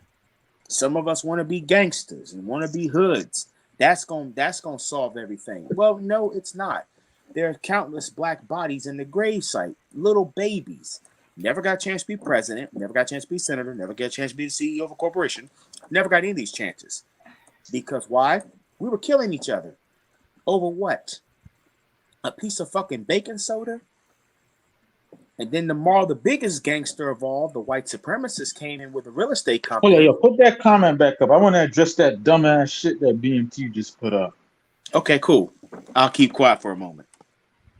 Now, he's saying that we calling our racism on a system run by a white woman. First of all, the majority of the content that's on here is being done by us, by black people. Without us, they wouldn't have no damn YouTube. YouTube wouldn't be what it is right now if we weren't putting the content on here. They didn't create the internet. Now, according to him, people could sit up and talk about pussy. We could sit up and talk about baby mamas. We could sit up and talk about everything, but we can't have a conversation about it. People could talk about football, but now it's so laughable to him. We're conversing. This whole internet is a place made to converse and communicate. So we don't have to talk about the same damn thing all the same damn time. So if you think it's funny, laugh and sit back and enjoy your laugh. I will pick apart this man's statement, though. The white woman is not in control. The white woman is an aider and abettor to her criminal husband. That's all. But I do want, yeah, exactly. And I want to touch on what Hold on for 1 second, dog. Hold on. Let me explain something to you, bro. I don't mind you being up here. Not you, Linwood. I'm talking to you. I don't mind you being up here, but you don't get to come up here and run people over while they talking just because you got triggered by a comment in the chat. This ain't RBR's channel. Show some respect. Let Well, people if you finish gonna what they got to say. if you gonna do I that, Mac, understand that, but you I gotta understand that, call it out when but you everybody gotta cut let. people I off. understand that, but you can do it after Linwood was finished talking. But Let's actually, keep when the I came integrity. on, I wasn't aware that Linwood I'm was not talking because I interested came in up any on of my that. phone. Right, I'm not interested in any of that. I'm interested in keeping the integrity of the panel. You guys got a great discussion going on. No need for it to deteriorate by you being rude and inconsiderate of other I people. would have but here's what I'm saying. I would have let Linwood rock, but Linwood All right, yielded well, me the okay, well, I floor. appreciate it When I going came forward. on, I'm on my phone. I don't want to get into a back and forth, but I appreciate it if you help maintain the integrity of the panel. You're doing good. I don't want to see it deteriorate, okay? But I I do appreciate that. apologize to Linwood though. Well, Okay, all But I just right, thank you. All well, right, brother, ain't no need to okay, pause. I just want to... You wanted to confront a person. I said no problem, get him because the Right, conversation. but he needs to live with, yeah, but but he that needs was to part of wait the till show people. though. The comment Hold on was one up there, second, so that's please. part of the show. Hold on one second. Hold on one second. But Linwood, he needs to wait till people finish saying what they have to say. Okay, he don't just get to run people over while they're talking. No problem. Okay, that's what I heard. And thanks for coming up, Linwood. I really appreciate it, man. You're welcome. I really appreciate you coming up. All right, y'all. That's what I want to say. Please keep the integrity of the panel. You guys are doing great. Awesome discussion. Can't get enough of it. Peace out. Yeah. See what Koja was saying earlier though is true. Even though the manosphere movement was started by white people, they don't allow certain rhetorics to go out there, especially any rhetoric that challenges their population. They would never allow that because they panicking right now. They want to get their numbers up. And if that means that they're going to help promote rhetoric that make us keep our numbers down, they're going to promote that. Our main focus right now should be keeping our numbers up because it's our numbers that's giving us the power that we have right now. And like she said, they stack in the courts because they know that in a matter of time, they're not going to have the numbers to remain in power. And the only way they're going to be able to do it is to control the government through the court system. And when we up here pushing narratives that is saying abort this, abort that, don't get together with black women, this and that, be single, all of this shit is just serving their purpose. And that purpose is keeping our numbers down. They don't want us to breed at the end of the day. They're not breeding and they don't want us to breed. It's a numbers game. And if we want to keep our power, then we gotta not fall into the propaganda that they're putting out there. There's another issue out there that I'm gonna discuss too, because I'm a fan of Dr. Welsing. If you don't understand white supremacy for what it is and how it works, everything else you understand will only confuse you. That's by Neely Fuller Jr. The white supremacists currently are looking to other non-whites who have melanin, but they have less of it compared to us.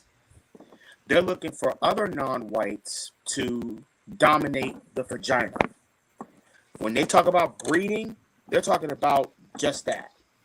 They're talking about using the vagina parts of other non-whites to keep their population going. You're starting to see some of that now in the population known as brown folks, where some of them saying, well, I'm a white person, even though they don't share the same skin coloration of a white person. If you study how most non-whites that are not black are very, very confused about the system of white supremacy, just sit back and talk to them. You'll listen to the confusion off the bat. They're just lost in the sauce, and this is why you will see a significant number of white women will target these men. I didn't say get with her, I said target. Because they're looking at themselves saying, well, I don't really want to be with a white man. I don't want to produce no white man. So I'm going to produce with a non-white man that's not black. Or I want to be anti-gay. I'm sorry, anti-sexual. Where I'm going to be out here licking and sucking and kissing another woman and acting like I'm having sex with that woman like she's a man. Yeah. It's a lot. I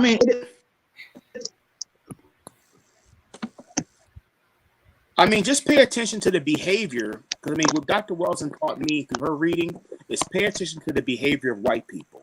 You will notice it. You ain't got to say a word. Just focus on them and observe them.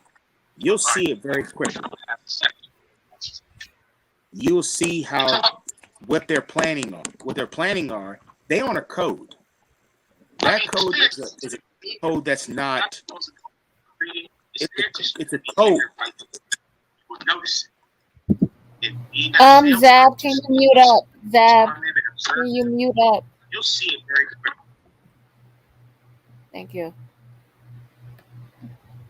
Racism is a team sport. All of them have to agree. Wait, hold to on a second. Zeb, mute up or turn off that tab that's playing in the background. Oh.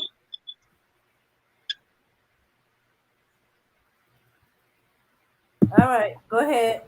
Continue. Racism is a team sport. All of the people have to agree to play. And the white man set himself up to win. He didn't give a fuck about that white vagina until they got the right to vote. He treated that bitch bad. And the only thing that separated white women from the abuse of their white men was the slaves that they had to go and beat on.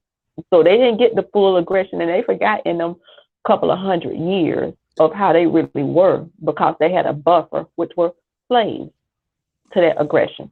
But now that white women make up the biggest voting demographic, they need them white women. And I don't see how white women abdicate their vote to white men, but that's some white people shit.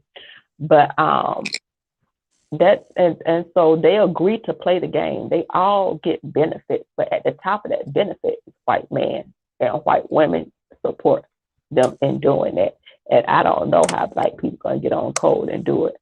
But what the white man ain't saying is, bitch, I don't like you, bitch, you ugly, bitch, I'ma stomp you out. The white man ain't telling her that. They saying, you the most beautiful, you the epitome of beauty. We did this and that. Yep. Even though I don't really believe this shit, at least they know how to finesse their women to make them think it to get their vote there. You can't really, and if a woman have some benefit, she'll say, okay, I can do this. But how the hell are we gonna be in poverty and then you come and tell me you ain't shit but vote with me? Even they got something to give. And they finessing the white woman not to vote instead of saying, fuck you, black bitch, you ugly black bitch, you ain't shit, black bitch. We got to get it together. Well, I agree with you on that, but I want to touch. Zeb,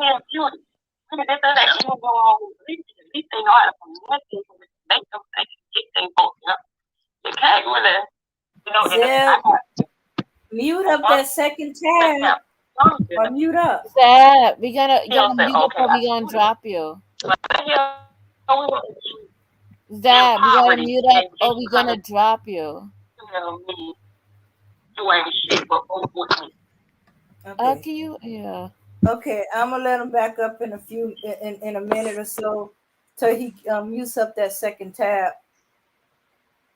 And I'll just touch back on the subject matter. Yes, they are on the same team, even though he doesn't see her as his equal. He does not value her as his equal. He looks at her as white real estate. She is only good enough to sell, trade, and invest. When the investment goes down, he loses his stock. He loses his money. She is his gravy train. He treats her like the epitome of a glorified prostitute. And that's exactly what the white woman is. She's a glorified prostitute. You could consider her, excuse the language, ladies, a bottom bitch. I'm sorry to use those language. It's funny because that's really what she is. She's a toilet bowl for him. And she don't mind being treated like a bottom bitch as long as she gets some of the reward. Wait. Lin. Yes, ma'am. Use the letter, please. I know you're not using it towards black women, but just use the B word, okay? Just use the word bitch? Hey, just use the letter. Okay, no problem. Yeah, we don't say the B word on here, especially on this network. Okay, sorry. I apologize for that word. but she's really his real estate. And for as far as non-white women are concerned, black women in particular, we need to have a black male, black woman, black man, black woman conference where we air our differences, we heal our pain, we start talking about what we did to each other and realizing why we did it. We hurt each other because we are hurting. We don't know who, we know the people that actually hurt us can put a hurting on us. So we're beating on each other like we're in an inter squad scrimmage. And so by the time we go out there and actually play the game, we losing by 84 points. We may get maybe one or two victories in there. Yes, ma'am. Go ahead. One of the things that can't happen, it is so much stuff that's happened between black men and black women is trauma. Number one, we got to stop comparing trauma, that mine is worse than yours or yours is worse than mine. You got Ken in the office and in the workplace and at the construction site, and we got Karen. So I see in spaces that people diminish the other gender. And I'll just talk about black people experience. They're like, oh, we got it worse. We got to stop playing who got it worse and acknowledge we both have problems in that aspect instead of saying, black woman, you got it worse than me, or I got it worse than you. Both got it bad. We all know because men tend to stick with men and we don't really have the conversations. And then when we have the conversations, the immediate thing is to discredit what the other person is saying. You're never going to have productivity conversations that way. Secondly, we need to do more I-centered statements. Instead of saying what you can do, and it's just basic stuff that we were taught as kids. You talk about how do you bring solutions to the table without including the other person. Otherwise, it looks like finger pointing when black men and women go to having these conversations, and therefore it's not going to be productive. So if we could just start exercising those rules and not diminish each other's person and don't talk about the other gender, just talk in terms of what I as a black woman am doing and what there as a black man. And I'll say black women need to mentor black women. And then once we get our individual stuff, then maybe we can come together to a space. But it's not going to be good if I point out black man, because we're going to get defensive and we're going to react instead of respond. And it's going to set the whole thing off on a bad place. So maybe some smaller things like that to begin to do it. Stick to what I can do, and don't diminish each other's experiences or negate them or who got it worse. Miss Welsing and Dr. Mr. Fuller, they put this thing together for us to dealing with us in a relationship. The only time that we should be really dealing with each other is when we're engaging in constructive. Black men and black women need to engage in a lot of constructive conversations, a lot of them. That's the first thing. Second thing, we need to engage in a lot of constructive work. We need to eat correctly and sleep correctly, and only as necessary. And we need to engage in sexual intercourse twice a week. There are other things we need to do as well. We need to stop comparing ourselves to each other and to other non-whites. We just got to stop doing it. We got to stop killing each other, robbing each other, stealing from each other, snitching on each other for personal gain. It's a lot of things we have to stop because our behavior is actually keeping the system afloat. Our participation in the degradation is making the system go well. If we stop participating in all these things and these long-standing habits, the system of white supremacy it'll still be there, but it won't be as potent and as effective. You'll start seeing a lot of our brothers not going to jail. You'll start seeing a lot of our young boys not getting killed because they understand what we're dealing with. And we're training our young men and women to counter racism in their perception, logic, thought, speech, action, and emotional response. We got to be like soldiers in a battle. We are a guerrilla front. We are inferior in firepower. They got the firepower, we don't. So a lot of our discipline is going to have to come from how do we attack our opponent indirectly, and how do we evade capture after the attack. We But have how to do you have a do this certain without discipline? mindset. I'm gonna Yes, step down, but discipline is the first step. And discipline, we have a lot of mixed messages. Like, well, the women shouldn't say this, the women shouldn't say that, but it's discipline. Discipline is the first step. It's the getting up on time, the going to do this and the going to do that, and putting every day and putting stuff in practice every day. And we have to yeah, be able to take constructive criticism, not destructive. And I find that a lot of people are not able to handle constructive criticism without feeling attacked and being able to look at stuff. I got to drop down and stuff, so I'm going to listen from the clouds, and y'all continue this combo.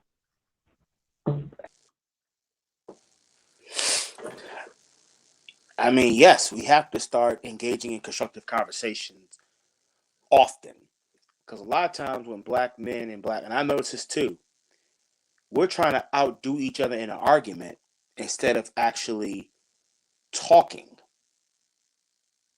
Like actually sitting down, having a conversation. Because a lot of us as black men, we've been taught to be egotistical.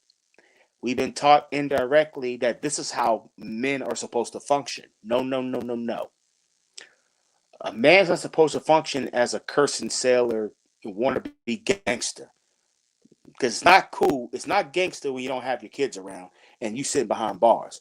That ain't gangster. You know, it ain't gangster when you got to you got to bury your son and you got a bunch of fucking vultures walking around here screaming Black Lives Matter, raising money off of your dead child, and they're going out there to buy homes and living a life of luxury at the expense of the blood that your son spilled. Blood that he shouldn't have to spill. Should never ever that never happened. Should have never happened in the first place. Because we're up, ladies and gentlemen, we're up against a lot.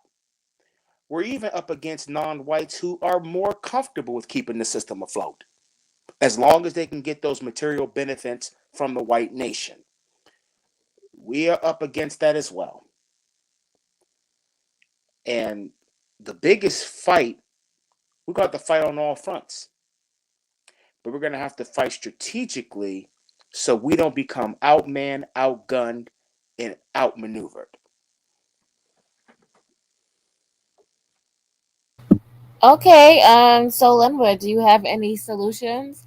I know Brownie Ellie, like she came up. I like her approach, and I agree with her approach. The Okay. best way to go about it is to be exceptional. Like try to be the best at what you do, and just try to excel in life.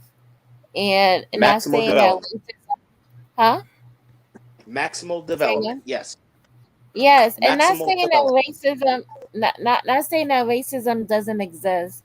We know it exists, but it's no means for you to sit there and sulk in it. It's no means for you to just blame the system.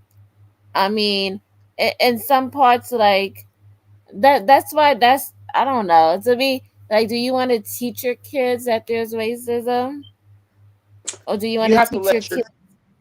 you have to let your I'm sorry to cut you off, my dear lady. You Uh have to huh. let your children know the truth.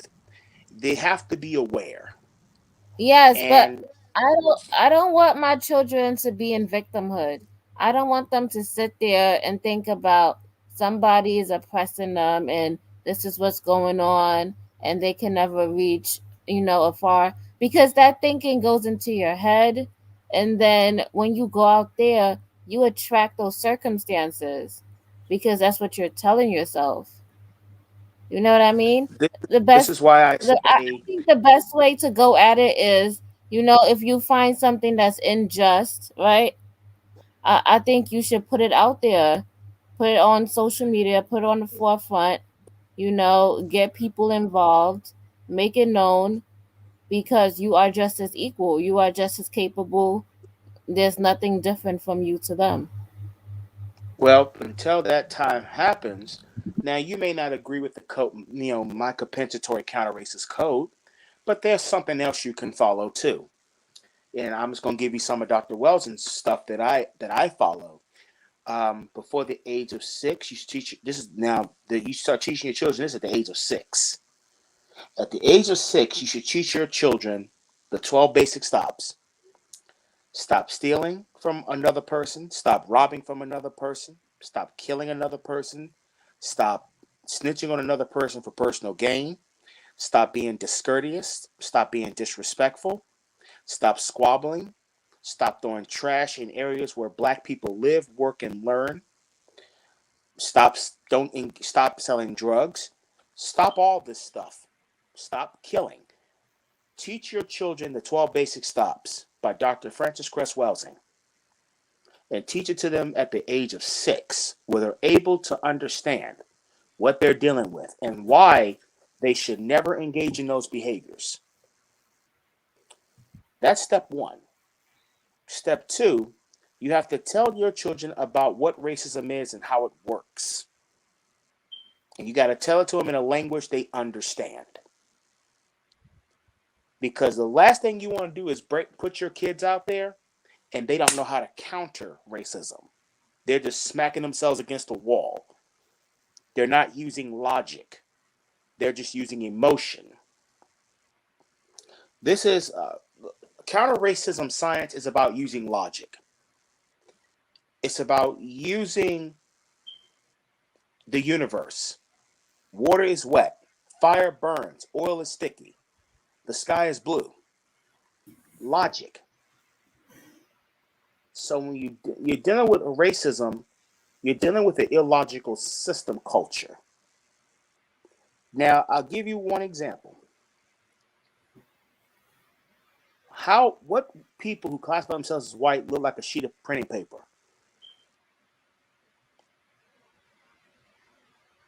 Think about that question for a moment. You said they don't look like they classify themselves as white, but they don't look like a pen and paper.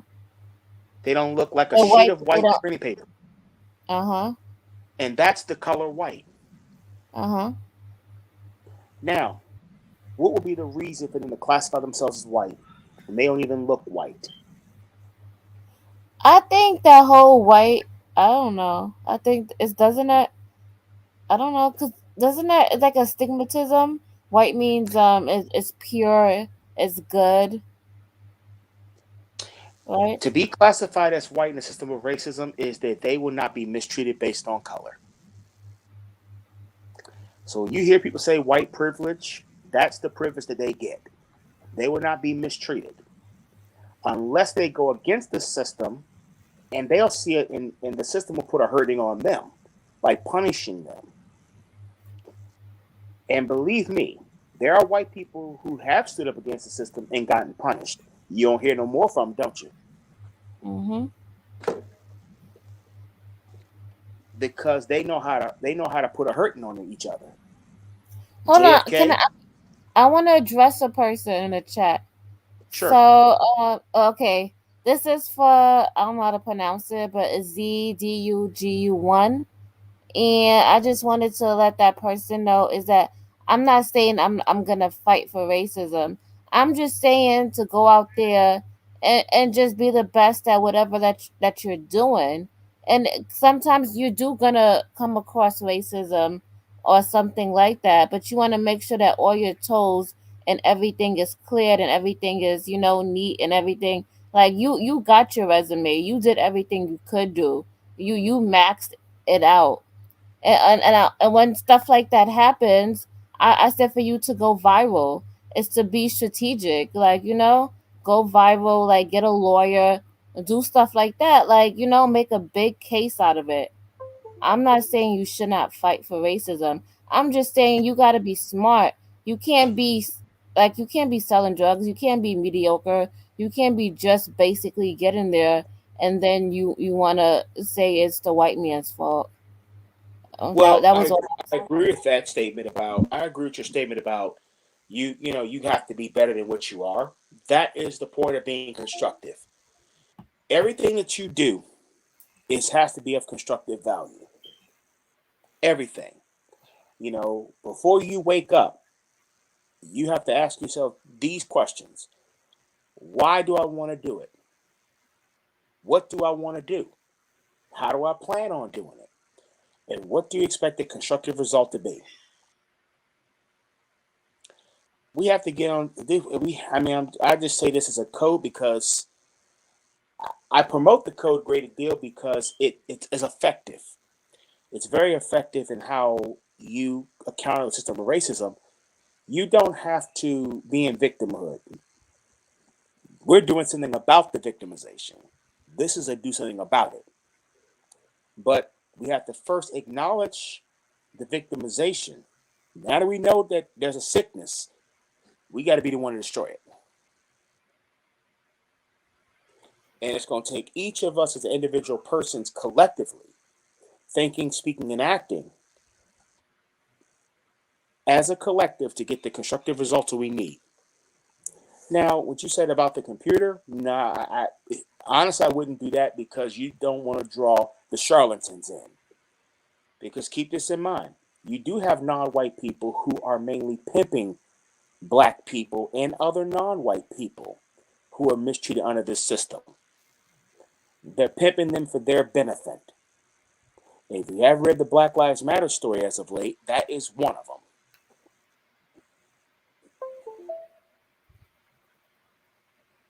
That is one of the greatest pimps, what I call poverty pimping. That's the greatest poverty pimping scandal that's ever came out. All the money going to anti-sexual organizations to confuse our boys that they can be girls today.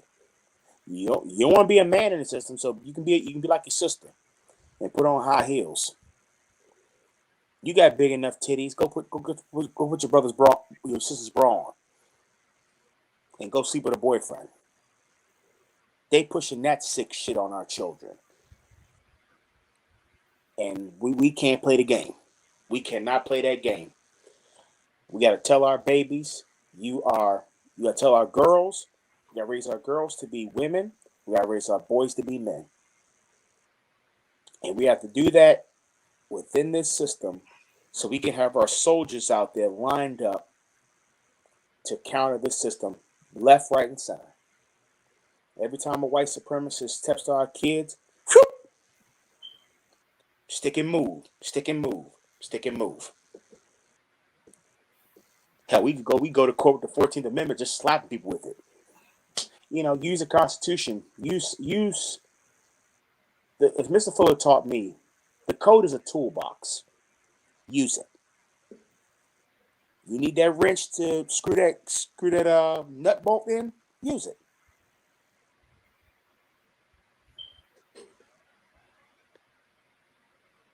Okay. Okay, All right. look like I think for some reason, I don't know, I might be misunderstanding. Y'all, there are some of y'all that's believing that letting the children know in the age that they understand that there's racism in the world, in the country, and that they're gonna run into it,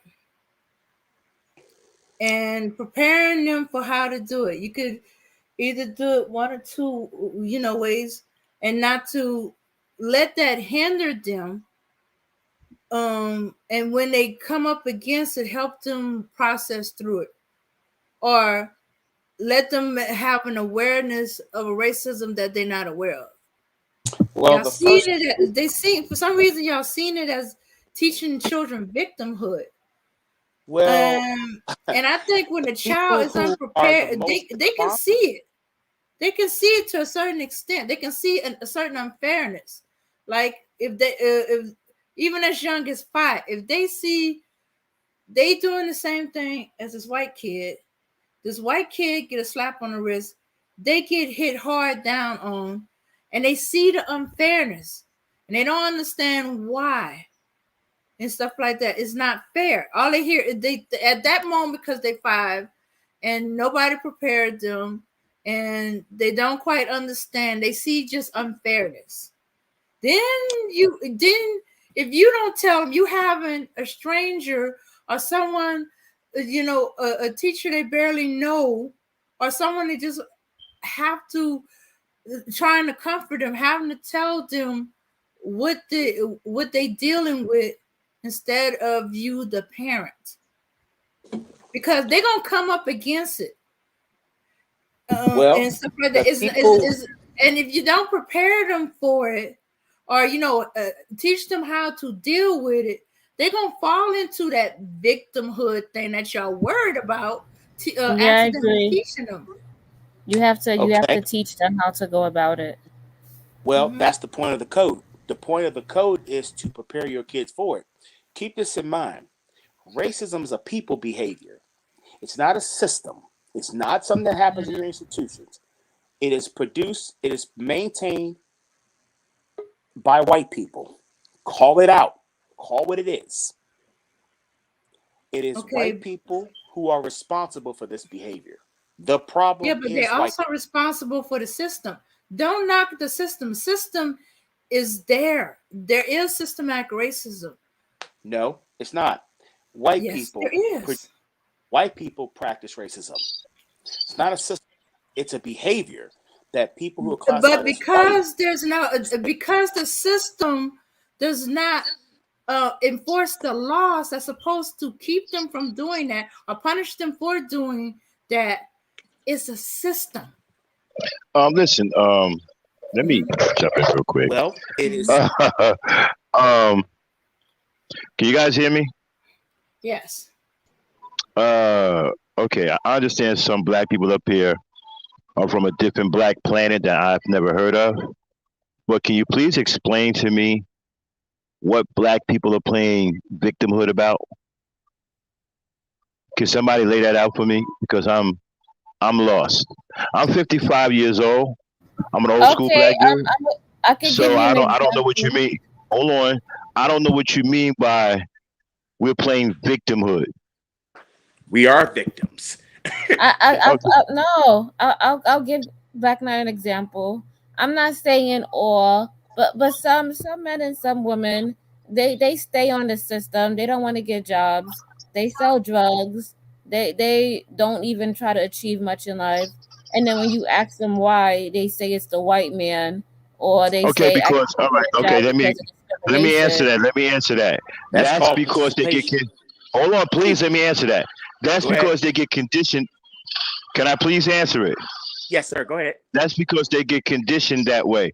When you take everything away from somebody and don't give them any way to even self-preservate, you create a very dependent mental condition that they get used to very quickly. So that's been artificially induced in many black people.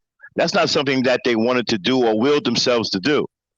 You have to look at how they did the black community. They pumped drugs in the black community. They shut down all of the industrial. They took away the black man's ability to take care of his family. Okay, they redlined. They did that. They did just about everything that they could. Black Knight, I have to give you some pushback on that because we see a lot of boys who come out of very good households, both parents working, military parents, and they still got this victimhood thing in them. You know, it's not a victimhood; it's a conditioning. It's a conditioning. That's what I'm trying to explain to you. It's not victimhood; it's conditioning. Their parents made it. Their parents because gave them their parents are right. Just because you see people running around driving a nice car and living in a nice house, don't mean that they're mentally stable. It's mental conditioning. But they have right, and it's not victimhood. It's a mental state of mind. It's just like, for example, it is listen. They feel like it's just like I tell people, right? It's like I tell people, right? There's no such thing as a ghetto, but people can't fathom that because what they think is a ghetto, what they see in their face, they believe a ghetto is a place where people live, where there's trash everywhere, there's gang violence and all of that. Okay, a ghetto is a state of mind. You can take 100 people from the ghetto with that state of mind and put them in a really, really nice neighborhood and take those people from that nice neighborhood and put them in the ghetto and come back in 2 years and the places would have changed. They would have flip-flopped. The ghetto is now a paradise. The ghetto is now a paradise and the paradise is now a ghetto. This is what I'm trying to explain to you. It's a mental conditioning. Just because I a guy, still think it's just be victimhood. I'm gonna just no, say that. it's a mental. You keep I'm calling it sorry. victimhood. It's what it It's is. a You know why? mental. Because they have the same opportunities as me. I'm Listen, check this sorry. out, right? It's not about opportunity. Opportunities don't change a mental condition. I was in the Navy too, right? When we used to have them parties in the back on a boat, right? Those barbecues. I was around a bunch of brothers, right? Who so-called made it, right? The petty officers, third classes, first classes, right? But listen to the way they talk. They still had a mental conditioning the way they Victimhood. talked. It's not victim. Okay, I don't know how to explain it to you. It's not victimhood. So what is it then? What is it then? They've been Because if they grew up conditioned. in a nice household, they had everything good for them, and It their parents doesn't made sure they had an matter. education, Right? college, and everything, then It what is doesn't. it? It doesn't matter. It's the way you're mentally conditioned and the way it's been passed down to you. You still You check know, this out. I ask You these got guys, and they say the same thing. Oh, it's the white man. listen, You know what happened here? listen. You know how many Why do times you this have? has Why do you happened? have? Why do you have black people walking around here now, right? Who act like slaves, and they've never been enslaved? Where do you think they got that from? I don't know because we not in that time frame. It's been taught to them. It's been By passed where? down. And Who listen to me. who Listen to me. kid is It's enslaved been right now? passed down. It's been passed down in I their can't. family. Okay. I just can't. Okay. This is what I'm trying to explain to you. You don't understand. It's been I have passed down. higher standards. I don't care. I'm gonna hold them to that too. That's just me. Okay, see, y'all don't get it. Well, Can I here's speak on? what she doesn't Hi, get. everybody. Here's Just what she checking doesn't get. in on Now, see, Saturday. Hey, Mela. I do understand why she's All saying right. the things she's saying because she's in a mix of, oh She's my saying God, it because she don't understand it. Well, she don't understand that you have parents, right, who are taught by their parents to be docile and slave-minded.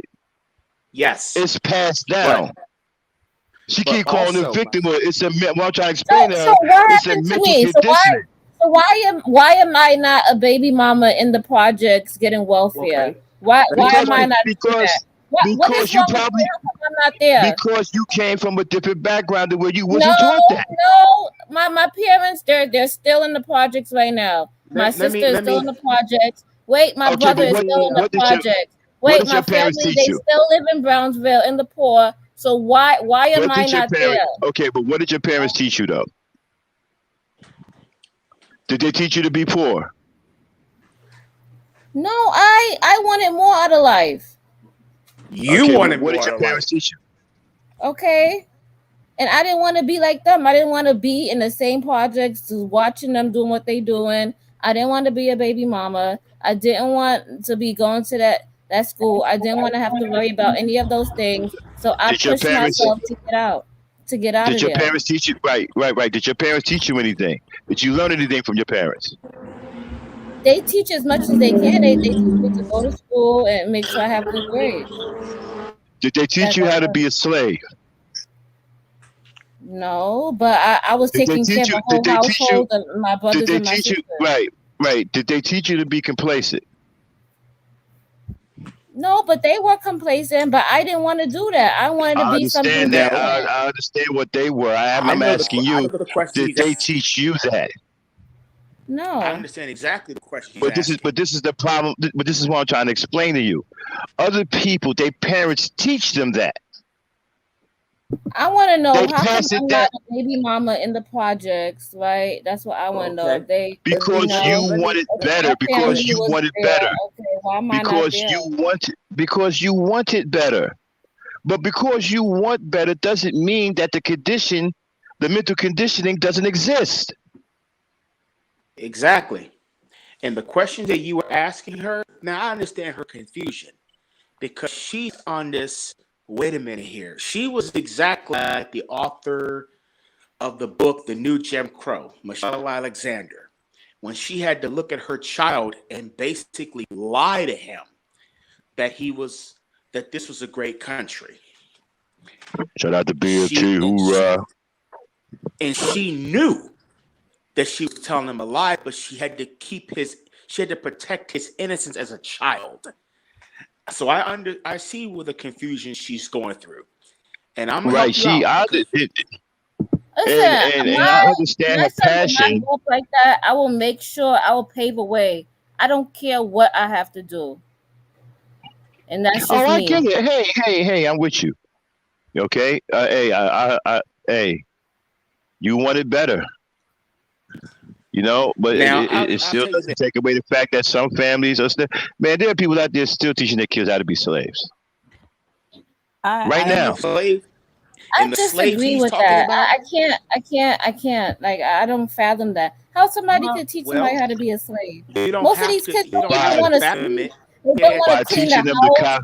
They don't by want to get a teaching them to job. copy How is that by teaching slavery? them to copy the ideals and behaviors of them, and get them to accept that those ideals and behaviors are somewhat successful. And this is how they survive. So, That's how. hey, and what's going on? this. That's how you get guys. Check this out. That's how you get guys like Randy SoCal, right, running around here now, thinking that there's something wrong with his mama for raising 9 kids. How you think he got like that? Seeing that. He learned that. That yes, he did. You're right. Somebody taught him that nonsense. Jane Elliott said it best. If I can set the conditions up for you to fail, you're going to fail. And so I get what you're saying, my dear lady. And yes, this is why I would suggest to you read Mr. Fuller's book and read Dr. Welsing's book to understand what you're dealing with so you can constructively teach your children how to go about being constructive. You wanted these things, and congratulations. You should do that. Everything you do is constructive, but we got to prepare these babies from becoming another hashtag, because these white supremacists, they're getting in these law enforcement agencies and they're shooting to kill. They're not doing police work. They're doing the white nation's work. And read Now I Michelle do. Alexander, The New Jim Crow. I mean, read Dr. Amos Oh, Wilson before I go, stuff. I will say, I mean, right, just before I go, I will Well, say don't go. this. Now, I do I got some agree. pushback. Max, don't go. Oh, I do agree about this, though. Just because we understand our history don't mean we should lay down either. Okay, now, now we do got to get up off our black asses and do something. And not just sit there, and continue to get kicked in our ass every day. I do agree with that. Go ahead, Conscious. Yeah, I think it is about choice, man. And I'll give you a prime example. I knew a couple brothers lived in the same house. One decided to sell dope. One decided to go to school. It's literally about choice. Now, they had the same mother, same father. Father hustled, but the one brother said, "This ain't what I want to do. I don't want to be," because he saw the effects of it. And you know what I'm saying? He mapped out his life and he decided this isn't what I want. So it is about choice.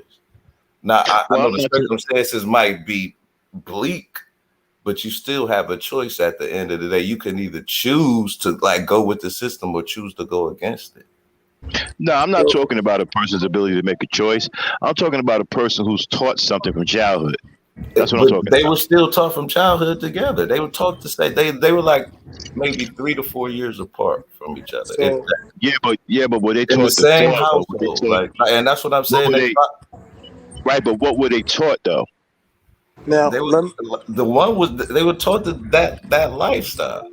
so You know what I'm saying? But the one decided he didn't want it because he saw the effects of it. You know what I'm saying? Like he missed his dad when he got locked up and shit like that. You know what I'm saying? So he decided he didn't want to put his people, you know what I'm saying, his offsprings and stuff like that. Where his brother was like, "Shit, I'm gonna be like that." Okay, but he didn't take all the way to the mental condition. He allowed some other things to come into his mind.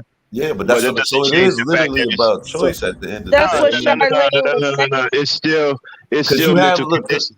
and this is another reason, Mike. You got like I want to call it like a gut feeling or intuition. Right from wrong, even though you might choose wrong, you still know right from wrong. That's what Charlene was saying. She made a choice. Yeah. I don't have a problem with people making choices. but it doesn't negate that it's still mental conditioning. Yeah, but I mean, to say that almost everybody in America is a slave, because we all pretty much get the same mental condition. No, we're not all slaves. Not all of us are taught to be slaves. Yeah, it might be in a different way, but I mean, you know what I'm saying? We all taught to be some form of slave. I don't see things like that. You know, we're not all taught to be messed up. Okay. Okay. I'll tell I you what think it is too. So What we are let me hit being. at this. Go ahead. Go ahead, BMT. I was Yeah. waiting for you. So the thing about it, and I listen to both sides, y'all, and people who know my backstory, they already know what I came through. You know what I'm saying? Like, I hear it, I get it. Some people, they're not gonna come out from the gutter. Like, I got my cousins and them, I can't save them, and I understand that's just how they gonna be. But then again, I also have it with, y'all gonna finish that cigarette, baby? Yep. But then I also have it where some people they're gonna be like, yo, like some ladies, they ain't falling for the old game with a lot of niggas that try to talk to sweet talk with them. They're like, and they got a lot of young dudes, they ain't trying to be family dudes anymore. Like they just like, I don't want to play that system no more. I'm going out my own ways.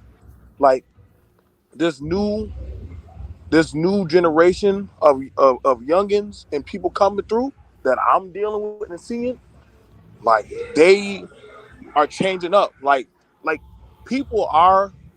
I get it. Some people by the wayward side. If y'all remember that of Israel when they left out of Egypt, they couldn't go to the promised land. Why? But some of them was still in the old system, so they had to go die off. And I get it, y'all trying to say, well, we can get them there. You can't get that mindset out of the system. You gotta just let it. You gotta just let it just peel out and die. Versus they're gonna have people like, yo, I grew up. I'm an '80s crack baby era child. You know what I'm saying? Some of us on here, you know what I'm saying, night. A lot of us who have been through those ways, we already know we ain't going back. So we took the military, but we knew there was nothing in the community for us. So you're gonna Well, have it now. sir. Well, sir. That's why I was like, that's why I was all for the conversation for, yeah, we're gonna vote. That's why I was all for the conversation about black men raising their children. You got a lot of black men, boy, they'll snatch their baby up quick and say, yo, I'm taking my kid. Why? Because they understood that, yo, my daddy didn't come get me. My daddy didn't come get me, so I'm gonna get my kid. And that's a narrative that's never told. A lot of black men will get snatch. I know a lot of black men right now today, they'll say, yo, you could keep child support, just give me my child. But see, that's why I was for that conversation, because that's going against the narrative of the system that there's men that they want to know, but we ain't teaching them how to be fathers. Versus there's a lot of girls, they don't want to be mothers because they done seen the burnout of a lot of black women that play the narrative and they say, yo, I watch Brothers and mama, sisters. huh? Hold on, let me back up a Wait, little let me bit. finish. Let me back up. Can I finish? Can I finish mine? I don't cut nobody off. Can I finish my stuff? I'm not Go looking for ahead, rebuttal. Let brother. BMT go. Go Let ahead, brother. BMT You Go was ahead, go. wrong. there. I So mean, go ahead, thank you. BMT. Hold Thank up you. So there. you have sisters now. They're like, yo, I get y'all want us to be family women, but them family women, grandma died broke and didn't even get to keep her house. Auntie died with nothing and just got nothing but headache. I'm going to get my bag. I'm going to get my education. Forget what y'all trying to push on me about the old systematic Angie Mama way. I'm going to get that paper. That's why a lot of these women say, yo, I'm not doing that old narrative. And if the men don't like it, hey, y'all can stay with the 1950 era. We doing it differently now. And you got a lot of fellas, they fine with that. Like y'all both are coming from strong points, but we seeing the extremes of what's happening now. Hell, you even got it now where some of the people now they mixing intermingling with other races of people. Got a lot of mixed babies running around now, and the narratives are going to start changing of a lot of stuff. So I hear it. I'm just putting it out there from my unbiased opinion. You know what I'm saying? I get what Charlene and Dame saying, but we know the E4 to E3 conversation, what happened in the back room. We know some people like, yo, bro, I'm just here to get my paper and get out the military. Y'all know that. And then it's like you got some people like, yo, I can't go back home, bro. So we have this stuff going on. Y'all got it. I back up a lot that Max was saying about the mental conditioning, because I think that Charlene wasn't understanding the point. And this is something that I realized early on when I came to America. Now, the way how a lot of America is set up is like how the NBA draft system is set up. You have thousands and thousands of basketball players that want to make it in the NBA, but we all know only about 50 of them is gonna actually make it. So while yes, and I made it up out the hood too. You know what I'm saying? I lived in fucked up environments and I made it out. I'm doing pretty decent. But for every one of me, for every one of Charlene that did everything right, did everything by the book, there is hundreds of them that didn't end up in that same situation. They ended up fucked up irregardless. That pulling yourself up by the bootstrap, that's the illusion that America puts out there to keep the system going. It's part of the facade that they say, as long as you do this and that, you're gonna make it. And here is Charlene as an example, or here is Michael Jordan as an example. They use these individuals as examples to help sell the dream, to help sell the myth that this isn't a racist system, but we could all see it. So I reject a lot of this notion that as long as you go to school and you get straight A's and it don't work like that. That's part Nobody of what's said that. keeping it. It's an illusion. Nobody said that. We said it's about a choice, but it's time. Let Miller No, get it. I'm talking about the mental Miller conditioning wanted to speak though. that Just let that Miller does speak real exist. quick. Okay, we get you. That Go ahead. when you deny it, it's like you putting your head in the sand. All right, Mela, you could go. I appreciate that Zab is referring to mental conditioning, because that's where things got, that was the fork in the road in this conversation recently about the differences between a choice and mental conditioning. And I just want to hear everybody's thoughts about that, because he did bring up a good point, as well as Charlene, and this is the fork in the road. What's the difference between mental conditioning as to what influences a choice? The mental conditioning is a mindset that propagates our system. That although you will have Charlene's that make it up out the hood, it still exists. And if you don't acknowledge the existence of the system, you're not really doing anything. To put your head in the sand and say it doesn't exist, as long as you do like I did and get straight A's, you're gonna be straight. We all know it's bullshit. All right. I'll offer you this. There, in a child's development, there are children that are interested in literacy, right? Their curiosity, perhaps they're born with that curiosity where they seek literacy as a means to construct a blueprint for them to escape their circumstances of that would be less pleasant, right? It's like there's got to be a way, and that's when they start to construct that choice. It's like, okay, my curiosity is turning me into the paths of literacy that has my mind exploring that there are other choices beyond this influence and conditioning that's going on right here. And that's why I call it a fork in the road, because there are children who are born not curious enough to explore literacy, the comprehensions that comes with literacy. And so they are stuck in their conditioning. It's like, if you're not the type of child, you're going to find some of the most literate people in prison. When you in prison, but they went. Hold on, they went to prison in the first place for a reason, because it took prison for them to discover their lack of initiative. It's but like, okay, they didn't even discover that they had a lack of initiative towards standards for themselves until they went to prison. When they landed but irregardless, the system is designed to nudge people in that direction. Let me break it down. One at a time, y'all. Let her Come on, finish her thoughts. Her save, please. Okay, Zab. There's so this is comprehensible. There's a recording artist known as Barry White. Barry White made a conscious he was all with the gang bang stuff until he landed in prison. And that's when he, got his mind together, like, you know what? I want better for myself than this. And he never turned back.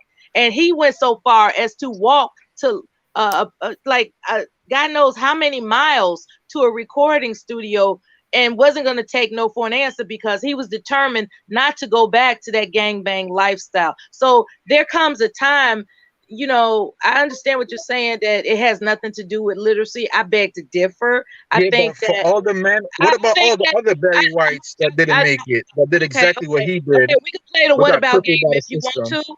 We can play the what about game if you want to. I promise you won't win it with me. What I will explain to you is that Well, you're talking about the anomalies, and you're trying to no, make that the you're rule. trying to Isn't that play the what the you're talking point trying that to y'all play. like to use? Finish your statement, Zab.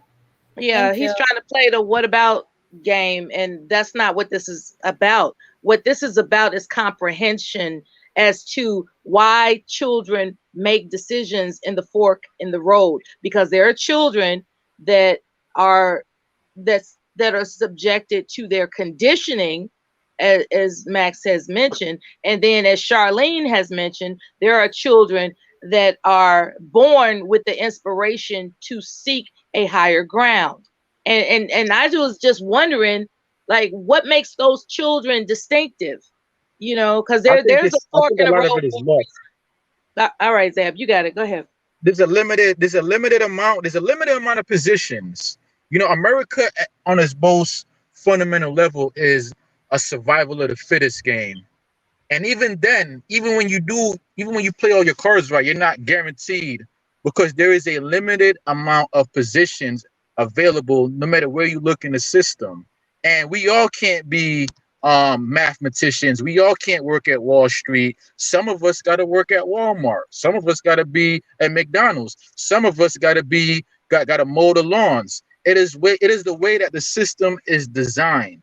And they use the idea of success to motivate people to this idea that you could pull yourself up and make it, but it's a facade. Man, you That's It's just not a going off the true. carrot That's dangling out 1990 not there stats, true. man. Like to keep you nowadays, motivated. especially after Obama, this you can work the system. There is no like thing that is stopping young black people from working the system. In fact, they work in the system. A lot of young black people are entrepreneurs, so they ain't even thinking about becoming mathematicians. They trying to do their own thing now. Yeah, but you're talking about entrepreneur. You could be an entrepreneur, but I'm that doesn't talking mean you're about going to be any and everything successful. though. Like a lot of young black I'm people have talking about the resources system like the itself, internet now. the So unbalanced that's system another that factor clearly. in it too. It I ain't like want to they get also point I'm out what talking about the BMT, system itself what that Brother clearly BMT.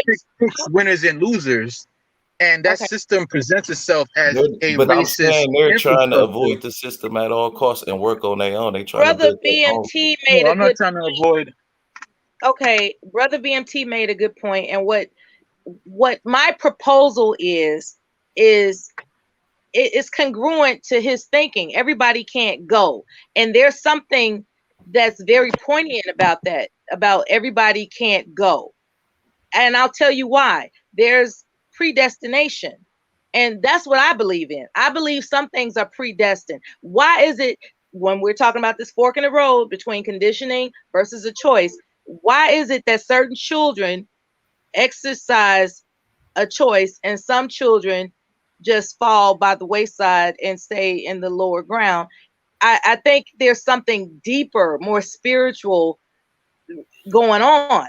Like I think there are certain children that are destined to seek their higher ground, and there are some children that are not destined to seek their higher ground. And my question, with that premise in mind, how can we determine the children that are interested in seeking their higher ground, and thereby make sure that they're motivated so that they can? Because how do we identify these, complacent children? How do we You do identify so by creating a broad system that doesn't propagate inferior mindset. That way, those children that are destined to be the winners are able to do so. You kind of gotta grease the skids in a I'm way. not worried about the winners because the winners are going to make it. What I'm concerned about are those children with the proper conditioning could actually be I'm talking about identified. in regards to black people. Yes, some of the winners make it, I but don't what want to about? leave anybody behind. Maybe that's the mother in me, No, no, but but what I'm I'm just saying trying to is, identify these what am complacent I? children. No, what I'm saying is, what about all the savants that, had the system been a little bit more just, wouldn't have got derailed by ended up in prison or ending up getting caught up? That's what I'm talking about. I'm talking about the people that we know that this racist system is put in place. Now, maybe if it weren't in place, we would have more winners, because there's a lot of people in prison that they're geniuses and they could be doing a lot of good for the black people, but they got derailed by this system and they weren't fortunate enough to make it out of it. How do we identify the children that, as you say, could have made it if it Well, you wasn't don't for the got to fact identify that they them, were but what you do is, conditioned by their environment of complacency? That's what it is, I Melly. mean, It's the I don't know. environment. I don't know if you're advocating for like a IQ test, or, but what I'm saying is, what the solution is, we as black people, we have to exercise our ability, and we have to contribute to the government. We got to make sure that we get in the government and we get in positions of power, so that we don't let this racist system continue to thrive. We gotta go into the government, because that's where the power lies. The power doesn't lie in the money. That's what I realized about America. It's not about who's the richest. It's about who's in charge of the government. That's the true power.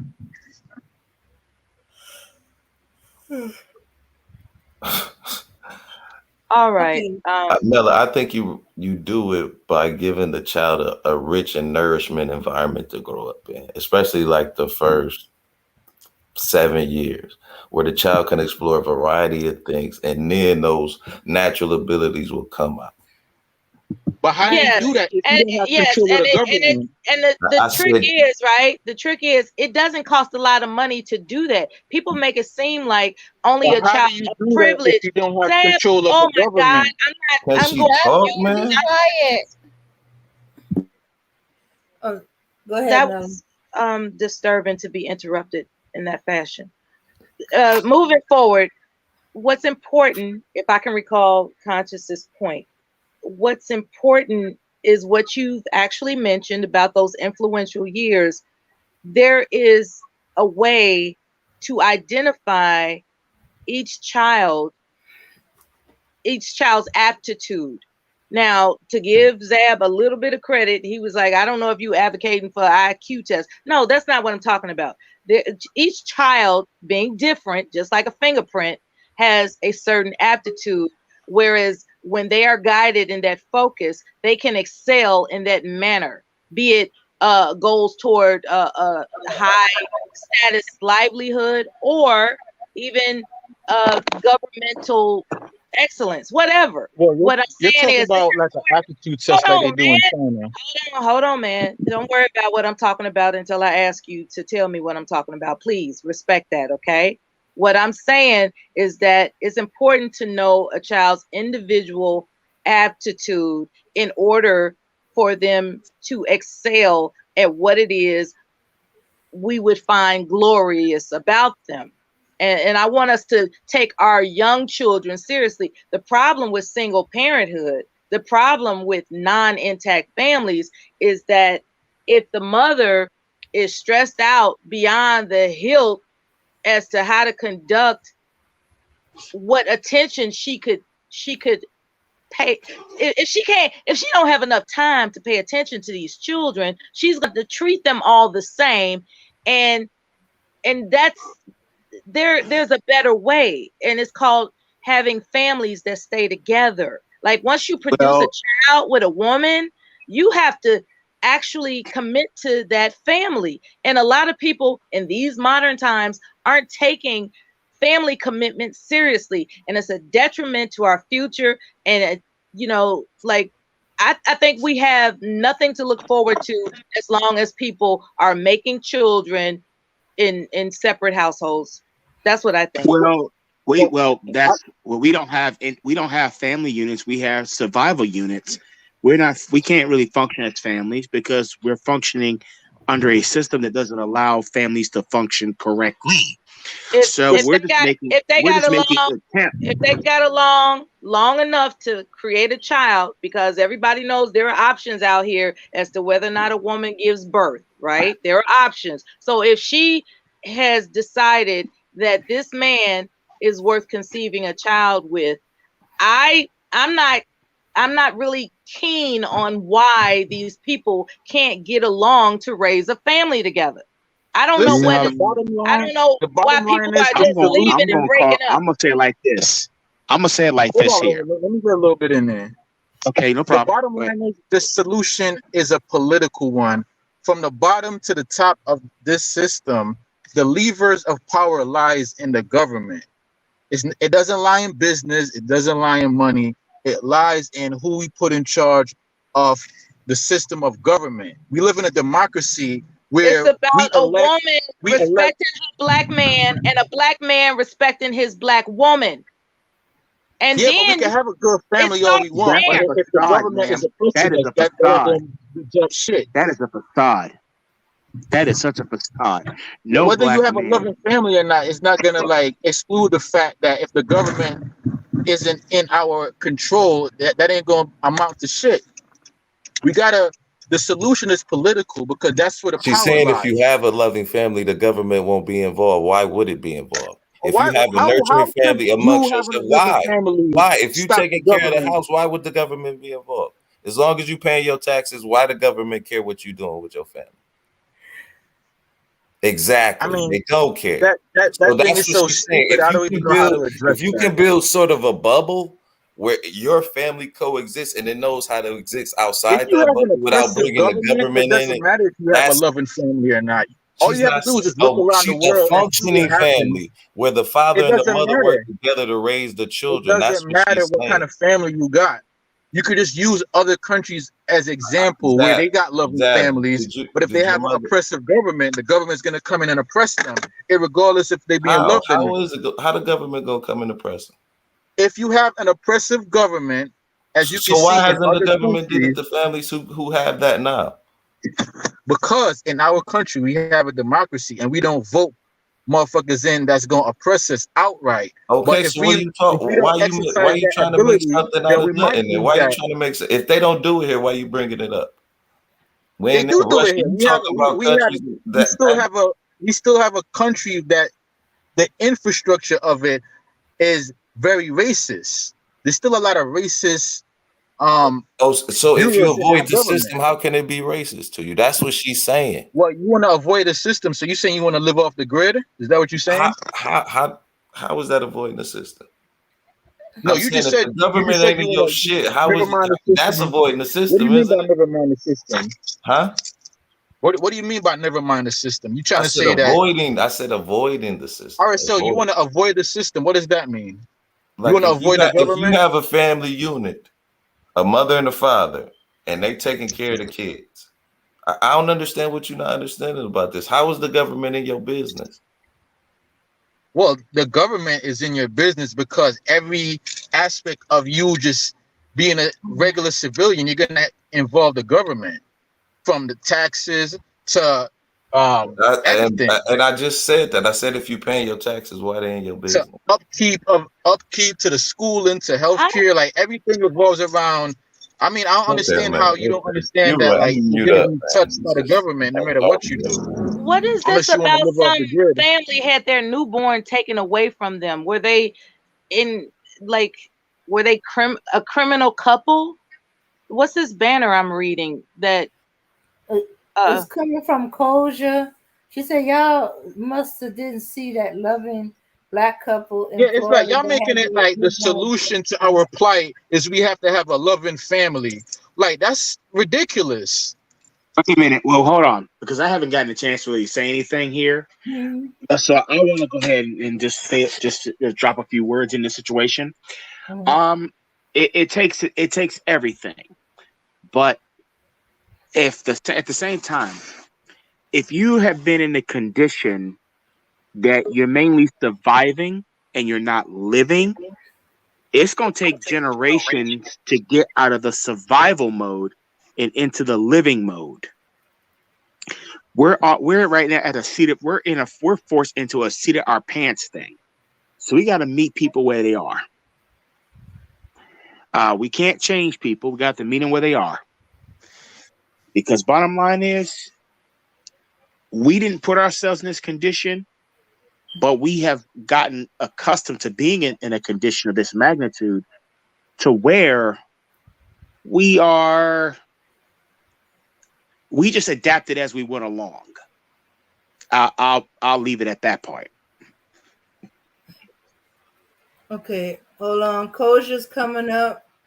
I guess to explain what she read. Okay. Thanks, Hello, Linwood. can y'all hear me? Yes.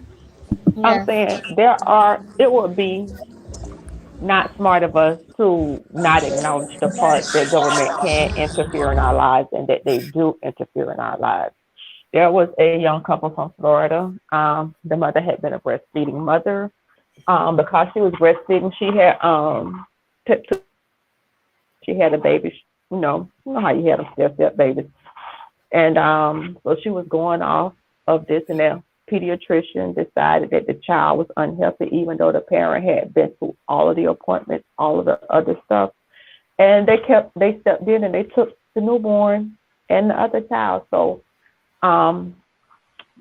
Black people get a lot more child abuse. Well, we not the same population as white people, but percentage-wise, we get a lot more child abuse complaints called in on us by schools, by we are over police. It's not an excuse, but I'm saying it would not be smart of us not to acknowledge systemic racism within the system because they do exist. Hey, Koja, what I would say, and that's very insightful. I'm glad you brought that up because there is a woman that I'm aware of who, because she was a single mother and because she was known as quote unquote crazy, her family and decided to report to the school, you need to watch out for this child because the mother is crazy. They didn't specify why. There weren't any documented evidence. They just, her family was just against her having a baby, right? And so as the child was growing up and eventually went to grammar school and it was discovered that he stuttered, they, wanted to peer into deeper as to what is going on in her household. What this woman did was she made a preemptive decision because they were suggesting medications for the child and they wanted to try to diagnose the child. All types of crazy stuff was going on to oppress this child. On the drugs. They were trying to basically get him set up for medical interference by distributing drugs. They want to accuse her of medical neglect. They'll accuse her parent of medical neglect if we don't go along. What she did, and the one thing. And wait a minute, let me finish. What she did was she made a preemptive decision to enroll her son into a third party. I don't want to call it agency, but it was like a non-for-profit after school program where the person who was in charge was a psychiatrist, and he oversaw that children came to this brick and mortar place where they did their homework, and volunteers from the university that he's an alma mater of, they oversaw the children conducting their homework, and they gave them a sense of belonging. They had field trips to apple orchards, and they learned about horticulture, all types of stuff that they weren't introduced into their own homes because their mothers being overworked. They weren't able to nurture the individuality of that child. But in this particular instance, she knew that she needed her child to be individually cultivated as to what his gifts, his talents are. And so I really understand that there is a system in place to target Black families, accusing them of being neglectful, and at the same time, the solution is to be made aware of that and have preemptive solutions that you can resource so that nobody can take your child away from you, because nobody had the right to But take her child they away. will. And what the thing is, what people don't really realize, and I know they're gonna But say I'm not an expert, but when they have there third is party, a when they have respected third party um representatives testifying, there's nothing wrong with this mother. You all are picking on this mother, but and they are a but board certified, respected representative on her side, then that will prevent her from having her children but taken away. She needed Mela, somebody on her what? she needed somebody Yeah, on her but side. Mela, she is an exception, and what a lot of people don't realize is that foster care has become the new privatized prison system. It's the one area in which you really don't have any of the protections like you have. You will be better off in a criminal court than in a dependency court. And a lot of people don't really realize it's the new privatized prison, because it went and made a lot of this stuff, a lot of these agencies, especially in the state of Florida, and a lot of other states have similar things, There privatized. are It's not no longer the there state. okay. There are And non-for-profit agencies that assist mothers in desperate situations that you've mentioned. when, okay, yeah, but let me finish. When these agencies come into people's lives, what people don't understand is, like, when you're accused of a criminal thing, you got the right to remain silent. Most people talk to these people with the understanding, hey, I haven't done anything. I'm just gonna do this, and it is really bad for them. And they don't. By the time they realize how much trouble they're in, they agree to certain things. With the thing is, if I just agree to this, it's not criminal. I'm going to go ahead and get it over with. And because a lot of people don't understand the entire system of it, and and like I say, a lot of times until you really become some type of way involved in the system, either work in it or around it or been a victim of it, people really don't understand how bad it is. And it's the new privatized prison, because it's the only system that get an increase in their budget every year. And people don't really. There's Yeah, some they're great on the stock. nonprofits. They're on the stock market, so It they is. have an It's a invested. thing. Yeah, they're on the stock market, so they have an invested interest to keep filling it up. I'll put it that way. And So what I'm can not gonna obfuscate that? put too much out here, but I would like people, because when I said it's gonna be discredited automatically, I would tell people to really do their homework, because these systems can impact regular Black families' lives. Because just like the privatized prison system, this is it. Except for it, here you have less protections than what criminals get, and they're your What? kids, and Okay. it's Okay. really bad. And I would just tell people to. Right. What I'm gonna say on the sunnier side of the street, as soon as anybody who is a single parent starts to observe that you are being treated funny as a parent, and when I say funny, like for some reason you interpret you're being targeted against your parenthood, that is the time to lasso in non-for-profit agencies that will represent you and your well-being, because you can't fight a system that has on the stock market an interest in imprisoning Black boys you by yourself. Like just teaching your child, just stay out of trouble, keep your head down. No. There are agencies that actually can assist you. If you're working all day and you don't have time to actually attend to things that are necessary to protect yourself, there are non-for-profit agencies that will help you. And I just want to send that positive energy out there. Like it doesn't have to be a hopeless thing. They're not all powerful just because they're on the stock market. You can reroute what it is they are trying to determine your child's future to be. And that's all I'm saying. Thanks for listening. Yeah. And I just, people just, and they were saying, how can the government get in your life if you be in a good family and a this and that? And I would love for us to have and I'm an optimist in certain things, but we have to be forewarned so we could be forearmed, so we could be educated in the system, so we could be educated in the legal process, so we can be educated, because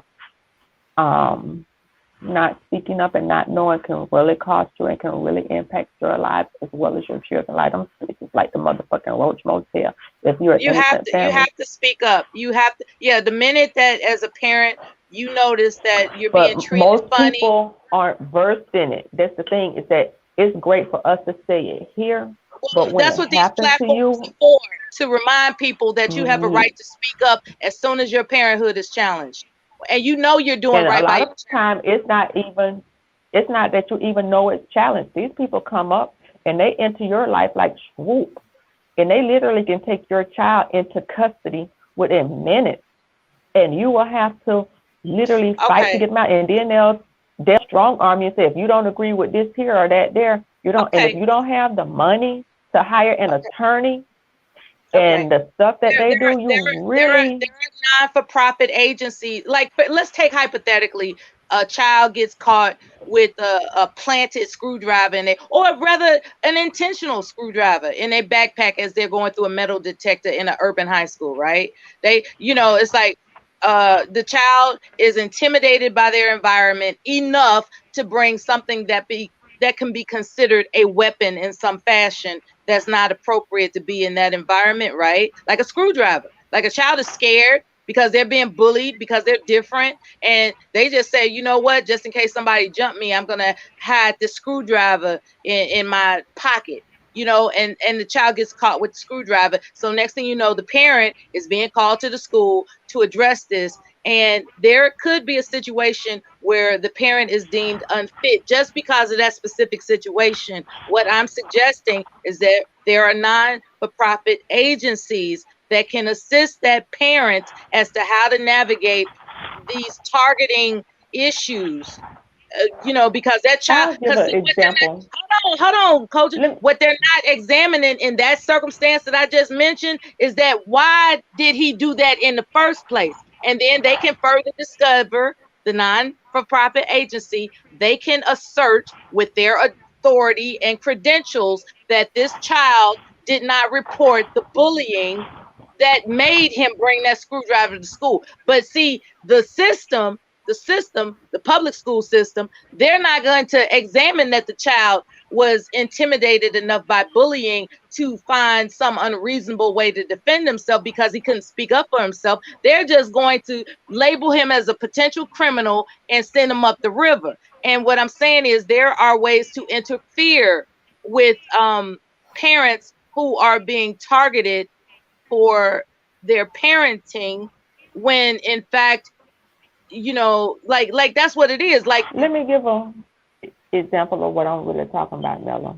My mom was a child abuse investigator, and when you're there, you have to be on call. They have people on call for when things happen after hours and stuff. So she got a call from a small country town to the hospital. A child, how a lot of people live in the house. The child was in the bed with the grandma. Somebody came home, ironed, and they unplugged the iron. The child heard it because they were in the bed asleep, got up, walked into the hallway, and the iron fell on the still warm iron fell on the child. Now, the child had been in the bed with the grandma asleep. The person came in and went out. The lady was telling my mom, it was a white lady in the ER whose child had drank bleach. Now, my mama would have been the person to get the call because it was a small area. They never received a child. Do you know it took longer for a child to be unsupervised and drank bleach? They never received a phone call that night on that white person. They only received it on the black person. And that's what I'm saying, the selective thing that these people who have these predisposed biases and the rates at which those type things. I wasn't speaking to the criminal aspects, but there the agencies. are selective pre biases. There are biases that are just like you Even if said, you're there are not biases. criminal, And so what even if I'm it's not suggesting, criminal, that they could intervene in even good, what we would say, good respectable homes, because whatever. there are biases, that's why we need support. We have to actually seek the support against those biases. That's a necessity because we got jail systems on like the stock market board. They have a vested interest in filling those prisons up. So are we to believe that they're going to take our child's best interest at heart? No. As soon as they identify somebody that they can tag with the, the priest. I have a story from like Oh, what Kojin Mike is saying. all So right. so when I was like 18, I guess you can say like a little bit younger, before I joined the military. So I had my little sister, my little brother. They were like around like 9, 10, and they were in the public school system, and like they would get in trouble all the time, and they would like be skipping classes, and they would leave the school and be doing a bunch of craziness. And every time they do that, they'll get my mother will be getting letters, right, to her stating that, if they continuously do this, they're gonna send ACS on her ass, right? They're gonna send ACS, and they're gonna build a case against her, and she's gonna have to go through all these things. So what my mother did, right? She was going with that for like a whole year. So in turn, what she did was she took the kids and she put them in a private school, and it was a private Catholic school, it was a Caribbean school in Brooklyn, and there she would just have to drop the kids off and pick them up. But I think that was the best decision she made, because in the private school, they don't report to nobody. They don't report to the public school. They don't tell them any of your business. Everything is private. So I was just saying that's an alternate route. If you don't want to deal with that, put your kids in a private school. And there's private schools that Homeschooling Okay, is hold on. I need to address something in the chat. Okay, Randy SoCal, Rolling 60, y'all need to cut it out. Y'all, yeah, so-called gangbang, leave all that stuff outside of this channel. Y'all got some issues with each other or with somebody in the chat? Take it outside this channel, please, or you will be kicked out, and I will be blocking you again. Okay. Mhm. All right. Is there a way to homeschool a child if you're poverty stricken? Are there agencies that support homeschooling your children if you don't have if you don't have the income for private school? Are there agencies around that support homeschool efforts? You have to go by You can regulation. do homeschool. My daughter right now is in virtual school, and she just logs onto her computer because with the COVID and stuff. So she logs onto her computer, and you can do it from there. But I have my mother who helps me out a lot with her homeschooling because she was a teacher. She taught too for a few years, and you can do it. I mean, virtual school, you can be anywhere in the country as long as you log in and complete the assignments and things that you have to do. That's good. Support is important. Like when people think that they're invincible and they can take on the world, it's a fallacy. Like you have to have support when it comes to raising a child. It's really just that simple. You have to have support when it comes to raising a child. And when I say support, I'm not just talking about child support. I'm talking about like the community support of options given that encourage the best direction to take to cultivate their innate abilities. But we always had in the past, it's how America used to be. And that's why we see a dramatic change. I mean, people didn't have $800, $1,000 a month childcare because you had a relative, an aunt or a great aunt that was able to keep the kids after school. But the more we move away from each other, I don't live next to my sister. I don't live next to my aunt. So we cannot step in and help each other like that. And even when the couples are married, they want to like the mother and the father can do everything. Well, if the mother and the father both get off at 5 p.m., those extra relatives in that village, we don't live that way anymore. I mean, you may be in one state, the other one in that state, because that's just how we live these days. And I don't know how long it can sustain itself, but even America wasn't built on that. Even white America always had the people that live close together in the same community that could help out. And And that's the sisters. conditioning. That's the conditioning that Brother Max was referring to, because there was a conditioning to think that you don't need a man to raise your son, and you don't, those things that separate our communities are conditioning. I do believe he's right about that. Like, there's a conditioning going on, and that's something to be explored. At the same time, there are children that are born with innate abilities that it is their fate to be successful, and that's what's going to happen.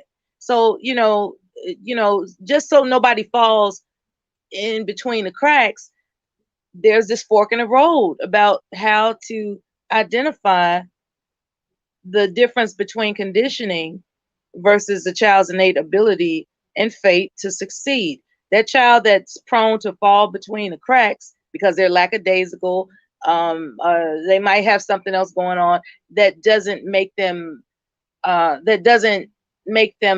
anything other than complacent with their conditioned environment, and they fall prey to the conditioning of that environment, because that's a real thing, what Brother Max had mentioned.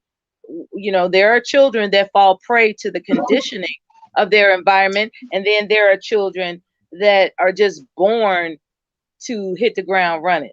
You know what I'm saying? Well, And sometimes it's just luck and blessings. What stopped me from being that kid who didn't get arrested for shoplifting in the Kmart when I was little?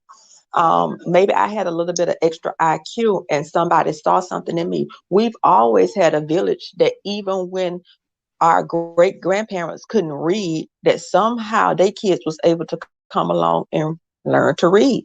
We've always had a community, but now that our kids are not in school with people that look like us and are gonna take that extra interest sometime, we don't can you all hear me? loud and clear. Hello? Yeah. Yes. Okay.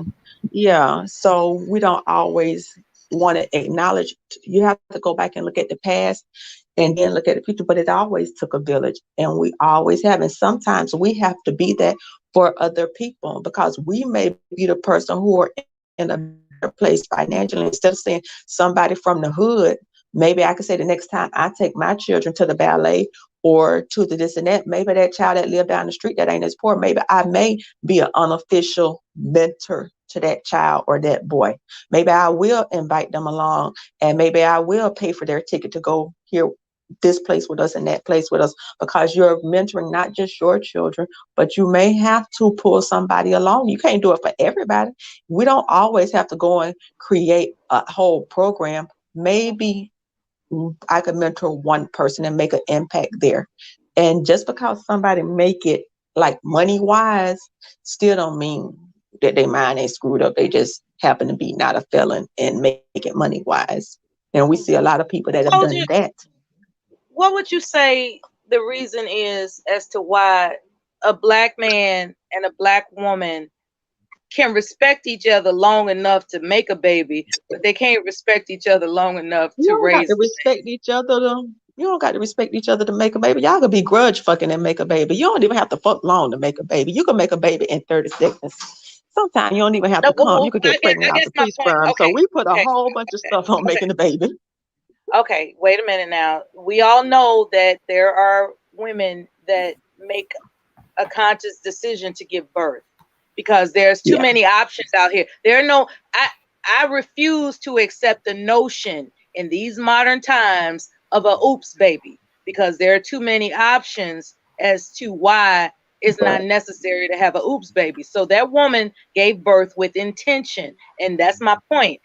Why is it that this man and this woman, whether they grudge effing or whatever you call it, why is it that they can get along long enough to do that?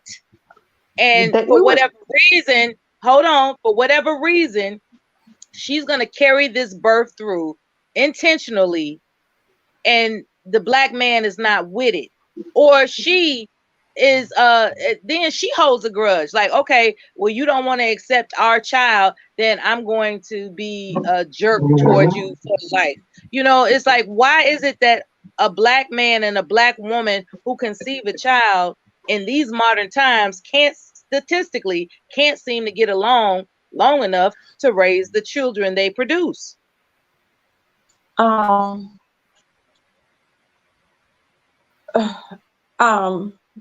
We just the divorce rate that we were talking about this earlier in the discussion tonight. Divorce rate being what it is. How can people 1 to 2 years for being petty, and then y'all got to get over y'all petty and raise these kids? It would be great if people function like that. Our ego, our pride, and then given the ages at which people have kids. It ain't at the most mature. We at our most fertile, at our least maturest. But we have to look at the past, and we have to make plans go toward the future. How are you going to co-parent if this relationship don't work out? And regardless if it's a long-term relationship with a marriage or a long-term relationship without a marriage, people break up, and we have hurt feelings, and a lot of times people cannot move beyond their hurt feelings to do it. And they started making things like parenting classes, which when they basically made it to basically a class you could go to online, I don't think most people read it. But we have to start implementing the stuff that we know book-wise and it exists in our brain, and stop always acting from a place of emotion. We got to learn to get our feelings under control. Okay. Our feelings don't get to. Okay. It's the feelings. All right. Can I that comment answers on? my question, believe it or not. I'm sorry for interrupting. I think that a lot of people just don't make it past the birth and the pregnancy stage, just because it's very life-changing, and I don't think that some men or women understand how pregnancy and that whole process, how much and how fast that how much and fast you have to grow. That's for me and for other women that I've known, that's been like some postpartum has been some of the roughest times of their lives. And a lot of men don't seem to have the emotional intelligence to understand and to be there and to lend There that you support go. that they need. So then it creates this longer lasting issue. If postpartum can last up to 6 years and your baby daddy left you in year 1, that means you're going through 5 years of hell, and you're going to carry on that resentment because you're going to be mad and upset that somebody left you and they didn't lend that emotional intelligence to support you and guide you through that. And raising kids ain't sexy. Raising kids is not sexy. We really live in a society that's over sexualized. When you get home at 5 o'clock, 6 o'clock, you ain't get home at 5. You get 9? You work a 9 to 5. You get home at 7. You doing homework, you doing this, you doing that. You got to get up at 6 o'clock in the morning to do it all over again. It's not sexy. And when it's not sexy, you become susceptible. People become susceptible. They was like, oh, I would never cheat. Oh, I would never cheat. You go to spending all your good times and sharing all your good thoughts with the person next to you that ain't your wife or the person you got the baby with and ain't your husband. And if we don't go into, we think marriage is going to be a house, 2 kids or whatever, and it's going to be happily ever after. And because we have that fallacy, I don't think we train ourselves and we get caught off guard to how to raise. It's not sexy, and it's not going to be the most fun time. My premise is that they met in a state of joyfulness, long enough for them to get their groove on, as they say. And what happens when a woman is pregnant is that, because that's being pregnant is more than a notion. Okay, you got some things going on that change who you are, as opposed to the way he met you. He met you as this fun-loving person that he was attracted to, and now that you have an entire human being growing inside of you, that's going to change your personality, your temperament, and how patient you are, and everything that he loved about you. It's going to happen. And a lot of men, they want that girl back. right? They want, it's like, damn, what happened? You know, she pregnant and she tripping. They don't, and I appreciate what Brownie said. The lack of emotional intelligence to comprehend that she's experiencing a phase of development that's going to alter her from what I fell in love with. And now, because this commitment is developing inside of her, I got to be strong enough to stand my ground of stability and make sure that we get through this okay. This is when the leadership part comes in. When a woman is pregnant, that's when the leadership part comes in. What do you mean? I'm entitled to have a sexy woman when I get home. I'm a man. And if you can't be that, I'm entitled to go outside of this and do that. Well, that's what Brownie was emphasizing. She was emphasizing the lack of emotional intelligence.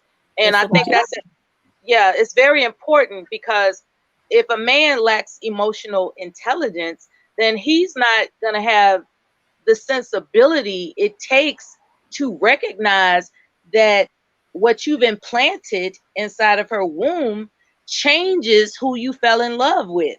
And so you have to, as a leader, as a born leader, this is the time to adjust and redirect your focus into preparing for the family that is coming, as opposed to like, oh, I can't believe we can't have fun anymore. I can't believe she getting fat. I can't believe she doing. No, you actually initiated a situation that is bound to change something.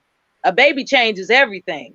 And a man that's not emotionally intelligent is selfish enough to not understand that. And I appreciate both of you women for mentioning that.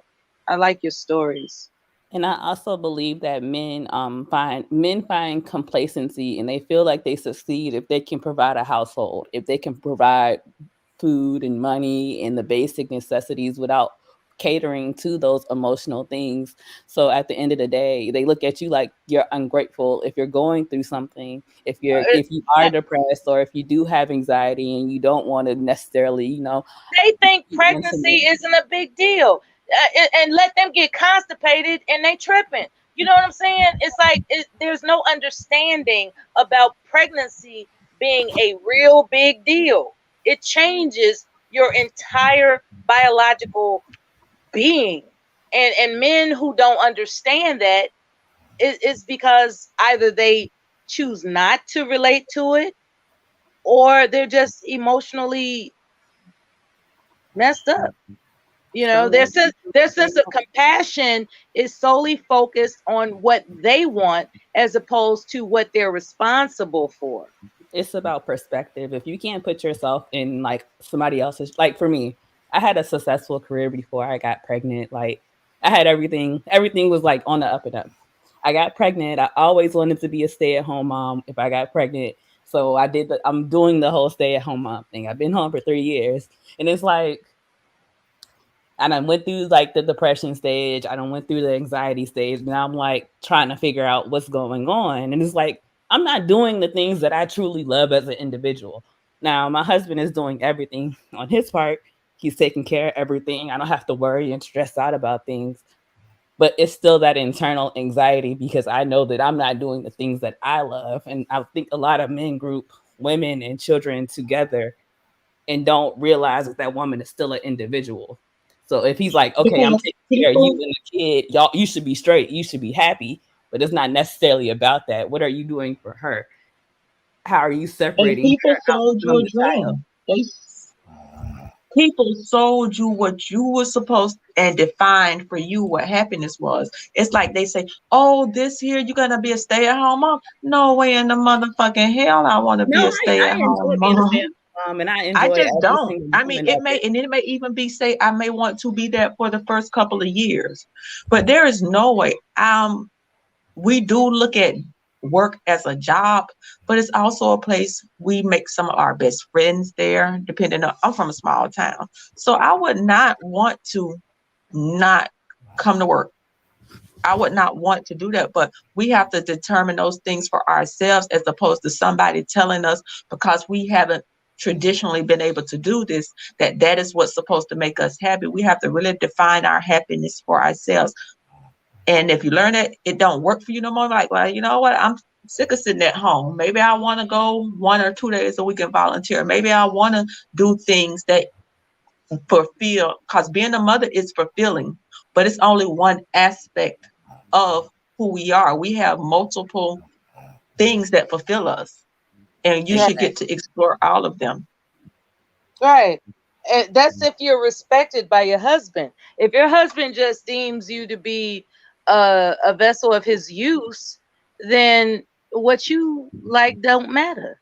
That becomes a problem. There are men that are emotionally, like, I don't even know what to call it, derelict, emotional.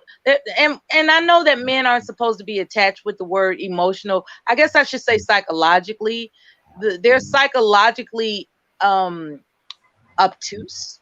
Okay, they're just not realizing that this individual has a right to be happy, just like you have a right to be happy. And some men, they don't view women as a human being, a fellow human being that deserves the same routes of happiness. Like These men want to be your God. They think they your God, but God only asks for the Sabbath. He didn't ask for the whole damn week. God just say, give me the Sabbath. But these men think they supposed to get the other fucking 6 days a week, more than what God asked for. But as a man, he's supposed to understand, part of trust is understanding. If I can't trust you if you don't understand and acquiesce to my needs. So I can't trust you and do everything that I'm supposed to do for as a woman if you aren't acquiescing to what I need in order to allow me to establish that connection of trust. So if you're not understanding me, or if we're on the wrong page, like me and my husband, we have conversations all the time. We don't argue, we don't fight. We simply have conversations. Like, we don't yell at each other. We have conversations. If it gets too heated, we'll like literally text each other in the house, because we're not going to yell. We talked about it. We're not going to argue in front of our daughter. So we won't even take it there. So if a man can't listen and understand and have the compassion, and if he doesn't realize that that woman is still an individual, and he only views her as his wife and the mother of his child, and not as... I've seen a couple argue over shoestrings for a 5-year-old child. The mother wanted the child to have Velcro tennis shoes, right? And the father insisted on the child having shoestrings, gym shoes that you tie up. And for whatever reason, they couldn't come to a they were really heated in that conversation. They weren't really arguing about the shoestrings. It was something. Exactly. It was about who. It was about something. Well, I'm not a therapist, but I did notice that it can take something that small for people to just have irreversible resentment toward their spouse. It's like, to this day, they don't get along. And I remember prior to that shoestring incident, they were in love and happy. Things go unsaid and things go misinterpreted, and things go out the window. I'll hypothesize it was about one parent saying, we're not going to make things so easy for our kids that they don't learn the basics. I'm gonna just give them Velcro, and I don't have to teach them how to tie their shoes, because teaching them how to tie their shoes is complicated. And then you got a world full of grown people that don't know how to tie their damn shoes. So I think it was really different parenting styles. I can't say for sure, but that's what I foresee. That's what the mom like, no, just let them have the Velcro, and the dad's like, no, they need to learn to tie their shoes because that's a milestone that they need to accomplish. So I'm gonna guess that's probably what it was really about, parenting style. Yeah, I didn't get in it. I just observed it. But I bet that's what it was about. It was more, and they probably very different people who had an encounter. Hey, what is your approach to parenting? What is my approach? Am I more stern? Am I more lenient? And they gonna have to have conversations outside of that child presence, or they ain't gonna be no couple, and they're gonna be some stepdaddies and stepmamas in them. Exactly. you have to be able to communicate properly, and you have to be in a place to understand and be able to That's have right. to operate on a level of understanding your significant other on both ends. And if you get stuck on what you think is important to somebody else without asking what's important to somebody else, like that's one of my pet peeves. Like I don't like when my husband just comes in and does stuff and says he helps me. Like that's not helping me. If you want to help me, ask me how I need help. Don't just come and do things and then say you were helping me, because I feel like that's selfish. That's not really helping me, and that's a self-serving purpose to say that you help me. Like, and it's differences like that, I feel like, that start rifts in relationships. Little things, but nobody says anything. So he could have said like, "Oh, you sound ungrateful because I did things for you and you're saying I didn't help you." But after we talked about it, he understood that for me, in my opinion, and how I feel about it, I don't want you to just blindly help me. My opinion, helping me is doing what I need in the moment, and you can't guess what I need because I'm an individual. Yes, yes. And I have another, yet again, situation where, and this is my own mother. I don't know if this makes me vulnerable, but my mother, for years, I would get her a gift, and each and every response to the gift was, how much did you pay for that? And I would tell her, and she said, I would have rather had the money. And then we're talking about nice stuff, right? The problem was it was nice stuff to me, right? And I'm thinking in hindsight, like all those years, I'm thinking, damn, there's nothing that I can do for her. She's never satisfied. I'm having all these negative thoughts about how she responds to the gifts. When in fact, someone told me, did it ever cross your mind that she's telling you directly what she wants? You don't need to, go out and get a gift that you think she wants just because you like that stuff. She told you she would rather have the money. Why don't you figure out a way to, get together your sense of thoughtfulness and creativity with what she wants, which is the money? Figure out a way to give her the money in your creative way. And do you know that when she had a 60th birthday party, of course, that was a few years ago, but I've been doing it ever since. I sat up there and I went to the ATM. I said, you know what? I just went to the ATM machine. I went to the store and I bought some vase, roses in a vase, you know, and I just got I think they had some stationary rubber bands, and I just tied $20 bills around a dozen roses. Now I've bought her things more expensive than that, than what that 12 times 20 equates to. But do you know she has never hugged me that hard in my entire life? My entire life.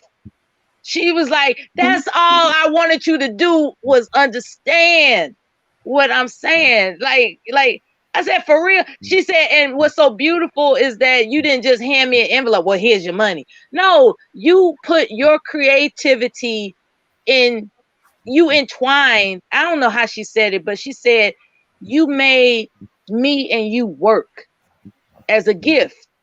And I was like, okay. Because I was just floored. I was like, I don't understand what she wants when she's talking about, I would She have wanted to rather be had heard. she wanted to be heard. And so me, apparently, I'm thinking that, well, I got you things that were exclusive. I got you things that were expensive. And why wouldn't she appreciate that when she told me all along, how much did you pay for that? I would have rather had the money. And it offended me because I put so much what I thought was time and energy into what I thought she wanted, but really I was thinking about what I want for her when she already told me what she wants.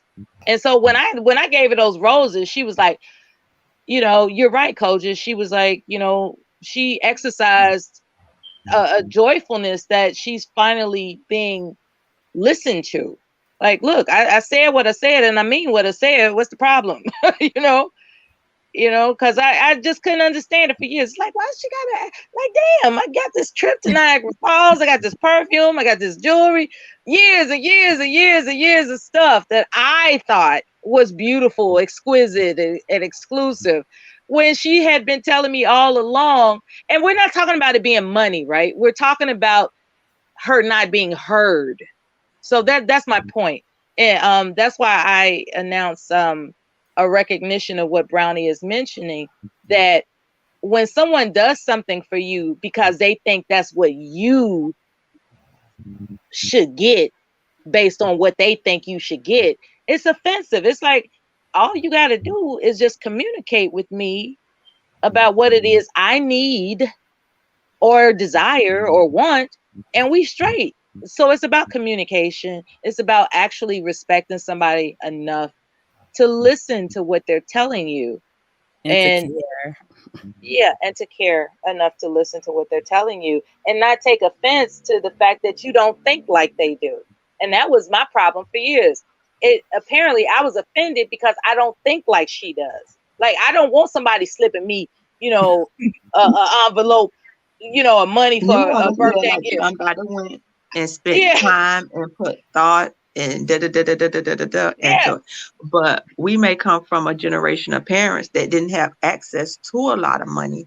So having money to them is quite different than you who coming up having more access to money, So exactly. we all have our stuff. Yeah. I'm real funny about socks. It's like socks. That's my thing, because I remember having a hole in my socks when I was a kid and being at school trying to put the other part. Now, we had good ones, and then we had the ones, you didn't always throw them away. So, so I'm big on buying socks. So I got probably a couple of dresser drawers full of socks. So we all have stuff that stick with us from. She liked pens, like writing pens. Like, you didn't have to do nothing. Like, there are people that have given her fur coats and stuff, God rest her soul. But there are people that just got her extraordinary gifts. All she loved was pens, like writing pens. And then I found out later, her theme in life is the pen is mightier than the sword. That's why she loved pens. Like, you could get her a writing, not just a regular big writing pen, but I'm saying, like, if you took the time to find what they call LeBlanc or whatever, a regal writing tool, she was just delighted that you knew that what she most appreciates about life is literacy, in the aspect of the pen is mightier than the sword. She truly believed that, and that was her thing. And so it's about getting to know somebody before you call yourself giving them what you think they want. Unless you really know what they want, then you should ask them. Just ask, like, what do you want? Now, how do you all feel about this when somebody say, oh, you ain't got to give me nothing? I don't take that, it's like, I can't stand when you ask somebody what they want and they say, oh, you ain't got to get me nothing. I can't stand that. It depends on the person. I think what they want to know is that in the relationship is that you pay close enough attention that I really want to see how well you know me. Can you, looking at you, like, if I know you like Miami Dolphins and I like what you want, well, oh, you ain't got to go to me. I know you like Dolphins. I pay attention to you. I'm going to get you a jersey or a hat, or I'm going to get you such and such for when football season come up, because I know you, or maybe I get you tickets. Something that says, hey, I pay attention to you. You don't have to tell me. I like that. Do you? And what I see about, I always say, women know exactly how they man want their sandwich. We know how you want your Whopper. If you want it with no pickles, no tomatoes, extra, we know. But ask your man if he know how you like your sandwich. My husband know how I like my sandwich. Because you probably had to get him the business about 50 million times for him to get it right. Didn't I tell you I don't like tomatoes? Or didn't I tell you I like extra lettuce because they be stingy with the lettuce at the thing, so I got to order extra, get the right amount? No, but you got to give it to him. Specific order. Yeah, but so I There think was a people want to just comedian. see that you see them. Yep. In that same vein, there was this comedian named Adele Givens, and she was also making fun about how men aren't in tune with what their woman is really experiencing as a woman, but she is in tune with what you're experiencing as a man. Um, a lot of times those man caves are designed by their wives.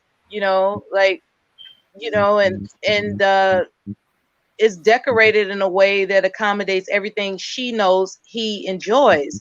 But let him come up with the concept of a powder room for herself. That doesn't cross their mind. It's like, look, I paid for this whole house. Why she need her own private? But when he gets his man cave, because see, here's the narrative the entire time. We got this whole house.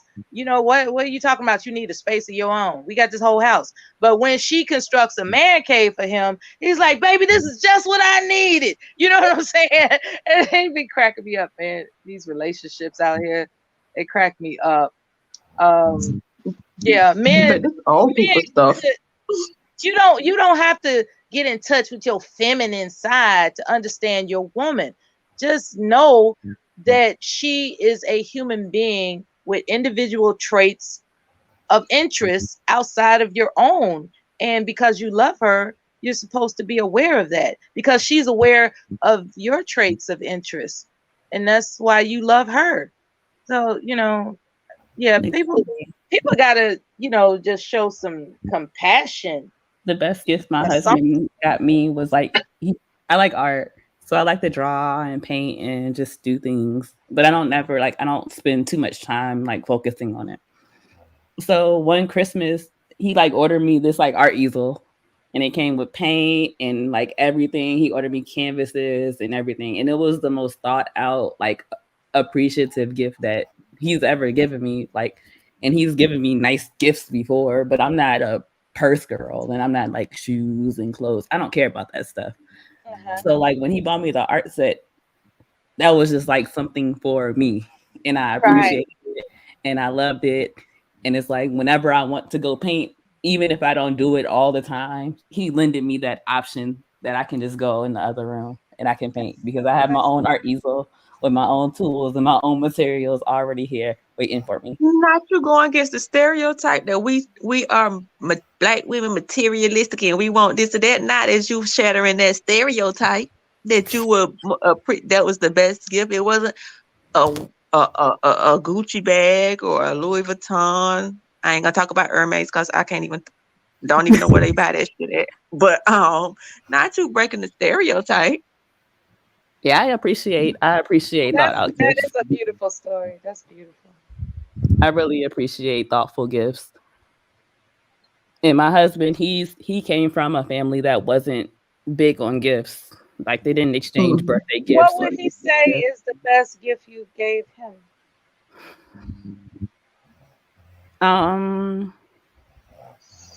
It was probably I think it's just overall like for me in my family and the way I grew up, like birthdays are big. Holidays are big. So for me, birthdays, you getting 2 cakes. I'm cooking your favorite meal. I'm going like we're acknowledging that it's your birthday. So when the first year we moved in together, when his birthday came around, he was in college still. So he was gone throughout the day. So I like ran out to the store. I only had like $50 extra to spend. Ran out to the store. I went like Target or something and I bought a bunch of decorations and things. I didn't even have a bunch of decorations to decorate the whole house. So I just decorated our bedroom. So when he got home from school, it was like happy birthday banners and just like balloons everywhere, cake and candles. And for him, that touched him because his family doesn't do that. They don't acknowledge those things. Like they just don't acknowledge birthdays That's what's and up. things like Yeah. that. So me going out of my way to be like, oh, it's your birthday. Like, and I'm super big on birthdays. That kind of shocked him and took him aback a little bit because he's not used to people acknowledging like birthdays and things like that for him. Where he knows like I'm big on birthdays, so he knows like I'm going to like even like over this past Christmas when we visit my family, since his family doesn't give gifts, like the first wrap gift, I don't wrap gifts, but the first wrap gift he got was from my grandmother, and it like made him emotional because he was like, I can't remember the last time somebody took the time out to like give me a gift and like wrap it, because they just don't do those things like the way they grew up. And the way I grew up, those things are just like the baseline. Like that's not even doing anything crazy. So just the fact of me going out of my way to acknowledge his birthday and trying to do things. He's a homebody, so he's not big on going out or anything like that. He's more of the spend time type of guy. So just going out of the way to celebrate his birthday and to acknowledge him and to give him his highlighted day, that's like beyond enough for him. He'll literally tell me don't buy him anything. I love to hear young black love. Oh, it just make me feel so good to see black people like him. That's so sweet. Just people in love in general. Just people in love in general. So, because they want to portray us as some hating ass bitches. But it just do my heart good to hear people having a successful loving relationship. Yeah, I like the positive vibe. I definitely do. We appreciate and value each other, even through like we got each other's back. Even through if we are fighting, we still got each other's back. We're still a united front. We're not. It's just different. Well, we need more people like you on these panels around here. I'm trying to get it started.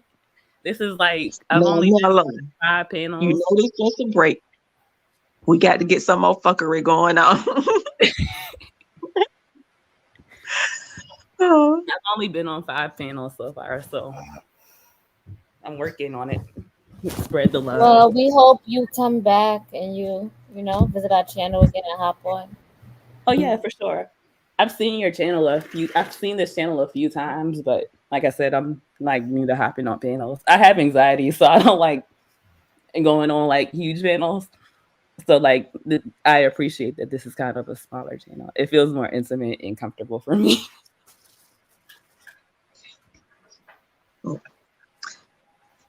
Okay. But yes, it's a good thing. Yes, it's a good thing. I'm in the kitchen, so I got background noise. That's why I was on mute. I'm gonna have to hop down. I'm gonna have to hop down. I'm gonna listen from the clouds. But it was nice to meet you, young ladies and older ladies and middle ladies. It was nice meeting y'all, and I really enjoyed this. And I'm sending up prayers and blessings to you all. Thank you, Koja. Thank you. We need them prayers and blessings, child. Thank you. That's the best gift ever. Okay. Prayers and blessings. Dame, you want to take I put a video on the back. We could take like a funny break. Okay, all right. I'm getting it in now. Let's see.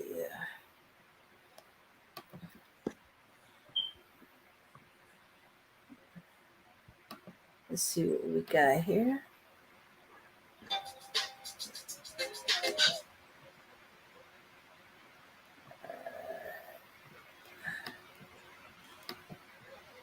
All right, let's see. Let's share the screen. Yeah, I didn't think.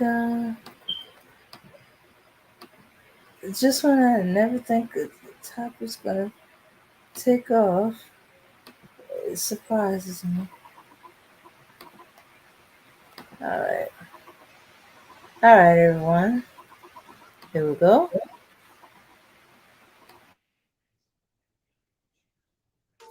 Like that, huh? It's my oil. I want to want. I'll pipe it on the wood. Who's that?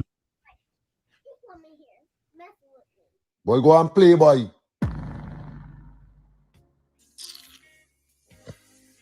Yes, come on.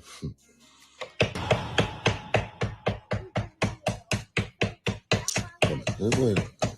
Come. Okay.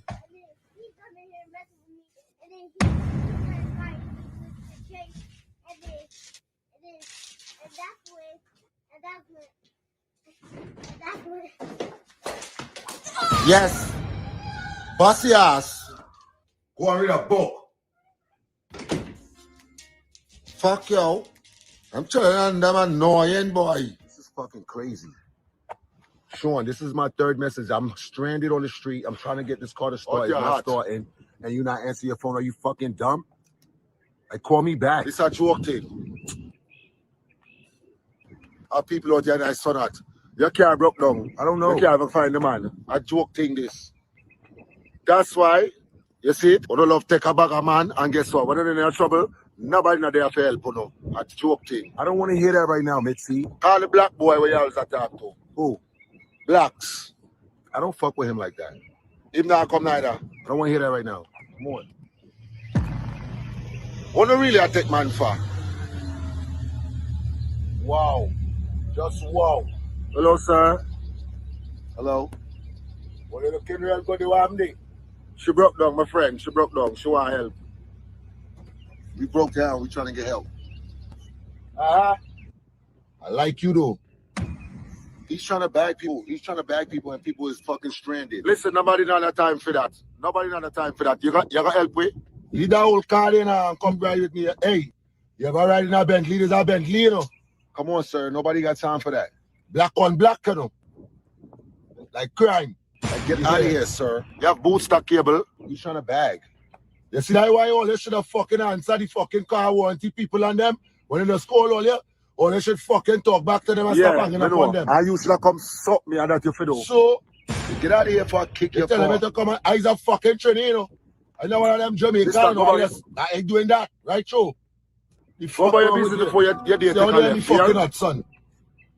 Solo them. I'm telling you, them fucking woman and them. Caribbean Chambers. Remember, click the subscribe button, click the bell notification so you'll get a notification.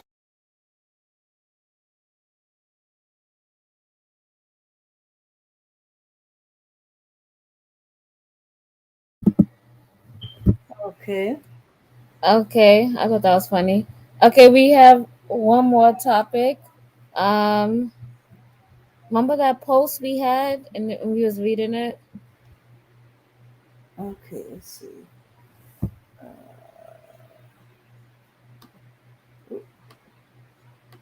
Right there. Okay. Okay. Okay. Do I have the correct one? Yeah, that's it. All right, so check this post out. This was this was on Atlanta Craigslist. He says, I am a 44-year-old dominant alpha male. I need a submissive bi female who is not involved in a relationship with anyone. I will share my 4-bedroom, 2-bathroom house, my SUV, and my bedroom with you. I am a family man with a wife and 2 kids that are 8 and a boy who's 10. So a girl who's 8 and a boy who's 10. My wife is bi and she's 37. She needs a grown woman who knows how to take care of a family. She is taking care of me as I heal from my back injury, in addition to her normal wifely and motherly activities. You will do all the duties of the wife and help her in any way that I tell you to. I am in command and you will obey me just like she does. We need a woman for a long term commitment. You will be our life partner. We own our own business and we are entertainers. We are autism awareness advocates. Our 10-year-old son is autistic and nonverbal. We homeschool and we work from home. If you are unemployed or self employed, it will be a plus for us because we need your time devoted to helping us. What do you guys think?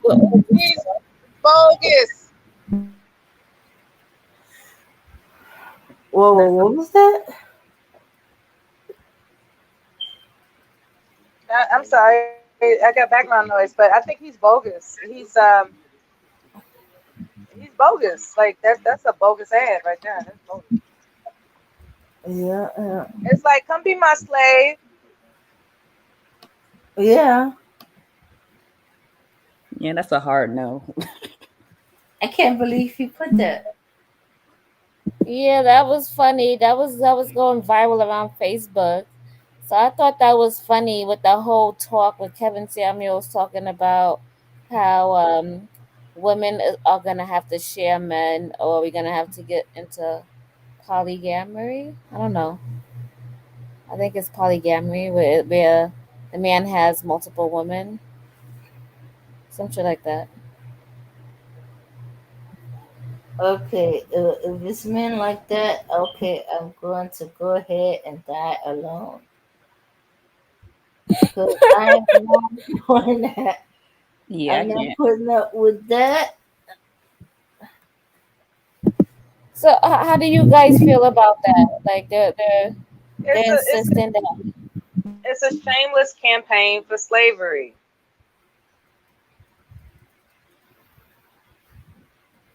I'm sorry I had to answer it shortly like that. I just didn't want the background noise to interfere with the broadcast. No, you're good. So yeah, so I heard about it, and I'm just like what? Because they're saying there's more women than men between the ages of what, 45 to 60 that are single. But I'm just like, if that's the case, I mean, I would say they should open up their dating options. But to tell her that she has to share a man, that's just ridiculous. See, they wouldn't want it. They wouldn't want the shoe to be on the other foot. That's why it's wrong. That's why all of these oppressive ideologies are wrong, because you wouldn't want the shoe on the other foot. It would be like saying, go ahead and get hit by a bus. It's like, well, you first, like, since you believe that, somebody could easily get hit by a bus, you go first and tell me what it is. You know what I'm saying? Like, that's what I'm saying. These people, because I'm not just trying to put it on the men, because there are selfish women out there as well. These people are not in tune with the shoe on the other foot mentality. Like, they know they wouldn't want somebody to treat them the way they're asserting. They know that. They know that they wouldn't want that type of treatment for themselves. And yet they have the nerve to insist upon it. It's a mental disorder. It's a mental disorder. It's the same thing. It's the same mentality that constructed slavery, like the disassociation of whether or not somebody is to be considered a human being. Talking about I'm the rule. He got a back end. Come on, man. So basically, he doesn't work. He doesn't do anything but just lay around and be needy. And he needs to be reassured that some mentally incompetent person is going to come into the fold and just, sacrifice herself. But the shoe on the other foot, he wouldn't want to do that for anybody. And that's why it's bogus. He needs to just get a nanny and stop playing, because that's not even working. No, Manny got too many rights. He wants somebody that's desperate. That you heard him saying, or rather writing in the post, that if you don't have any if you're not employed, even better, because we need you to be around on call and all. It's like, come on, man. And he didn't say nothing about paying anybody. He said you get to live in my measly 4-bedroom home. And not to say that that's measly for most people. I'm just saying, like, he didn't mention anything about compensation. He's saying that being at his address is enough His for you presence is to be. enough. Yeah, it's like you being here is enough for you to be cool with being our slave. It's just crazy, man. God bless America that we know better. God bless America.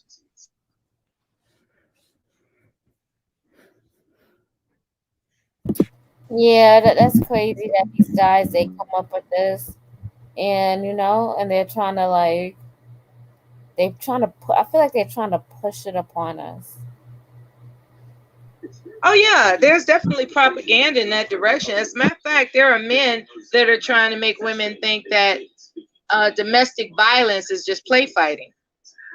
And because there was a broadcast that I listened to the other night that you know, it was just clear domestic violence endorsement, but it was decorated in different terms. And I found it to be really disturbing.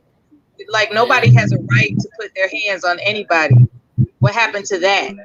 Talking about sometimes it's necessary and it's more attractive, and all these other type of assertions that really add up to domestic violence, but you don't want to call it that because that's what you want for yourself. You want the right to exercise domestic violence at will, but you want to call it something else to make it seem like it's not domestic violence.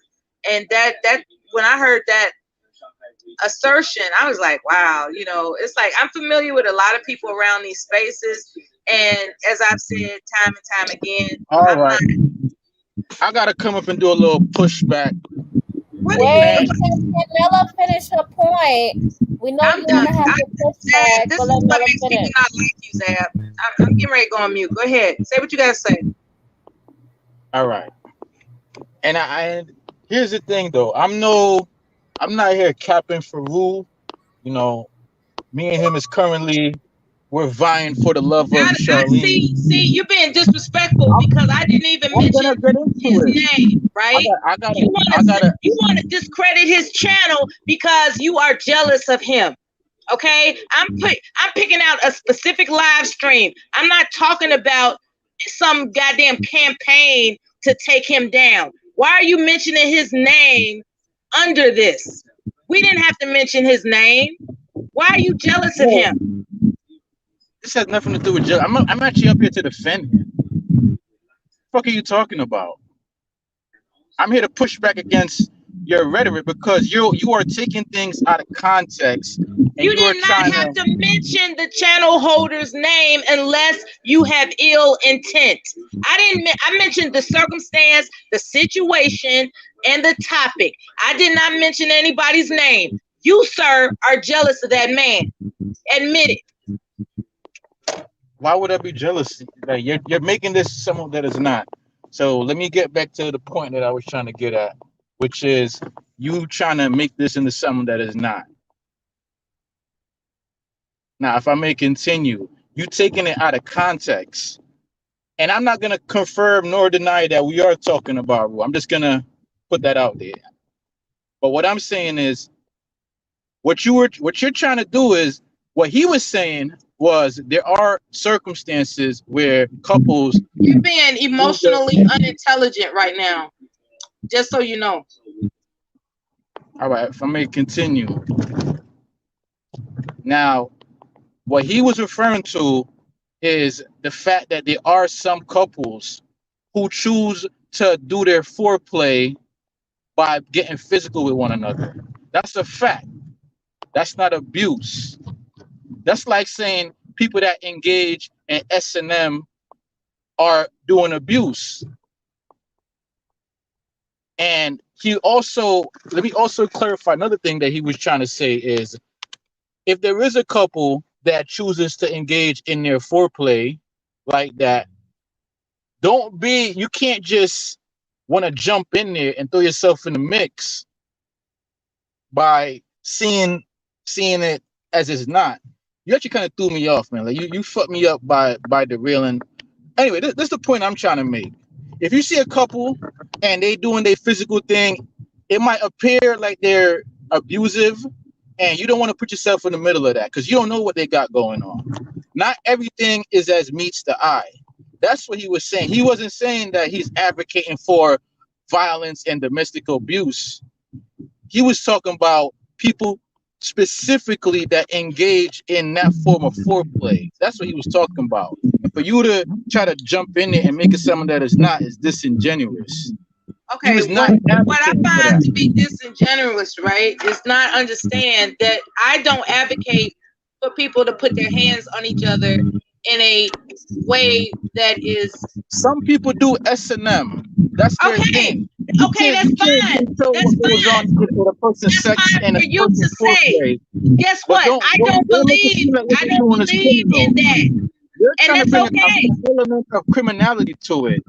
No, it's okay that I don't believe in people hitting each other. This is the It's second channel okay. going on, and you No, spreading you that narrative. can't We all know challenge who you're me talking about. about my beliefs. You can't do that. But it's not against the law. Are they breaking the law? Are they committing a crime? If they not, then shut That's the a fuck up on dumbass that. question, man. That's a dumbass question. I'll tell you why. I don't like There is a such entertaining thing that called narrative. domestic violence. All Okay, it Zach, takes, you It's don't not domestic disrespect no women violence. on this panel. It's not domestic Okay? violence. it can be domestic violence. It can be considered No, domestic violence. All it takes domestic is a phone violence call, is man. domestic That's all violence. it So you takes. saying It's a that phone all call. SNM is? So you saying that all SNM All it and takes is bullshit a phone call. is domestic violence? The minute somebody doesn't adhere to the safe word, all it takes is a phone call. And Exactly. it becomes I agree with domestic that. violence, I right? agree with that. All But right, then if a shut the person fuck has their up. foreplay and that's what they do, and they're both consenting adults, and neither one is accusing the other of a crime, who are you to jump in there and call them criminals? Who are you to call them criminals?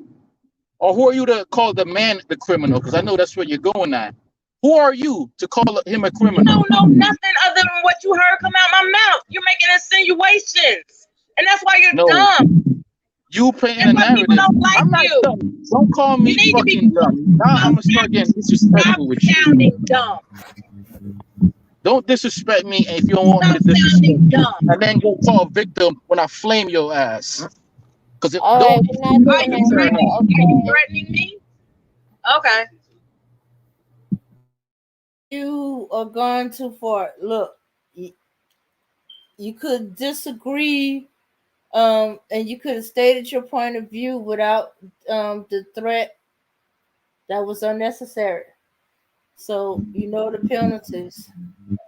Yeah, All right. he heard something that triggered his little feelings and he decided to come up and show his behind about it. That's all.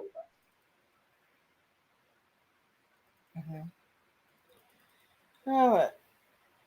He's one of those emotionally unintelligent people. Yeah.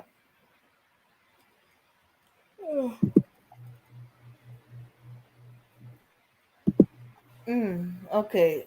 Yeah. Well, yeah, if you upset, you're gonna come out that way. Okay. Yeah, So yeah, I remember that and live. we assume you might have been talking about this person, and could have caused all kind of things. If you choose not to name names, that's what you choose not to do. There's all kind of things going on all over YouTube and stuff like that.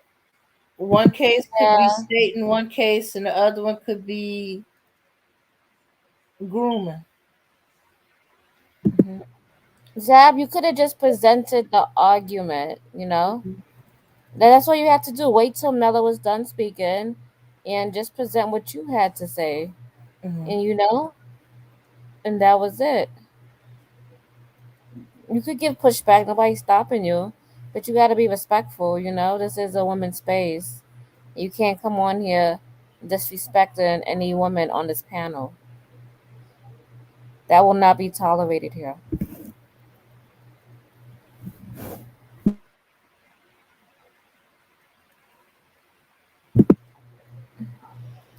So, Mela, did you want to finish what you was trying to say? I think there's a fine line between agreed play fighting or sexual exploitation. There's a fine line between that being an agreement versus domestic violence. Because once somebody says, stop, no, don't do it, you said you wouldn't do that no more. Once those types of words start coming up, and then and it could be the man or the woman, okay? It doesn't have to be rude. It doesn't have to be rude. I'm talking about the concept. The concept of when does a mutual agreement of play fighting become domestic violence? Because to me, putting your hands on somebody in an uninvited way can lead to domestic violence charges. And men are already complaining enough that women overreact and they call the police and all this other kind of stuff. And I just think the solution to that is this: respectfully agree as to how you all conduct your behaviors. Now, if somebody falters on the agreement, it can turn into a domestic violence phone call. It really can. I've seen people, even online, that insist that they're what they call it, BDSM or whatever. They insist that that's how they roll. And then it turns around, somebody didn't respect the safe word, and all of a sudden the dude got charges on him. You know what I'm saying? So it's a fine line between that type of engagement versus what could be deemed considered domestic violence. And that's all I'm saying. I didn't have to bring up somebody's channel. I'm talking about the concept of thought. And this guy, because he's all in his fifis, or how you young people say it, he want to make an extra big deal about something that struck a chord in his spirit. And I just really would expect some more self-control out of an adult. That's what I have to say about it.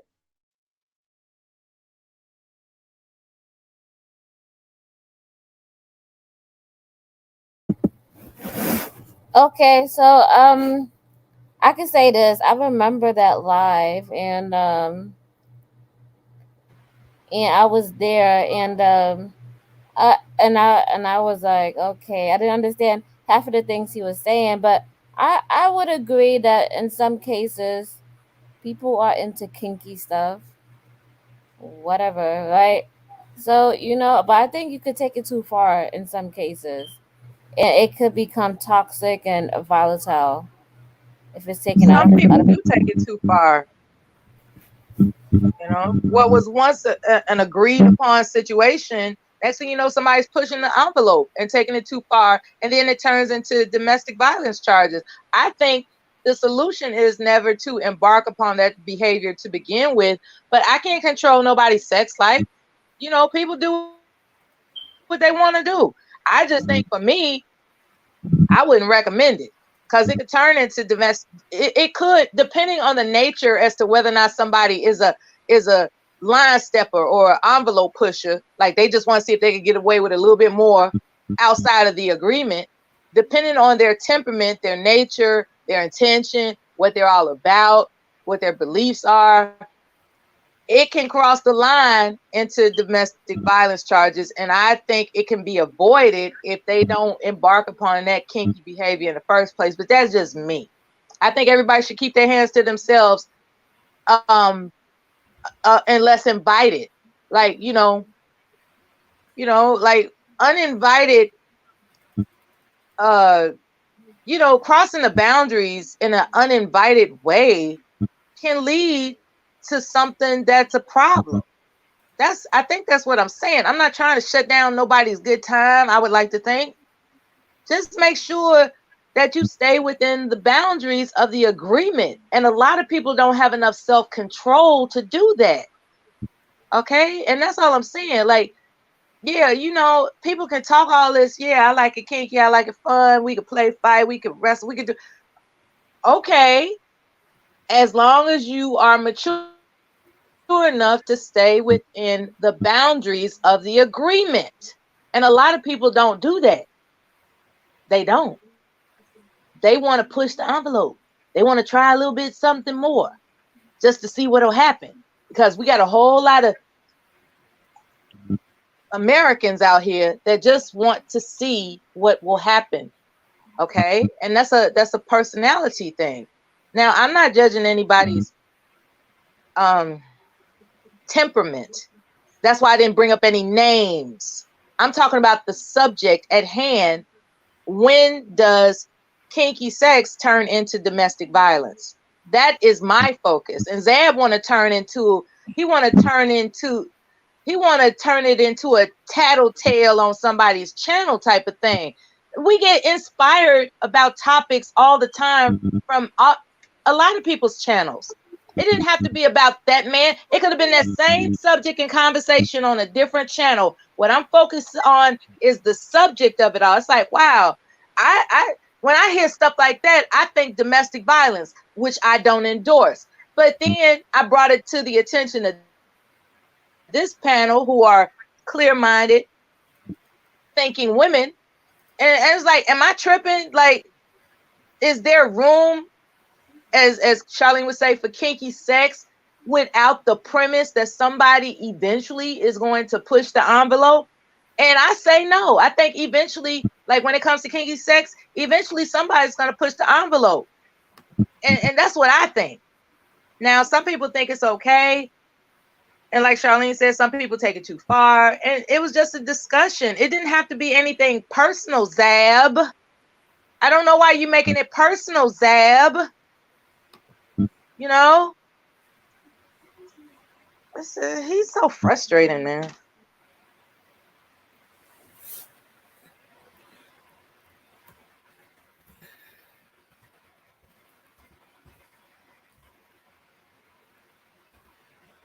Yeah, so I was gonna say, so my best friend, she was one of those people. Okay, her job is she a dominatrix. There you go. So she used to do that, and she found that entertaining, and she used to do do actions out for them and do crazy stuff, and they would pay big money for that. Some weird guys, they just like that. It's weird. So so and there's a whole site dedicated to that, and it's called Fat Life. And on Fat Life, people have pictures of all their kinks and all the things that they're into. So there is a community that's out there where you can find like individuals who are into that type of stuff. I know it's crazy, but even I was put on game. I'm not into that stuff, but yeah, I was told, yeah, that does exist. Like, what if you try a new position that's kinky and you break your leg, right? Is that, you know what I'm saying? It's like, wait a minute, I didn't sign up for you breaking my leg. I mean, some of those people they be going to sex clubs, they be having the swings, they be having the whole nine course, they be dressing up, they be having the whips. I'm not talking about the fun stuff. I'm talking about the physical harm. Like, there are people that are into testing how well their partner can take pain. Yeah. Some people like that. I don't know. They like the whips, yeah, and the chains and all of that. Yeah. Okay. It's like, and then there's a different idea of what that means when you say play fight. One person might be thinking, okay, slap around the arms, the thick part of the body, like the buttocks or the arm, stuff like that. But it's a whole other thing to get popped in the back, in the face. It might even accept a back of the head a little bit, depending on the people. That might be why But then it takes a whole other thing. Like you get slapped in the back. That for some people that's a very sensitive area, and that's gonna bring out a whole lot of anger, and then it's just gonna be a swing back, and then it's or somebody testing it and say, okay, well we might another person might be thinking, little light punches, punch you in the arm, slap you in the behind. I'm sorry, I tend to think in one direction. Okay, and then the next thing you know, that punch in the arm gets misdirected, and black eye, it was an accident. And if you believe that, and you say it was an accident, or maybe was it an accident, or did they go to? They was testing how far they can go, and what you gonna believe? And there are people in the world that think like that. They think on the let me see what I can get away with. It's otherwise known as a corruptible mindset. Like they can't stick to an agreement. They always have to push the envelope. Like there are people that are I don't want to say usually it's people who wind up in jail or prison that do that, because there are innocent people that have been incarcerated. What I'm saying is it's a specific mindset. And I don't know what the factor where it comes from, but there are people that just they're not happy unless they're pushing an envelope. Like everything about their world is too boring, too stale, too square, unless they starting something. And so if you have an agreement, a sexual agreement with somebody, like this is how we operate within the bounds of our kinky sex, and they take it too far, is because that's who they are.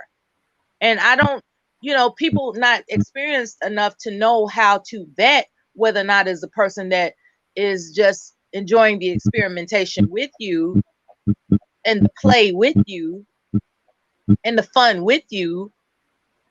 If you haven't vetted them, they might be the type of person that is just using that as an excuse to push things too far, regardless of whether or not it physically harms you. It happens all the time. And then it turns out to be domestic violence. So I don't understand why there's this conflict.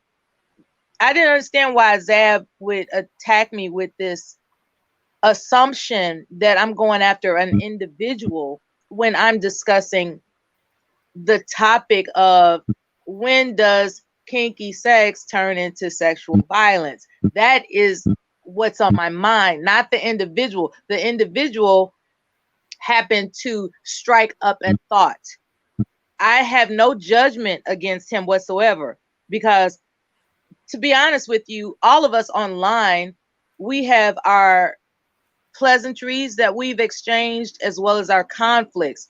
It's about the inspiration of thought for me, because it never occurred to me that somebody could misconstrue kinky sex for domestic violence until I started listening to the variables that could be lost. And that's what I came into the conversation saying. But Zab want to make it personal, because he's got something personal that got I don't mean to go, but let's pull back to the topic. Okay, in the realms of what we was just talking about, could you think this polyamorous thing could have grew into that? Okay, that started off with one wife, they have some kids, get too much, or it gets a little boring in their relationship. Okay, might have started off with, let's have a threesome, and then it's like, okay, we like this one, we got close to her, let's make her part of the family, let's marry her. And then you involve some more kids, and you get used to that one. But then, okay, it got boring again.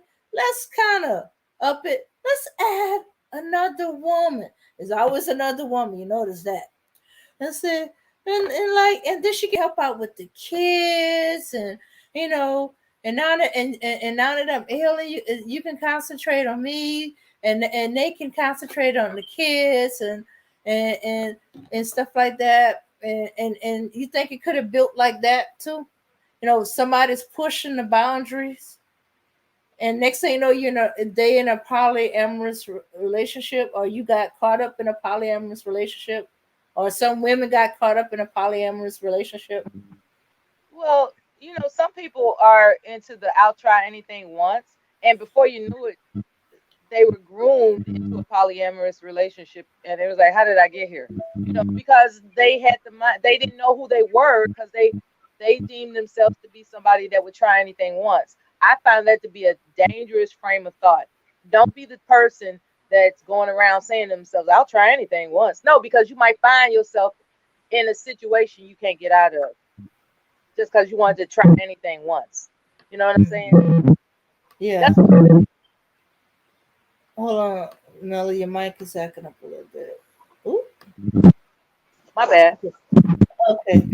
All right. Okay. Was I heard clearly, or I'm not sure?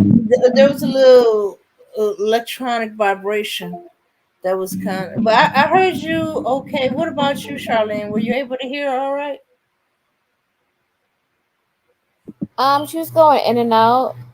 It's a little bit of sound, like a barking sound. Did I make my point about how there are people that are willing to try anything once and then they find themselves groomed into a situation that they find they don't like?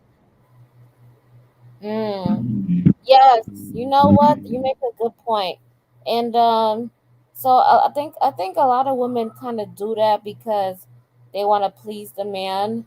So a man may say, "Oh, you don't allow me to fuck you like I want to. Oh, you don't allow me to do this." And they say stuff like that, or they just demand certain things that's uncomfortable, that's outside your comfort zone as a woman, and you tend to do those things to please him, but and then you get used to it, but it's not something that you would want to do. You're doing it just to please him.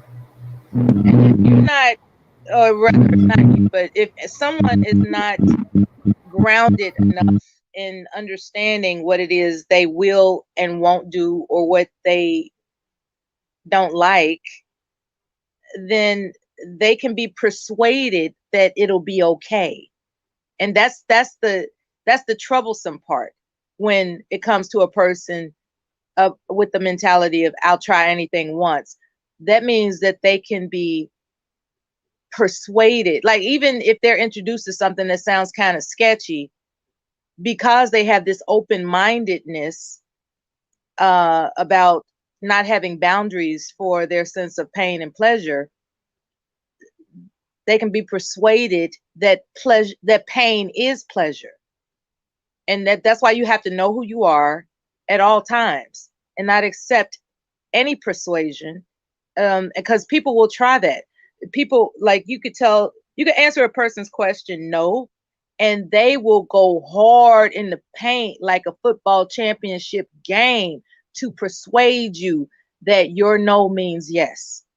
And that's when you have to stand solid.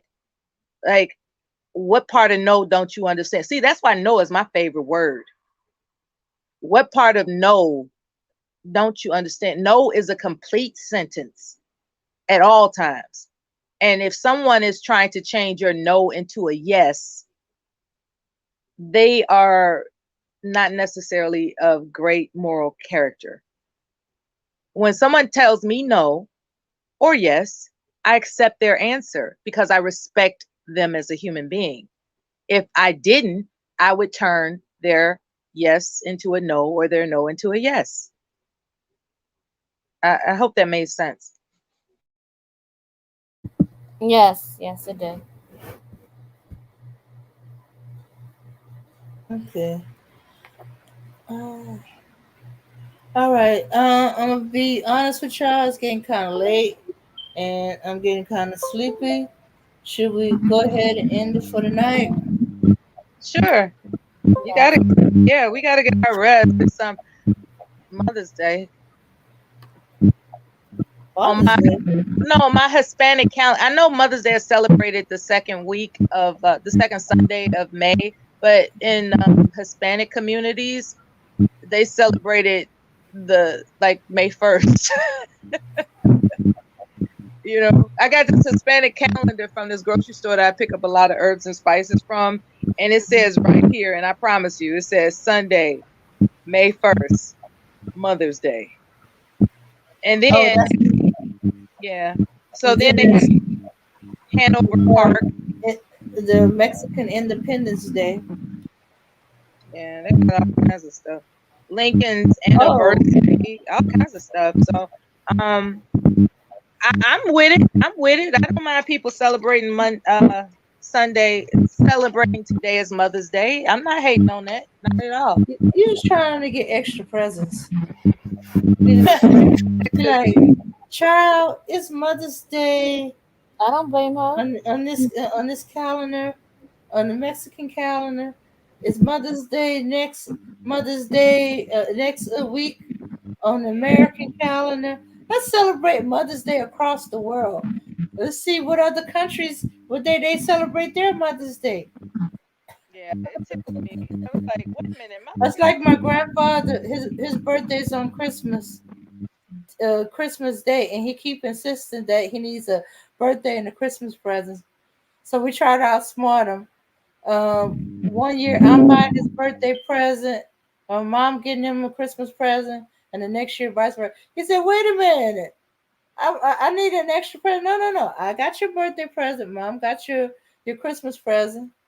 He said, "But that's not two presents." Yes, it is. I got your birthday present. Mom got your Christmas present. Presents from each of you, not one present each.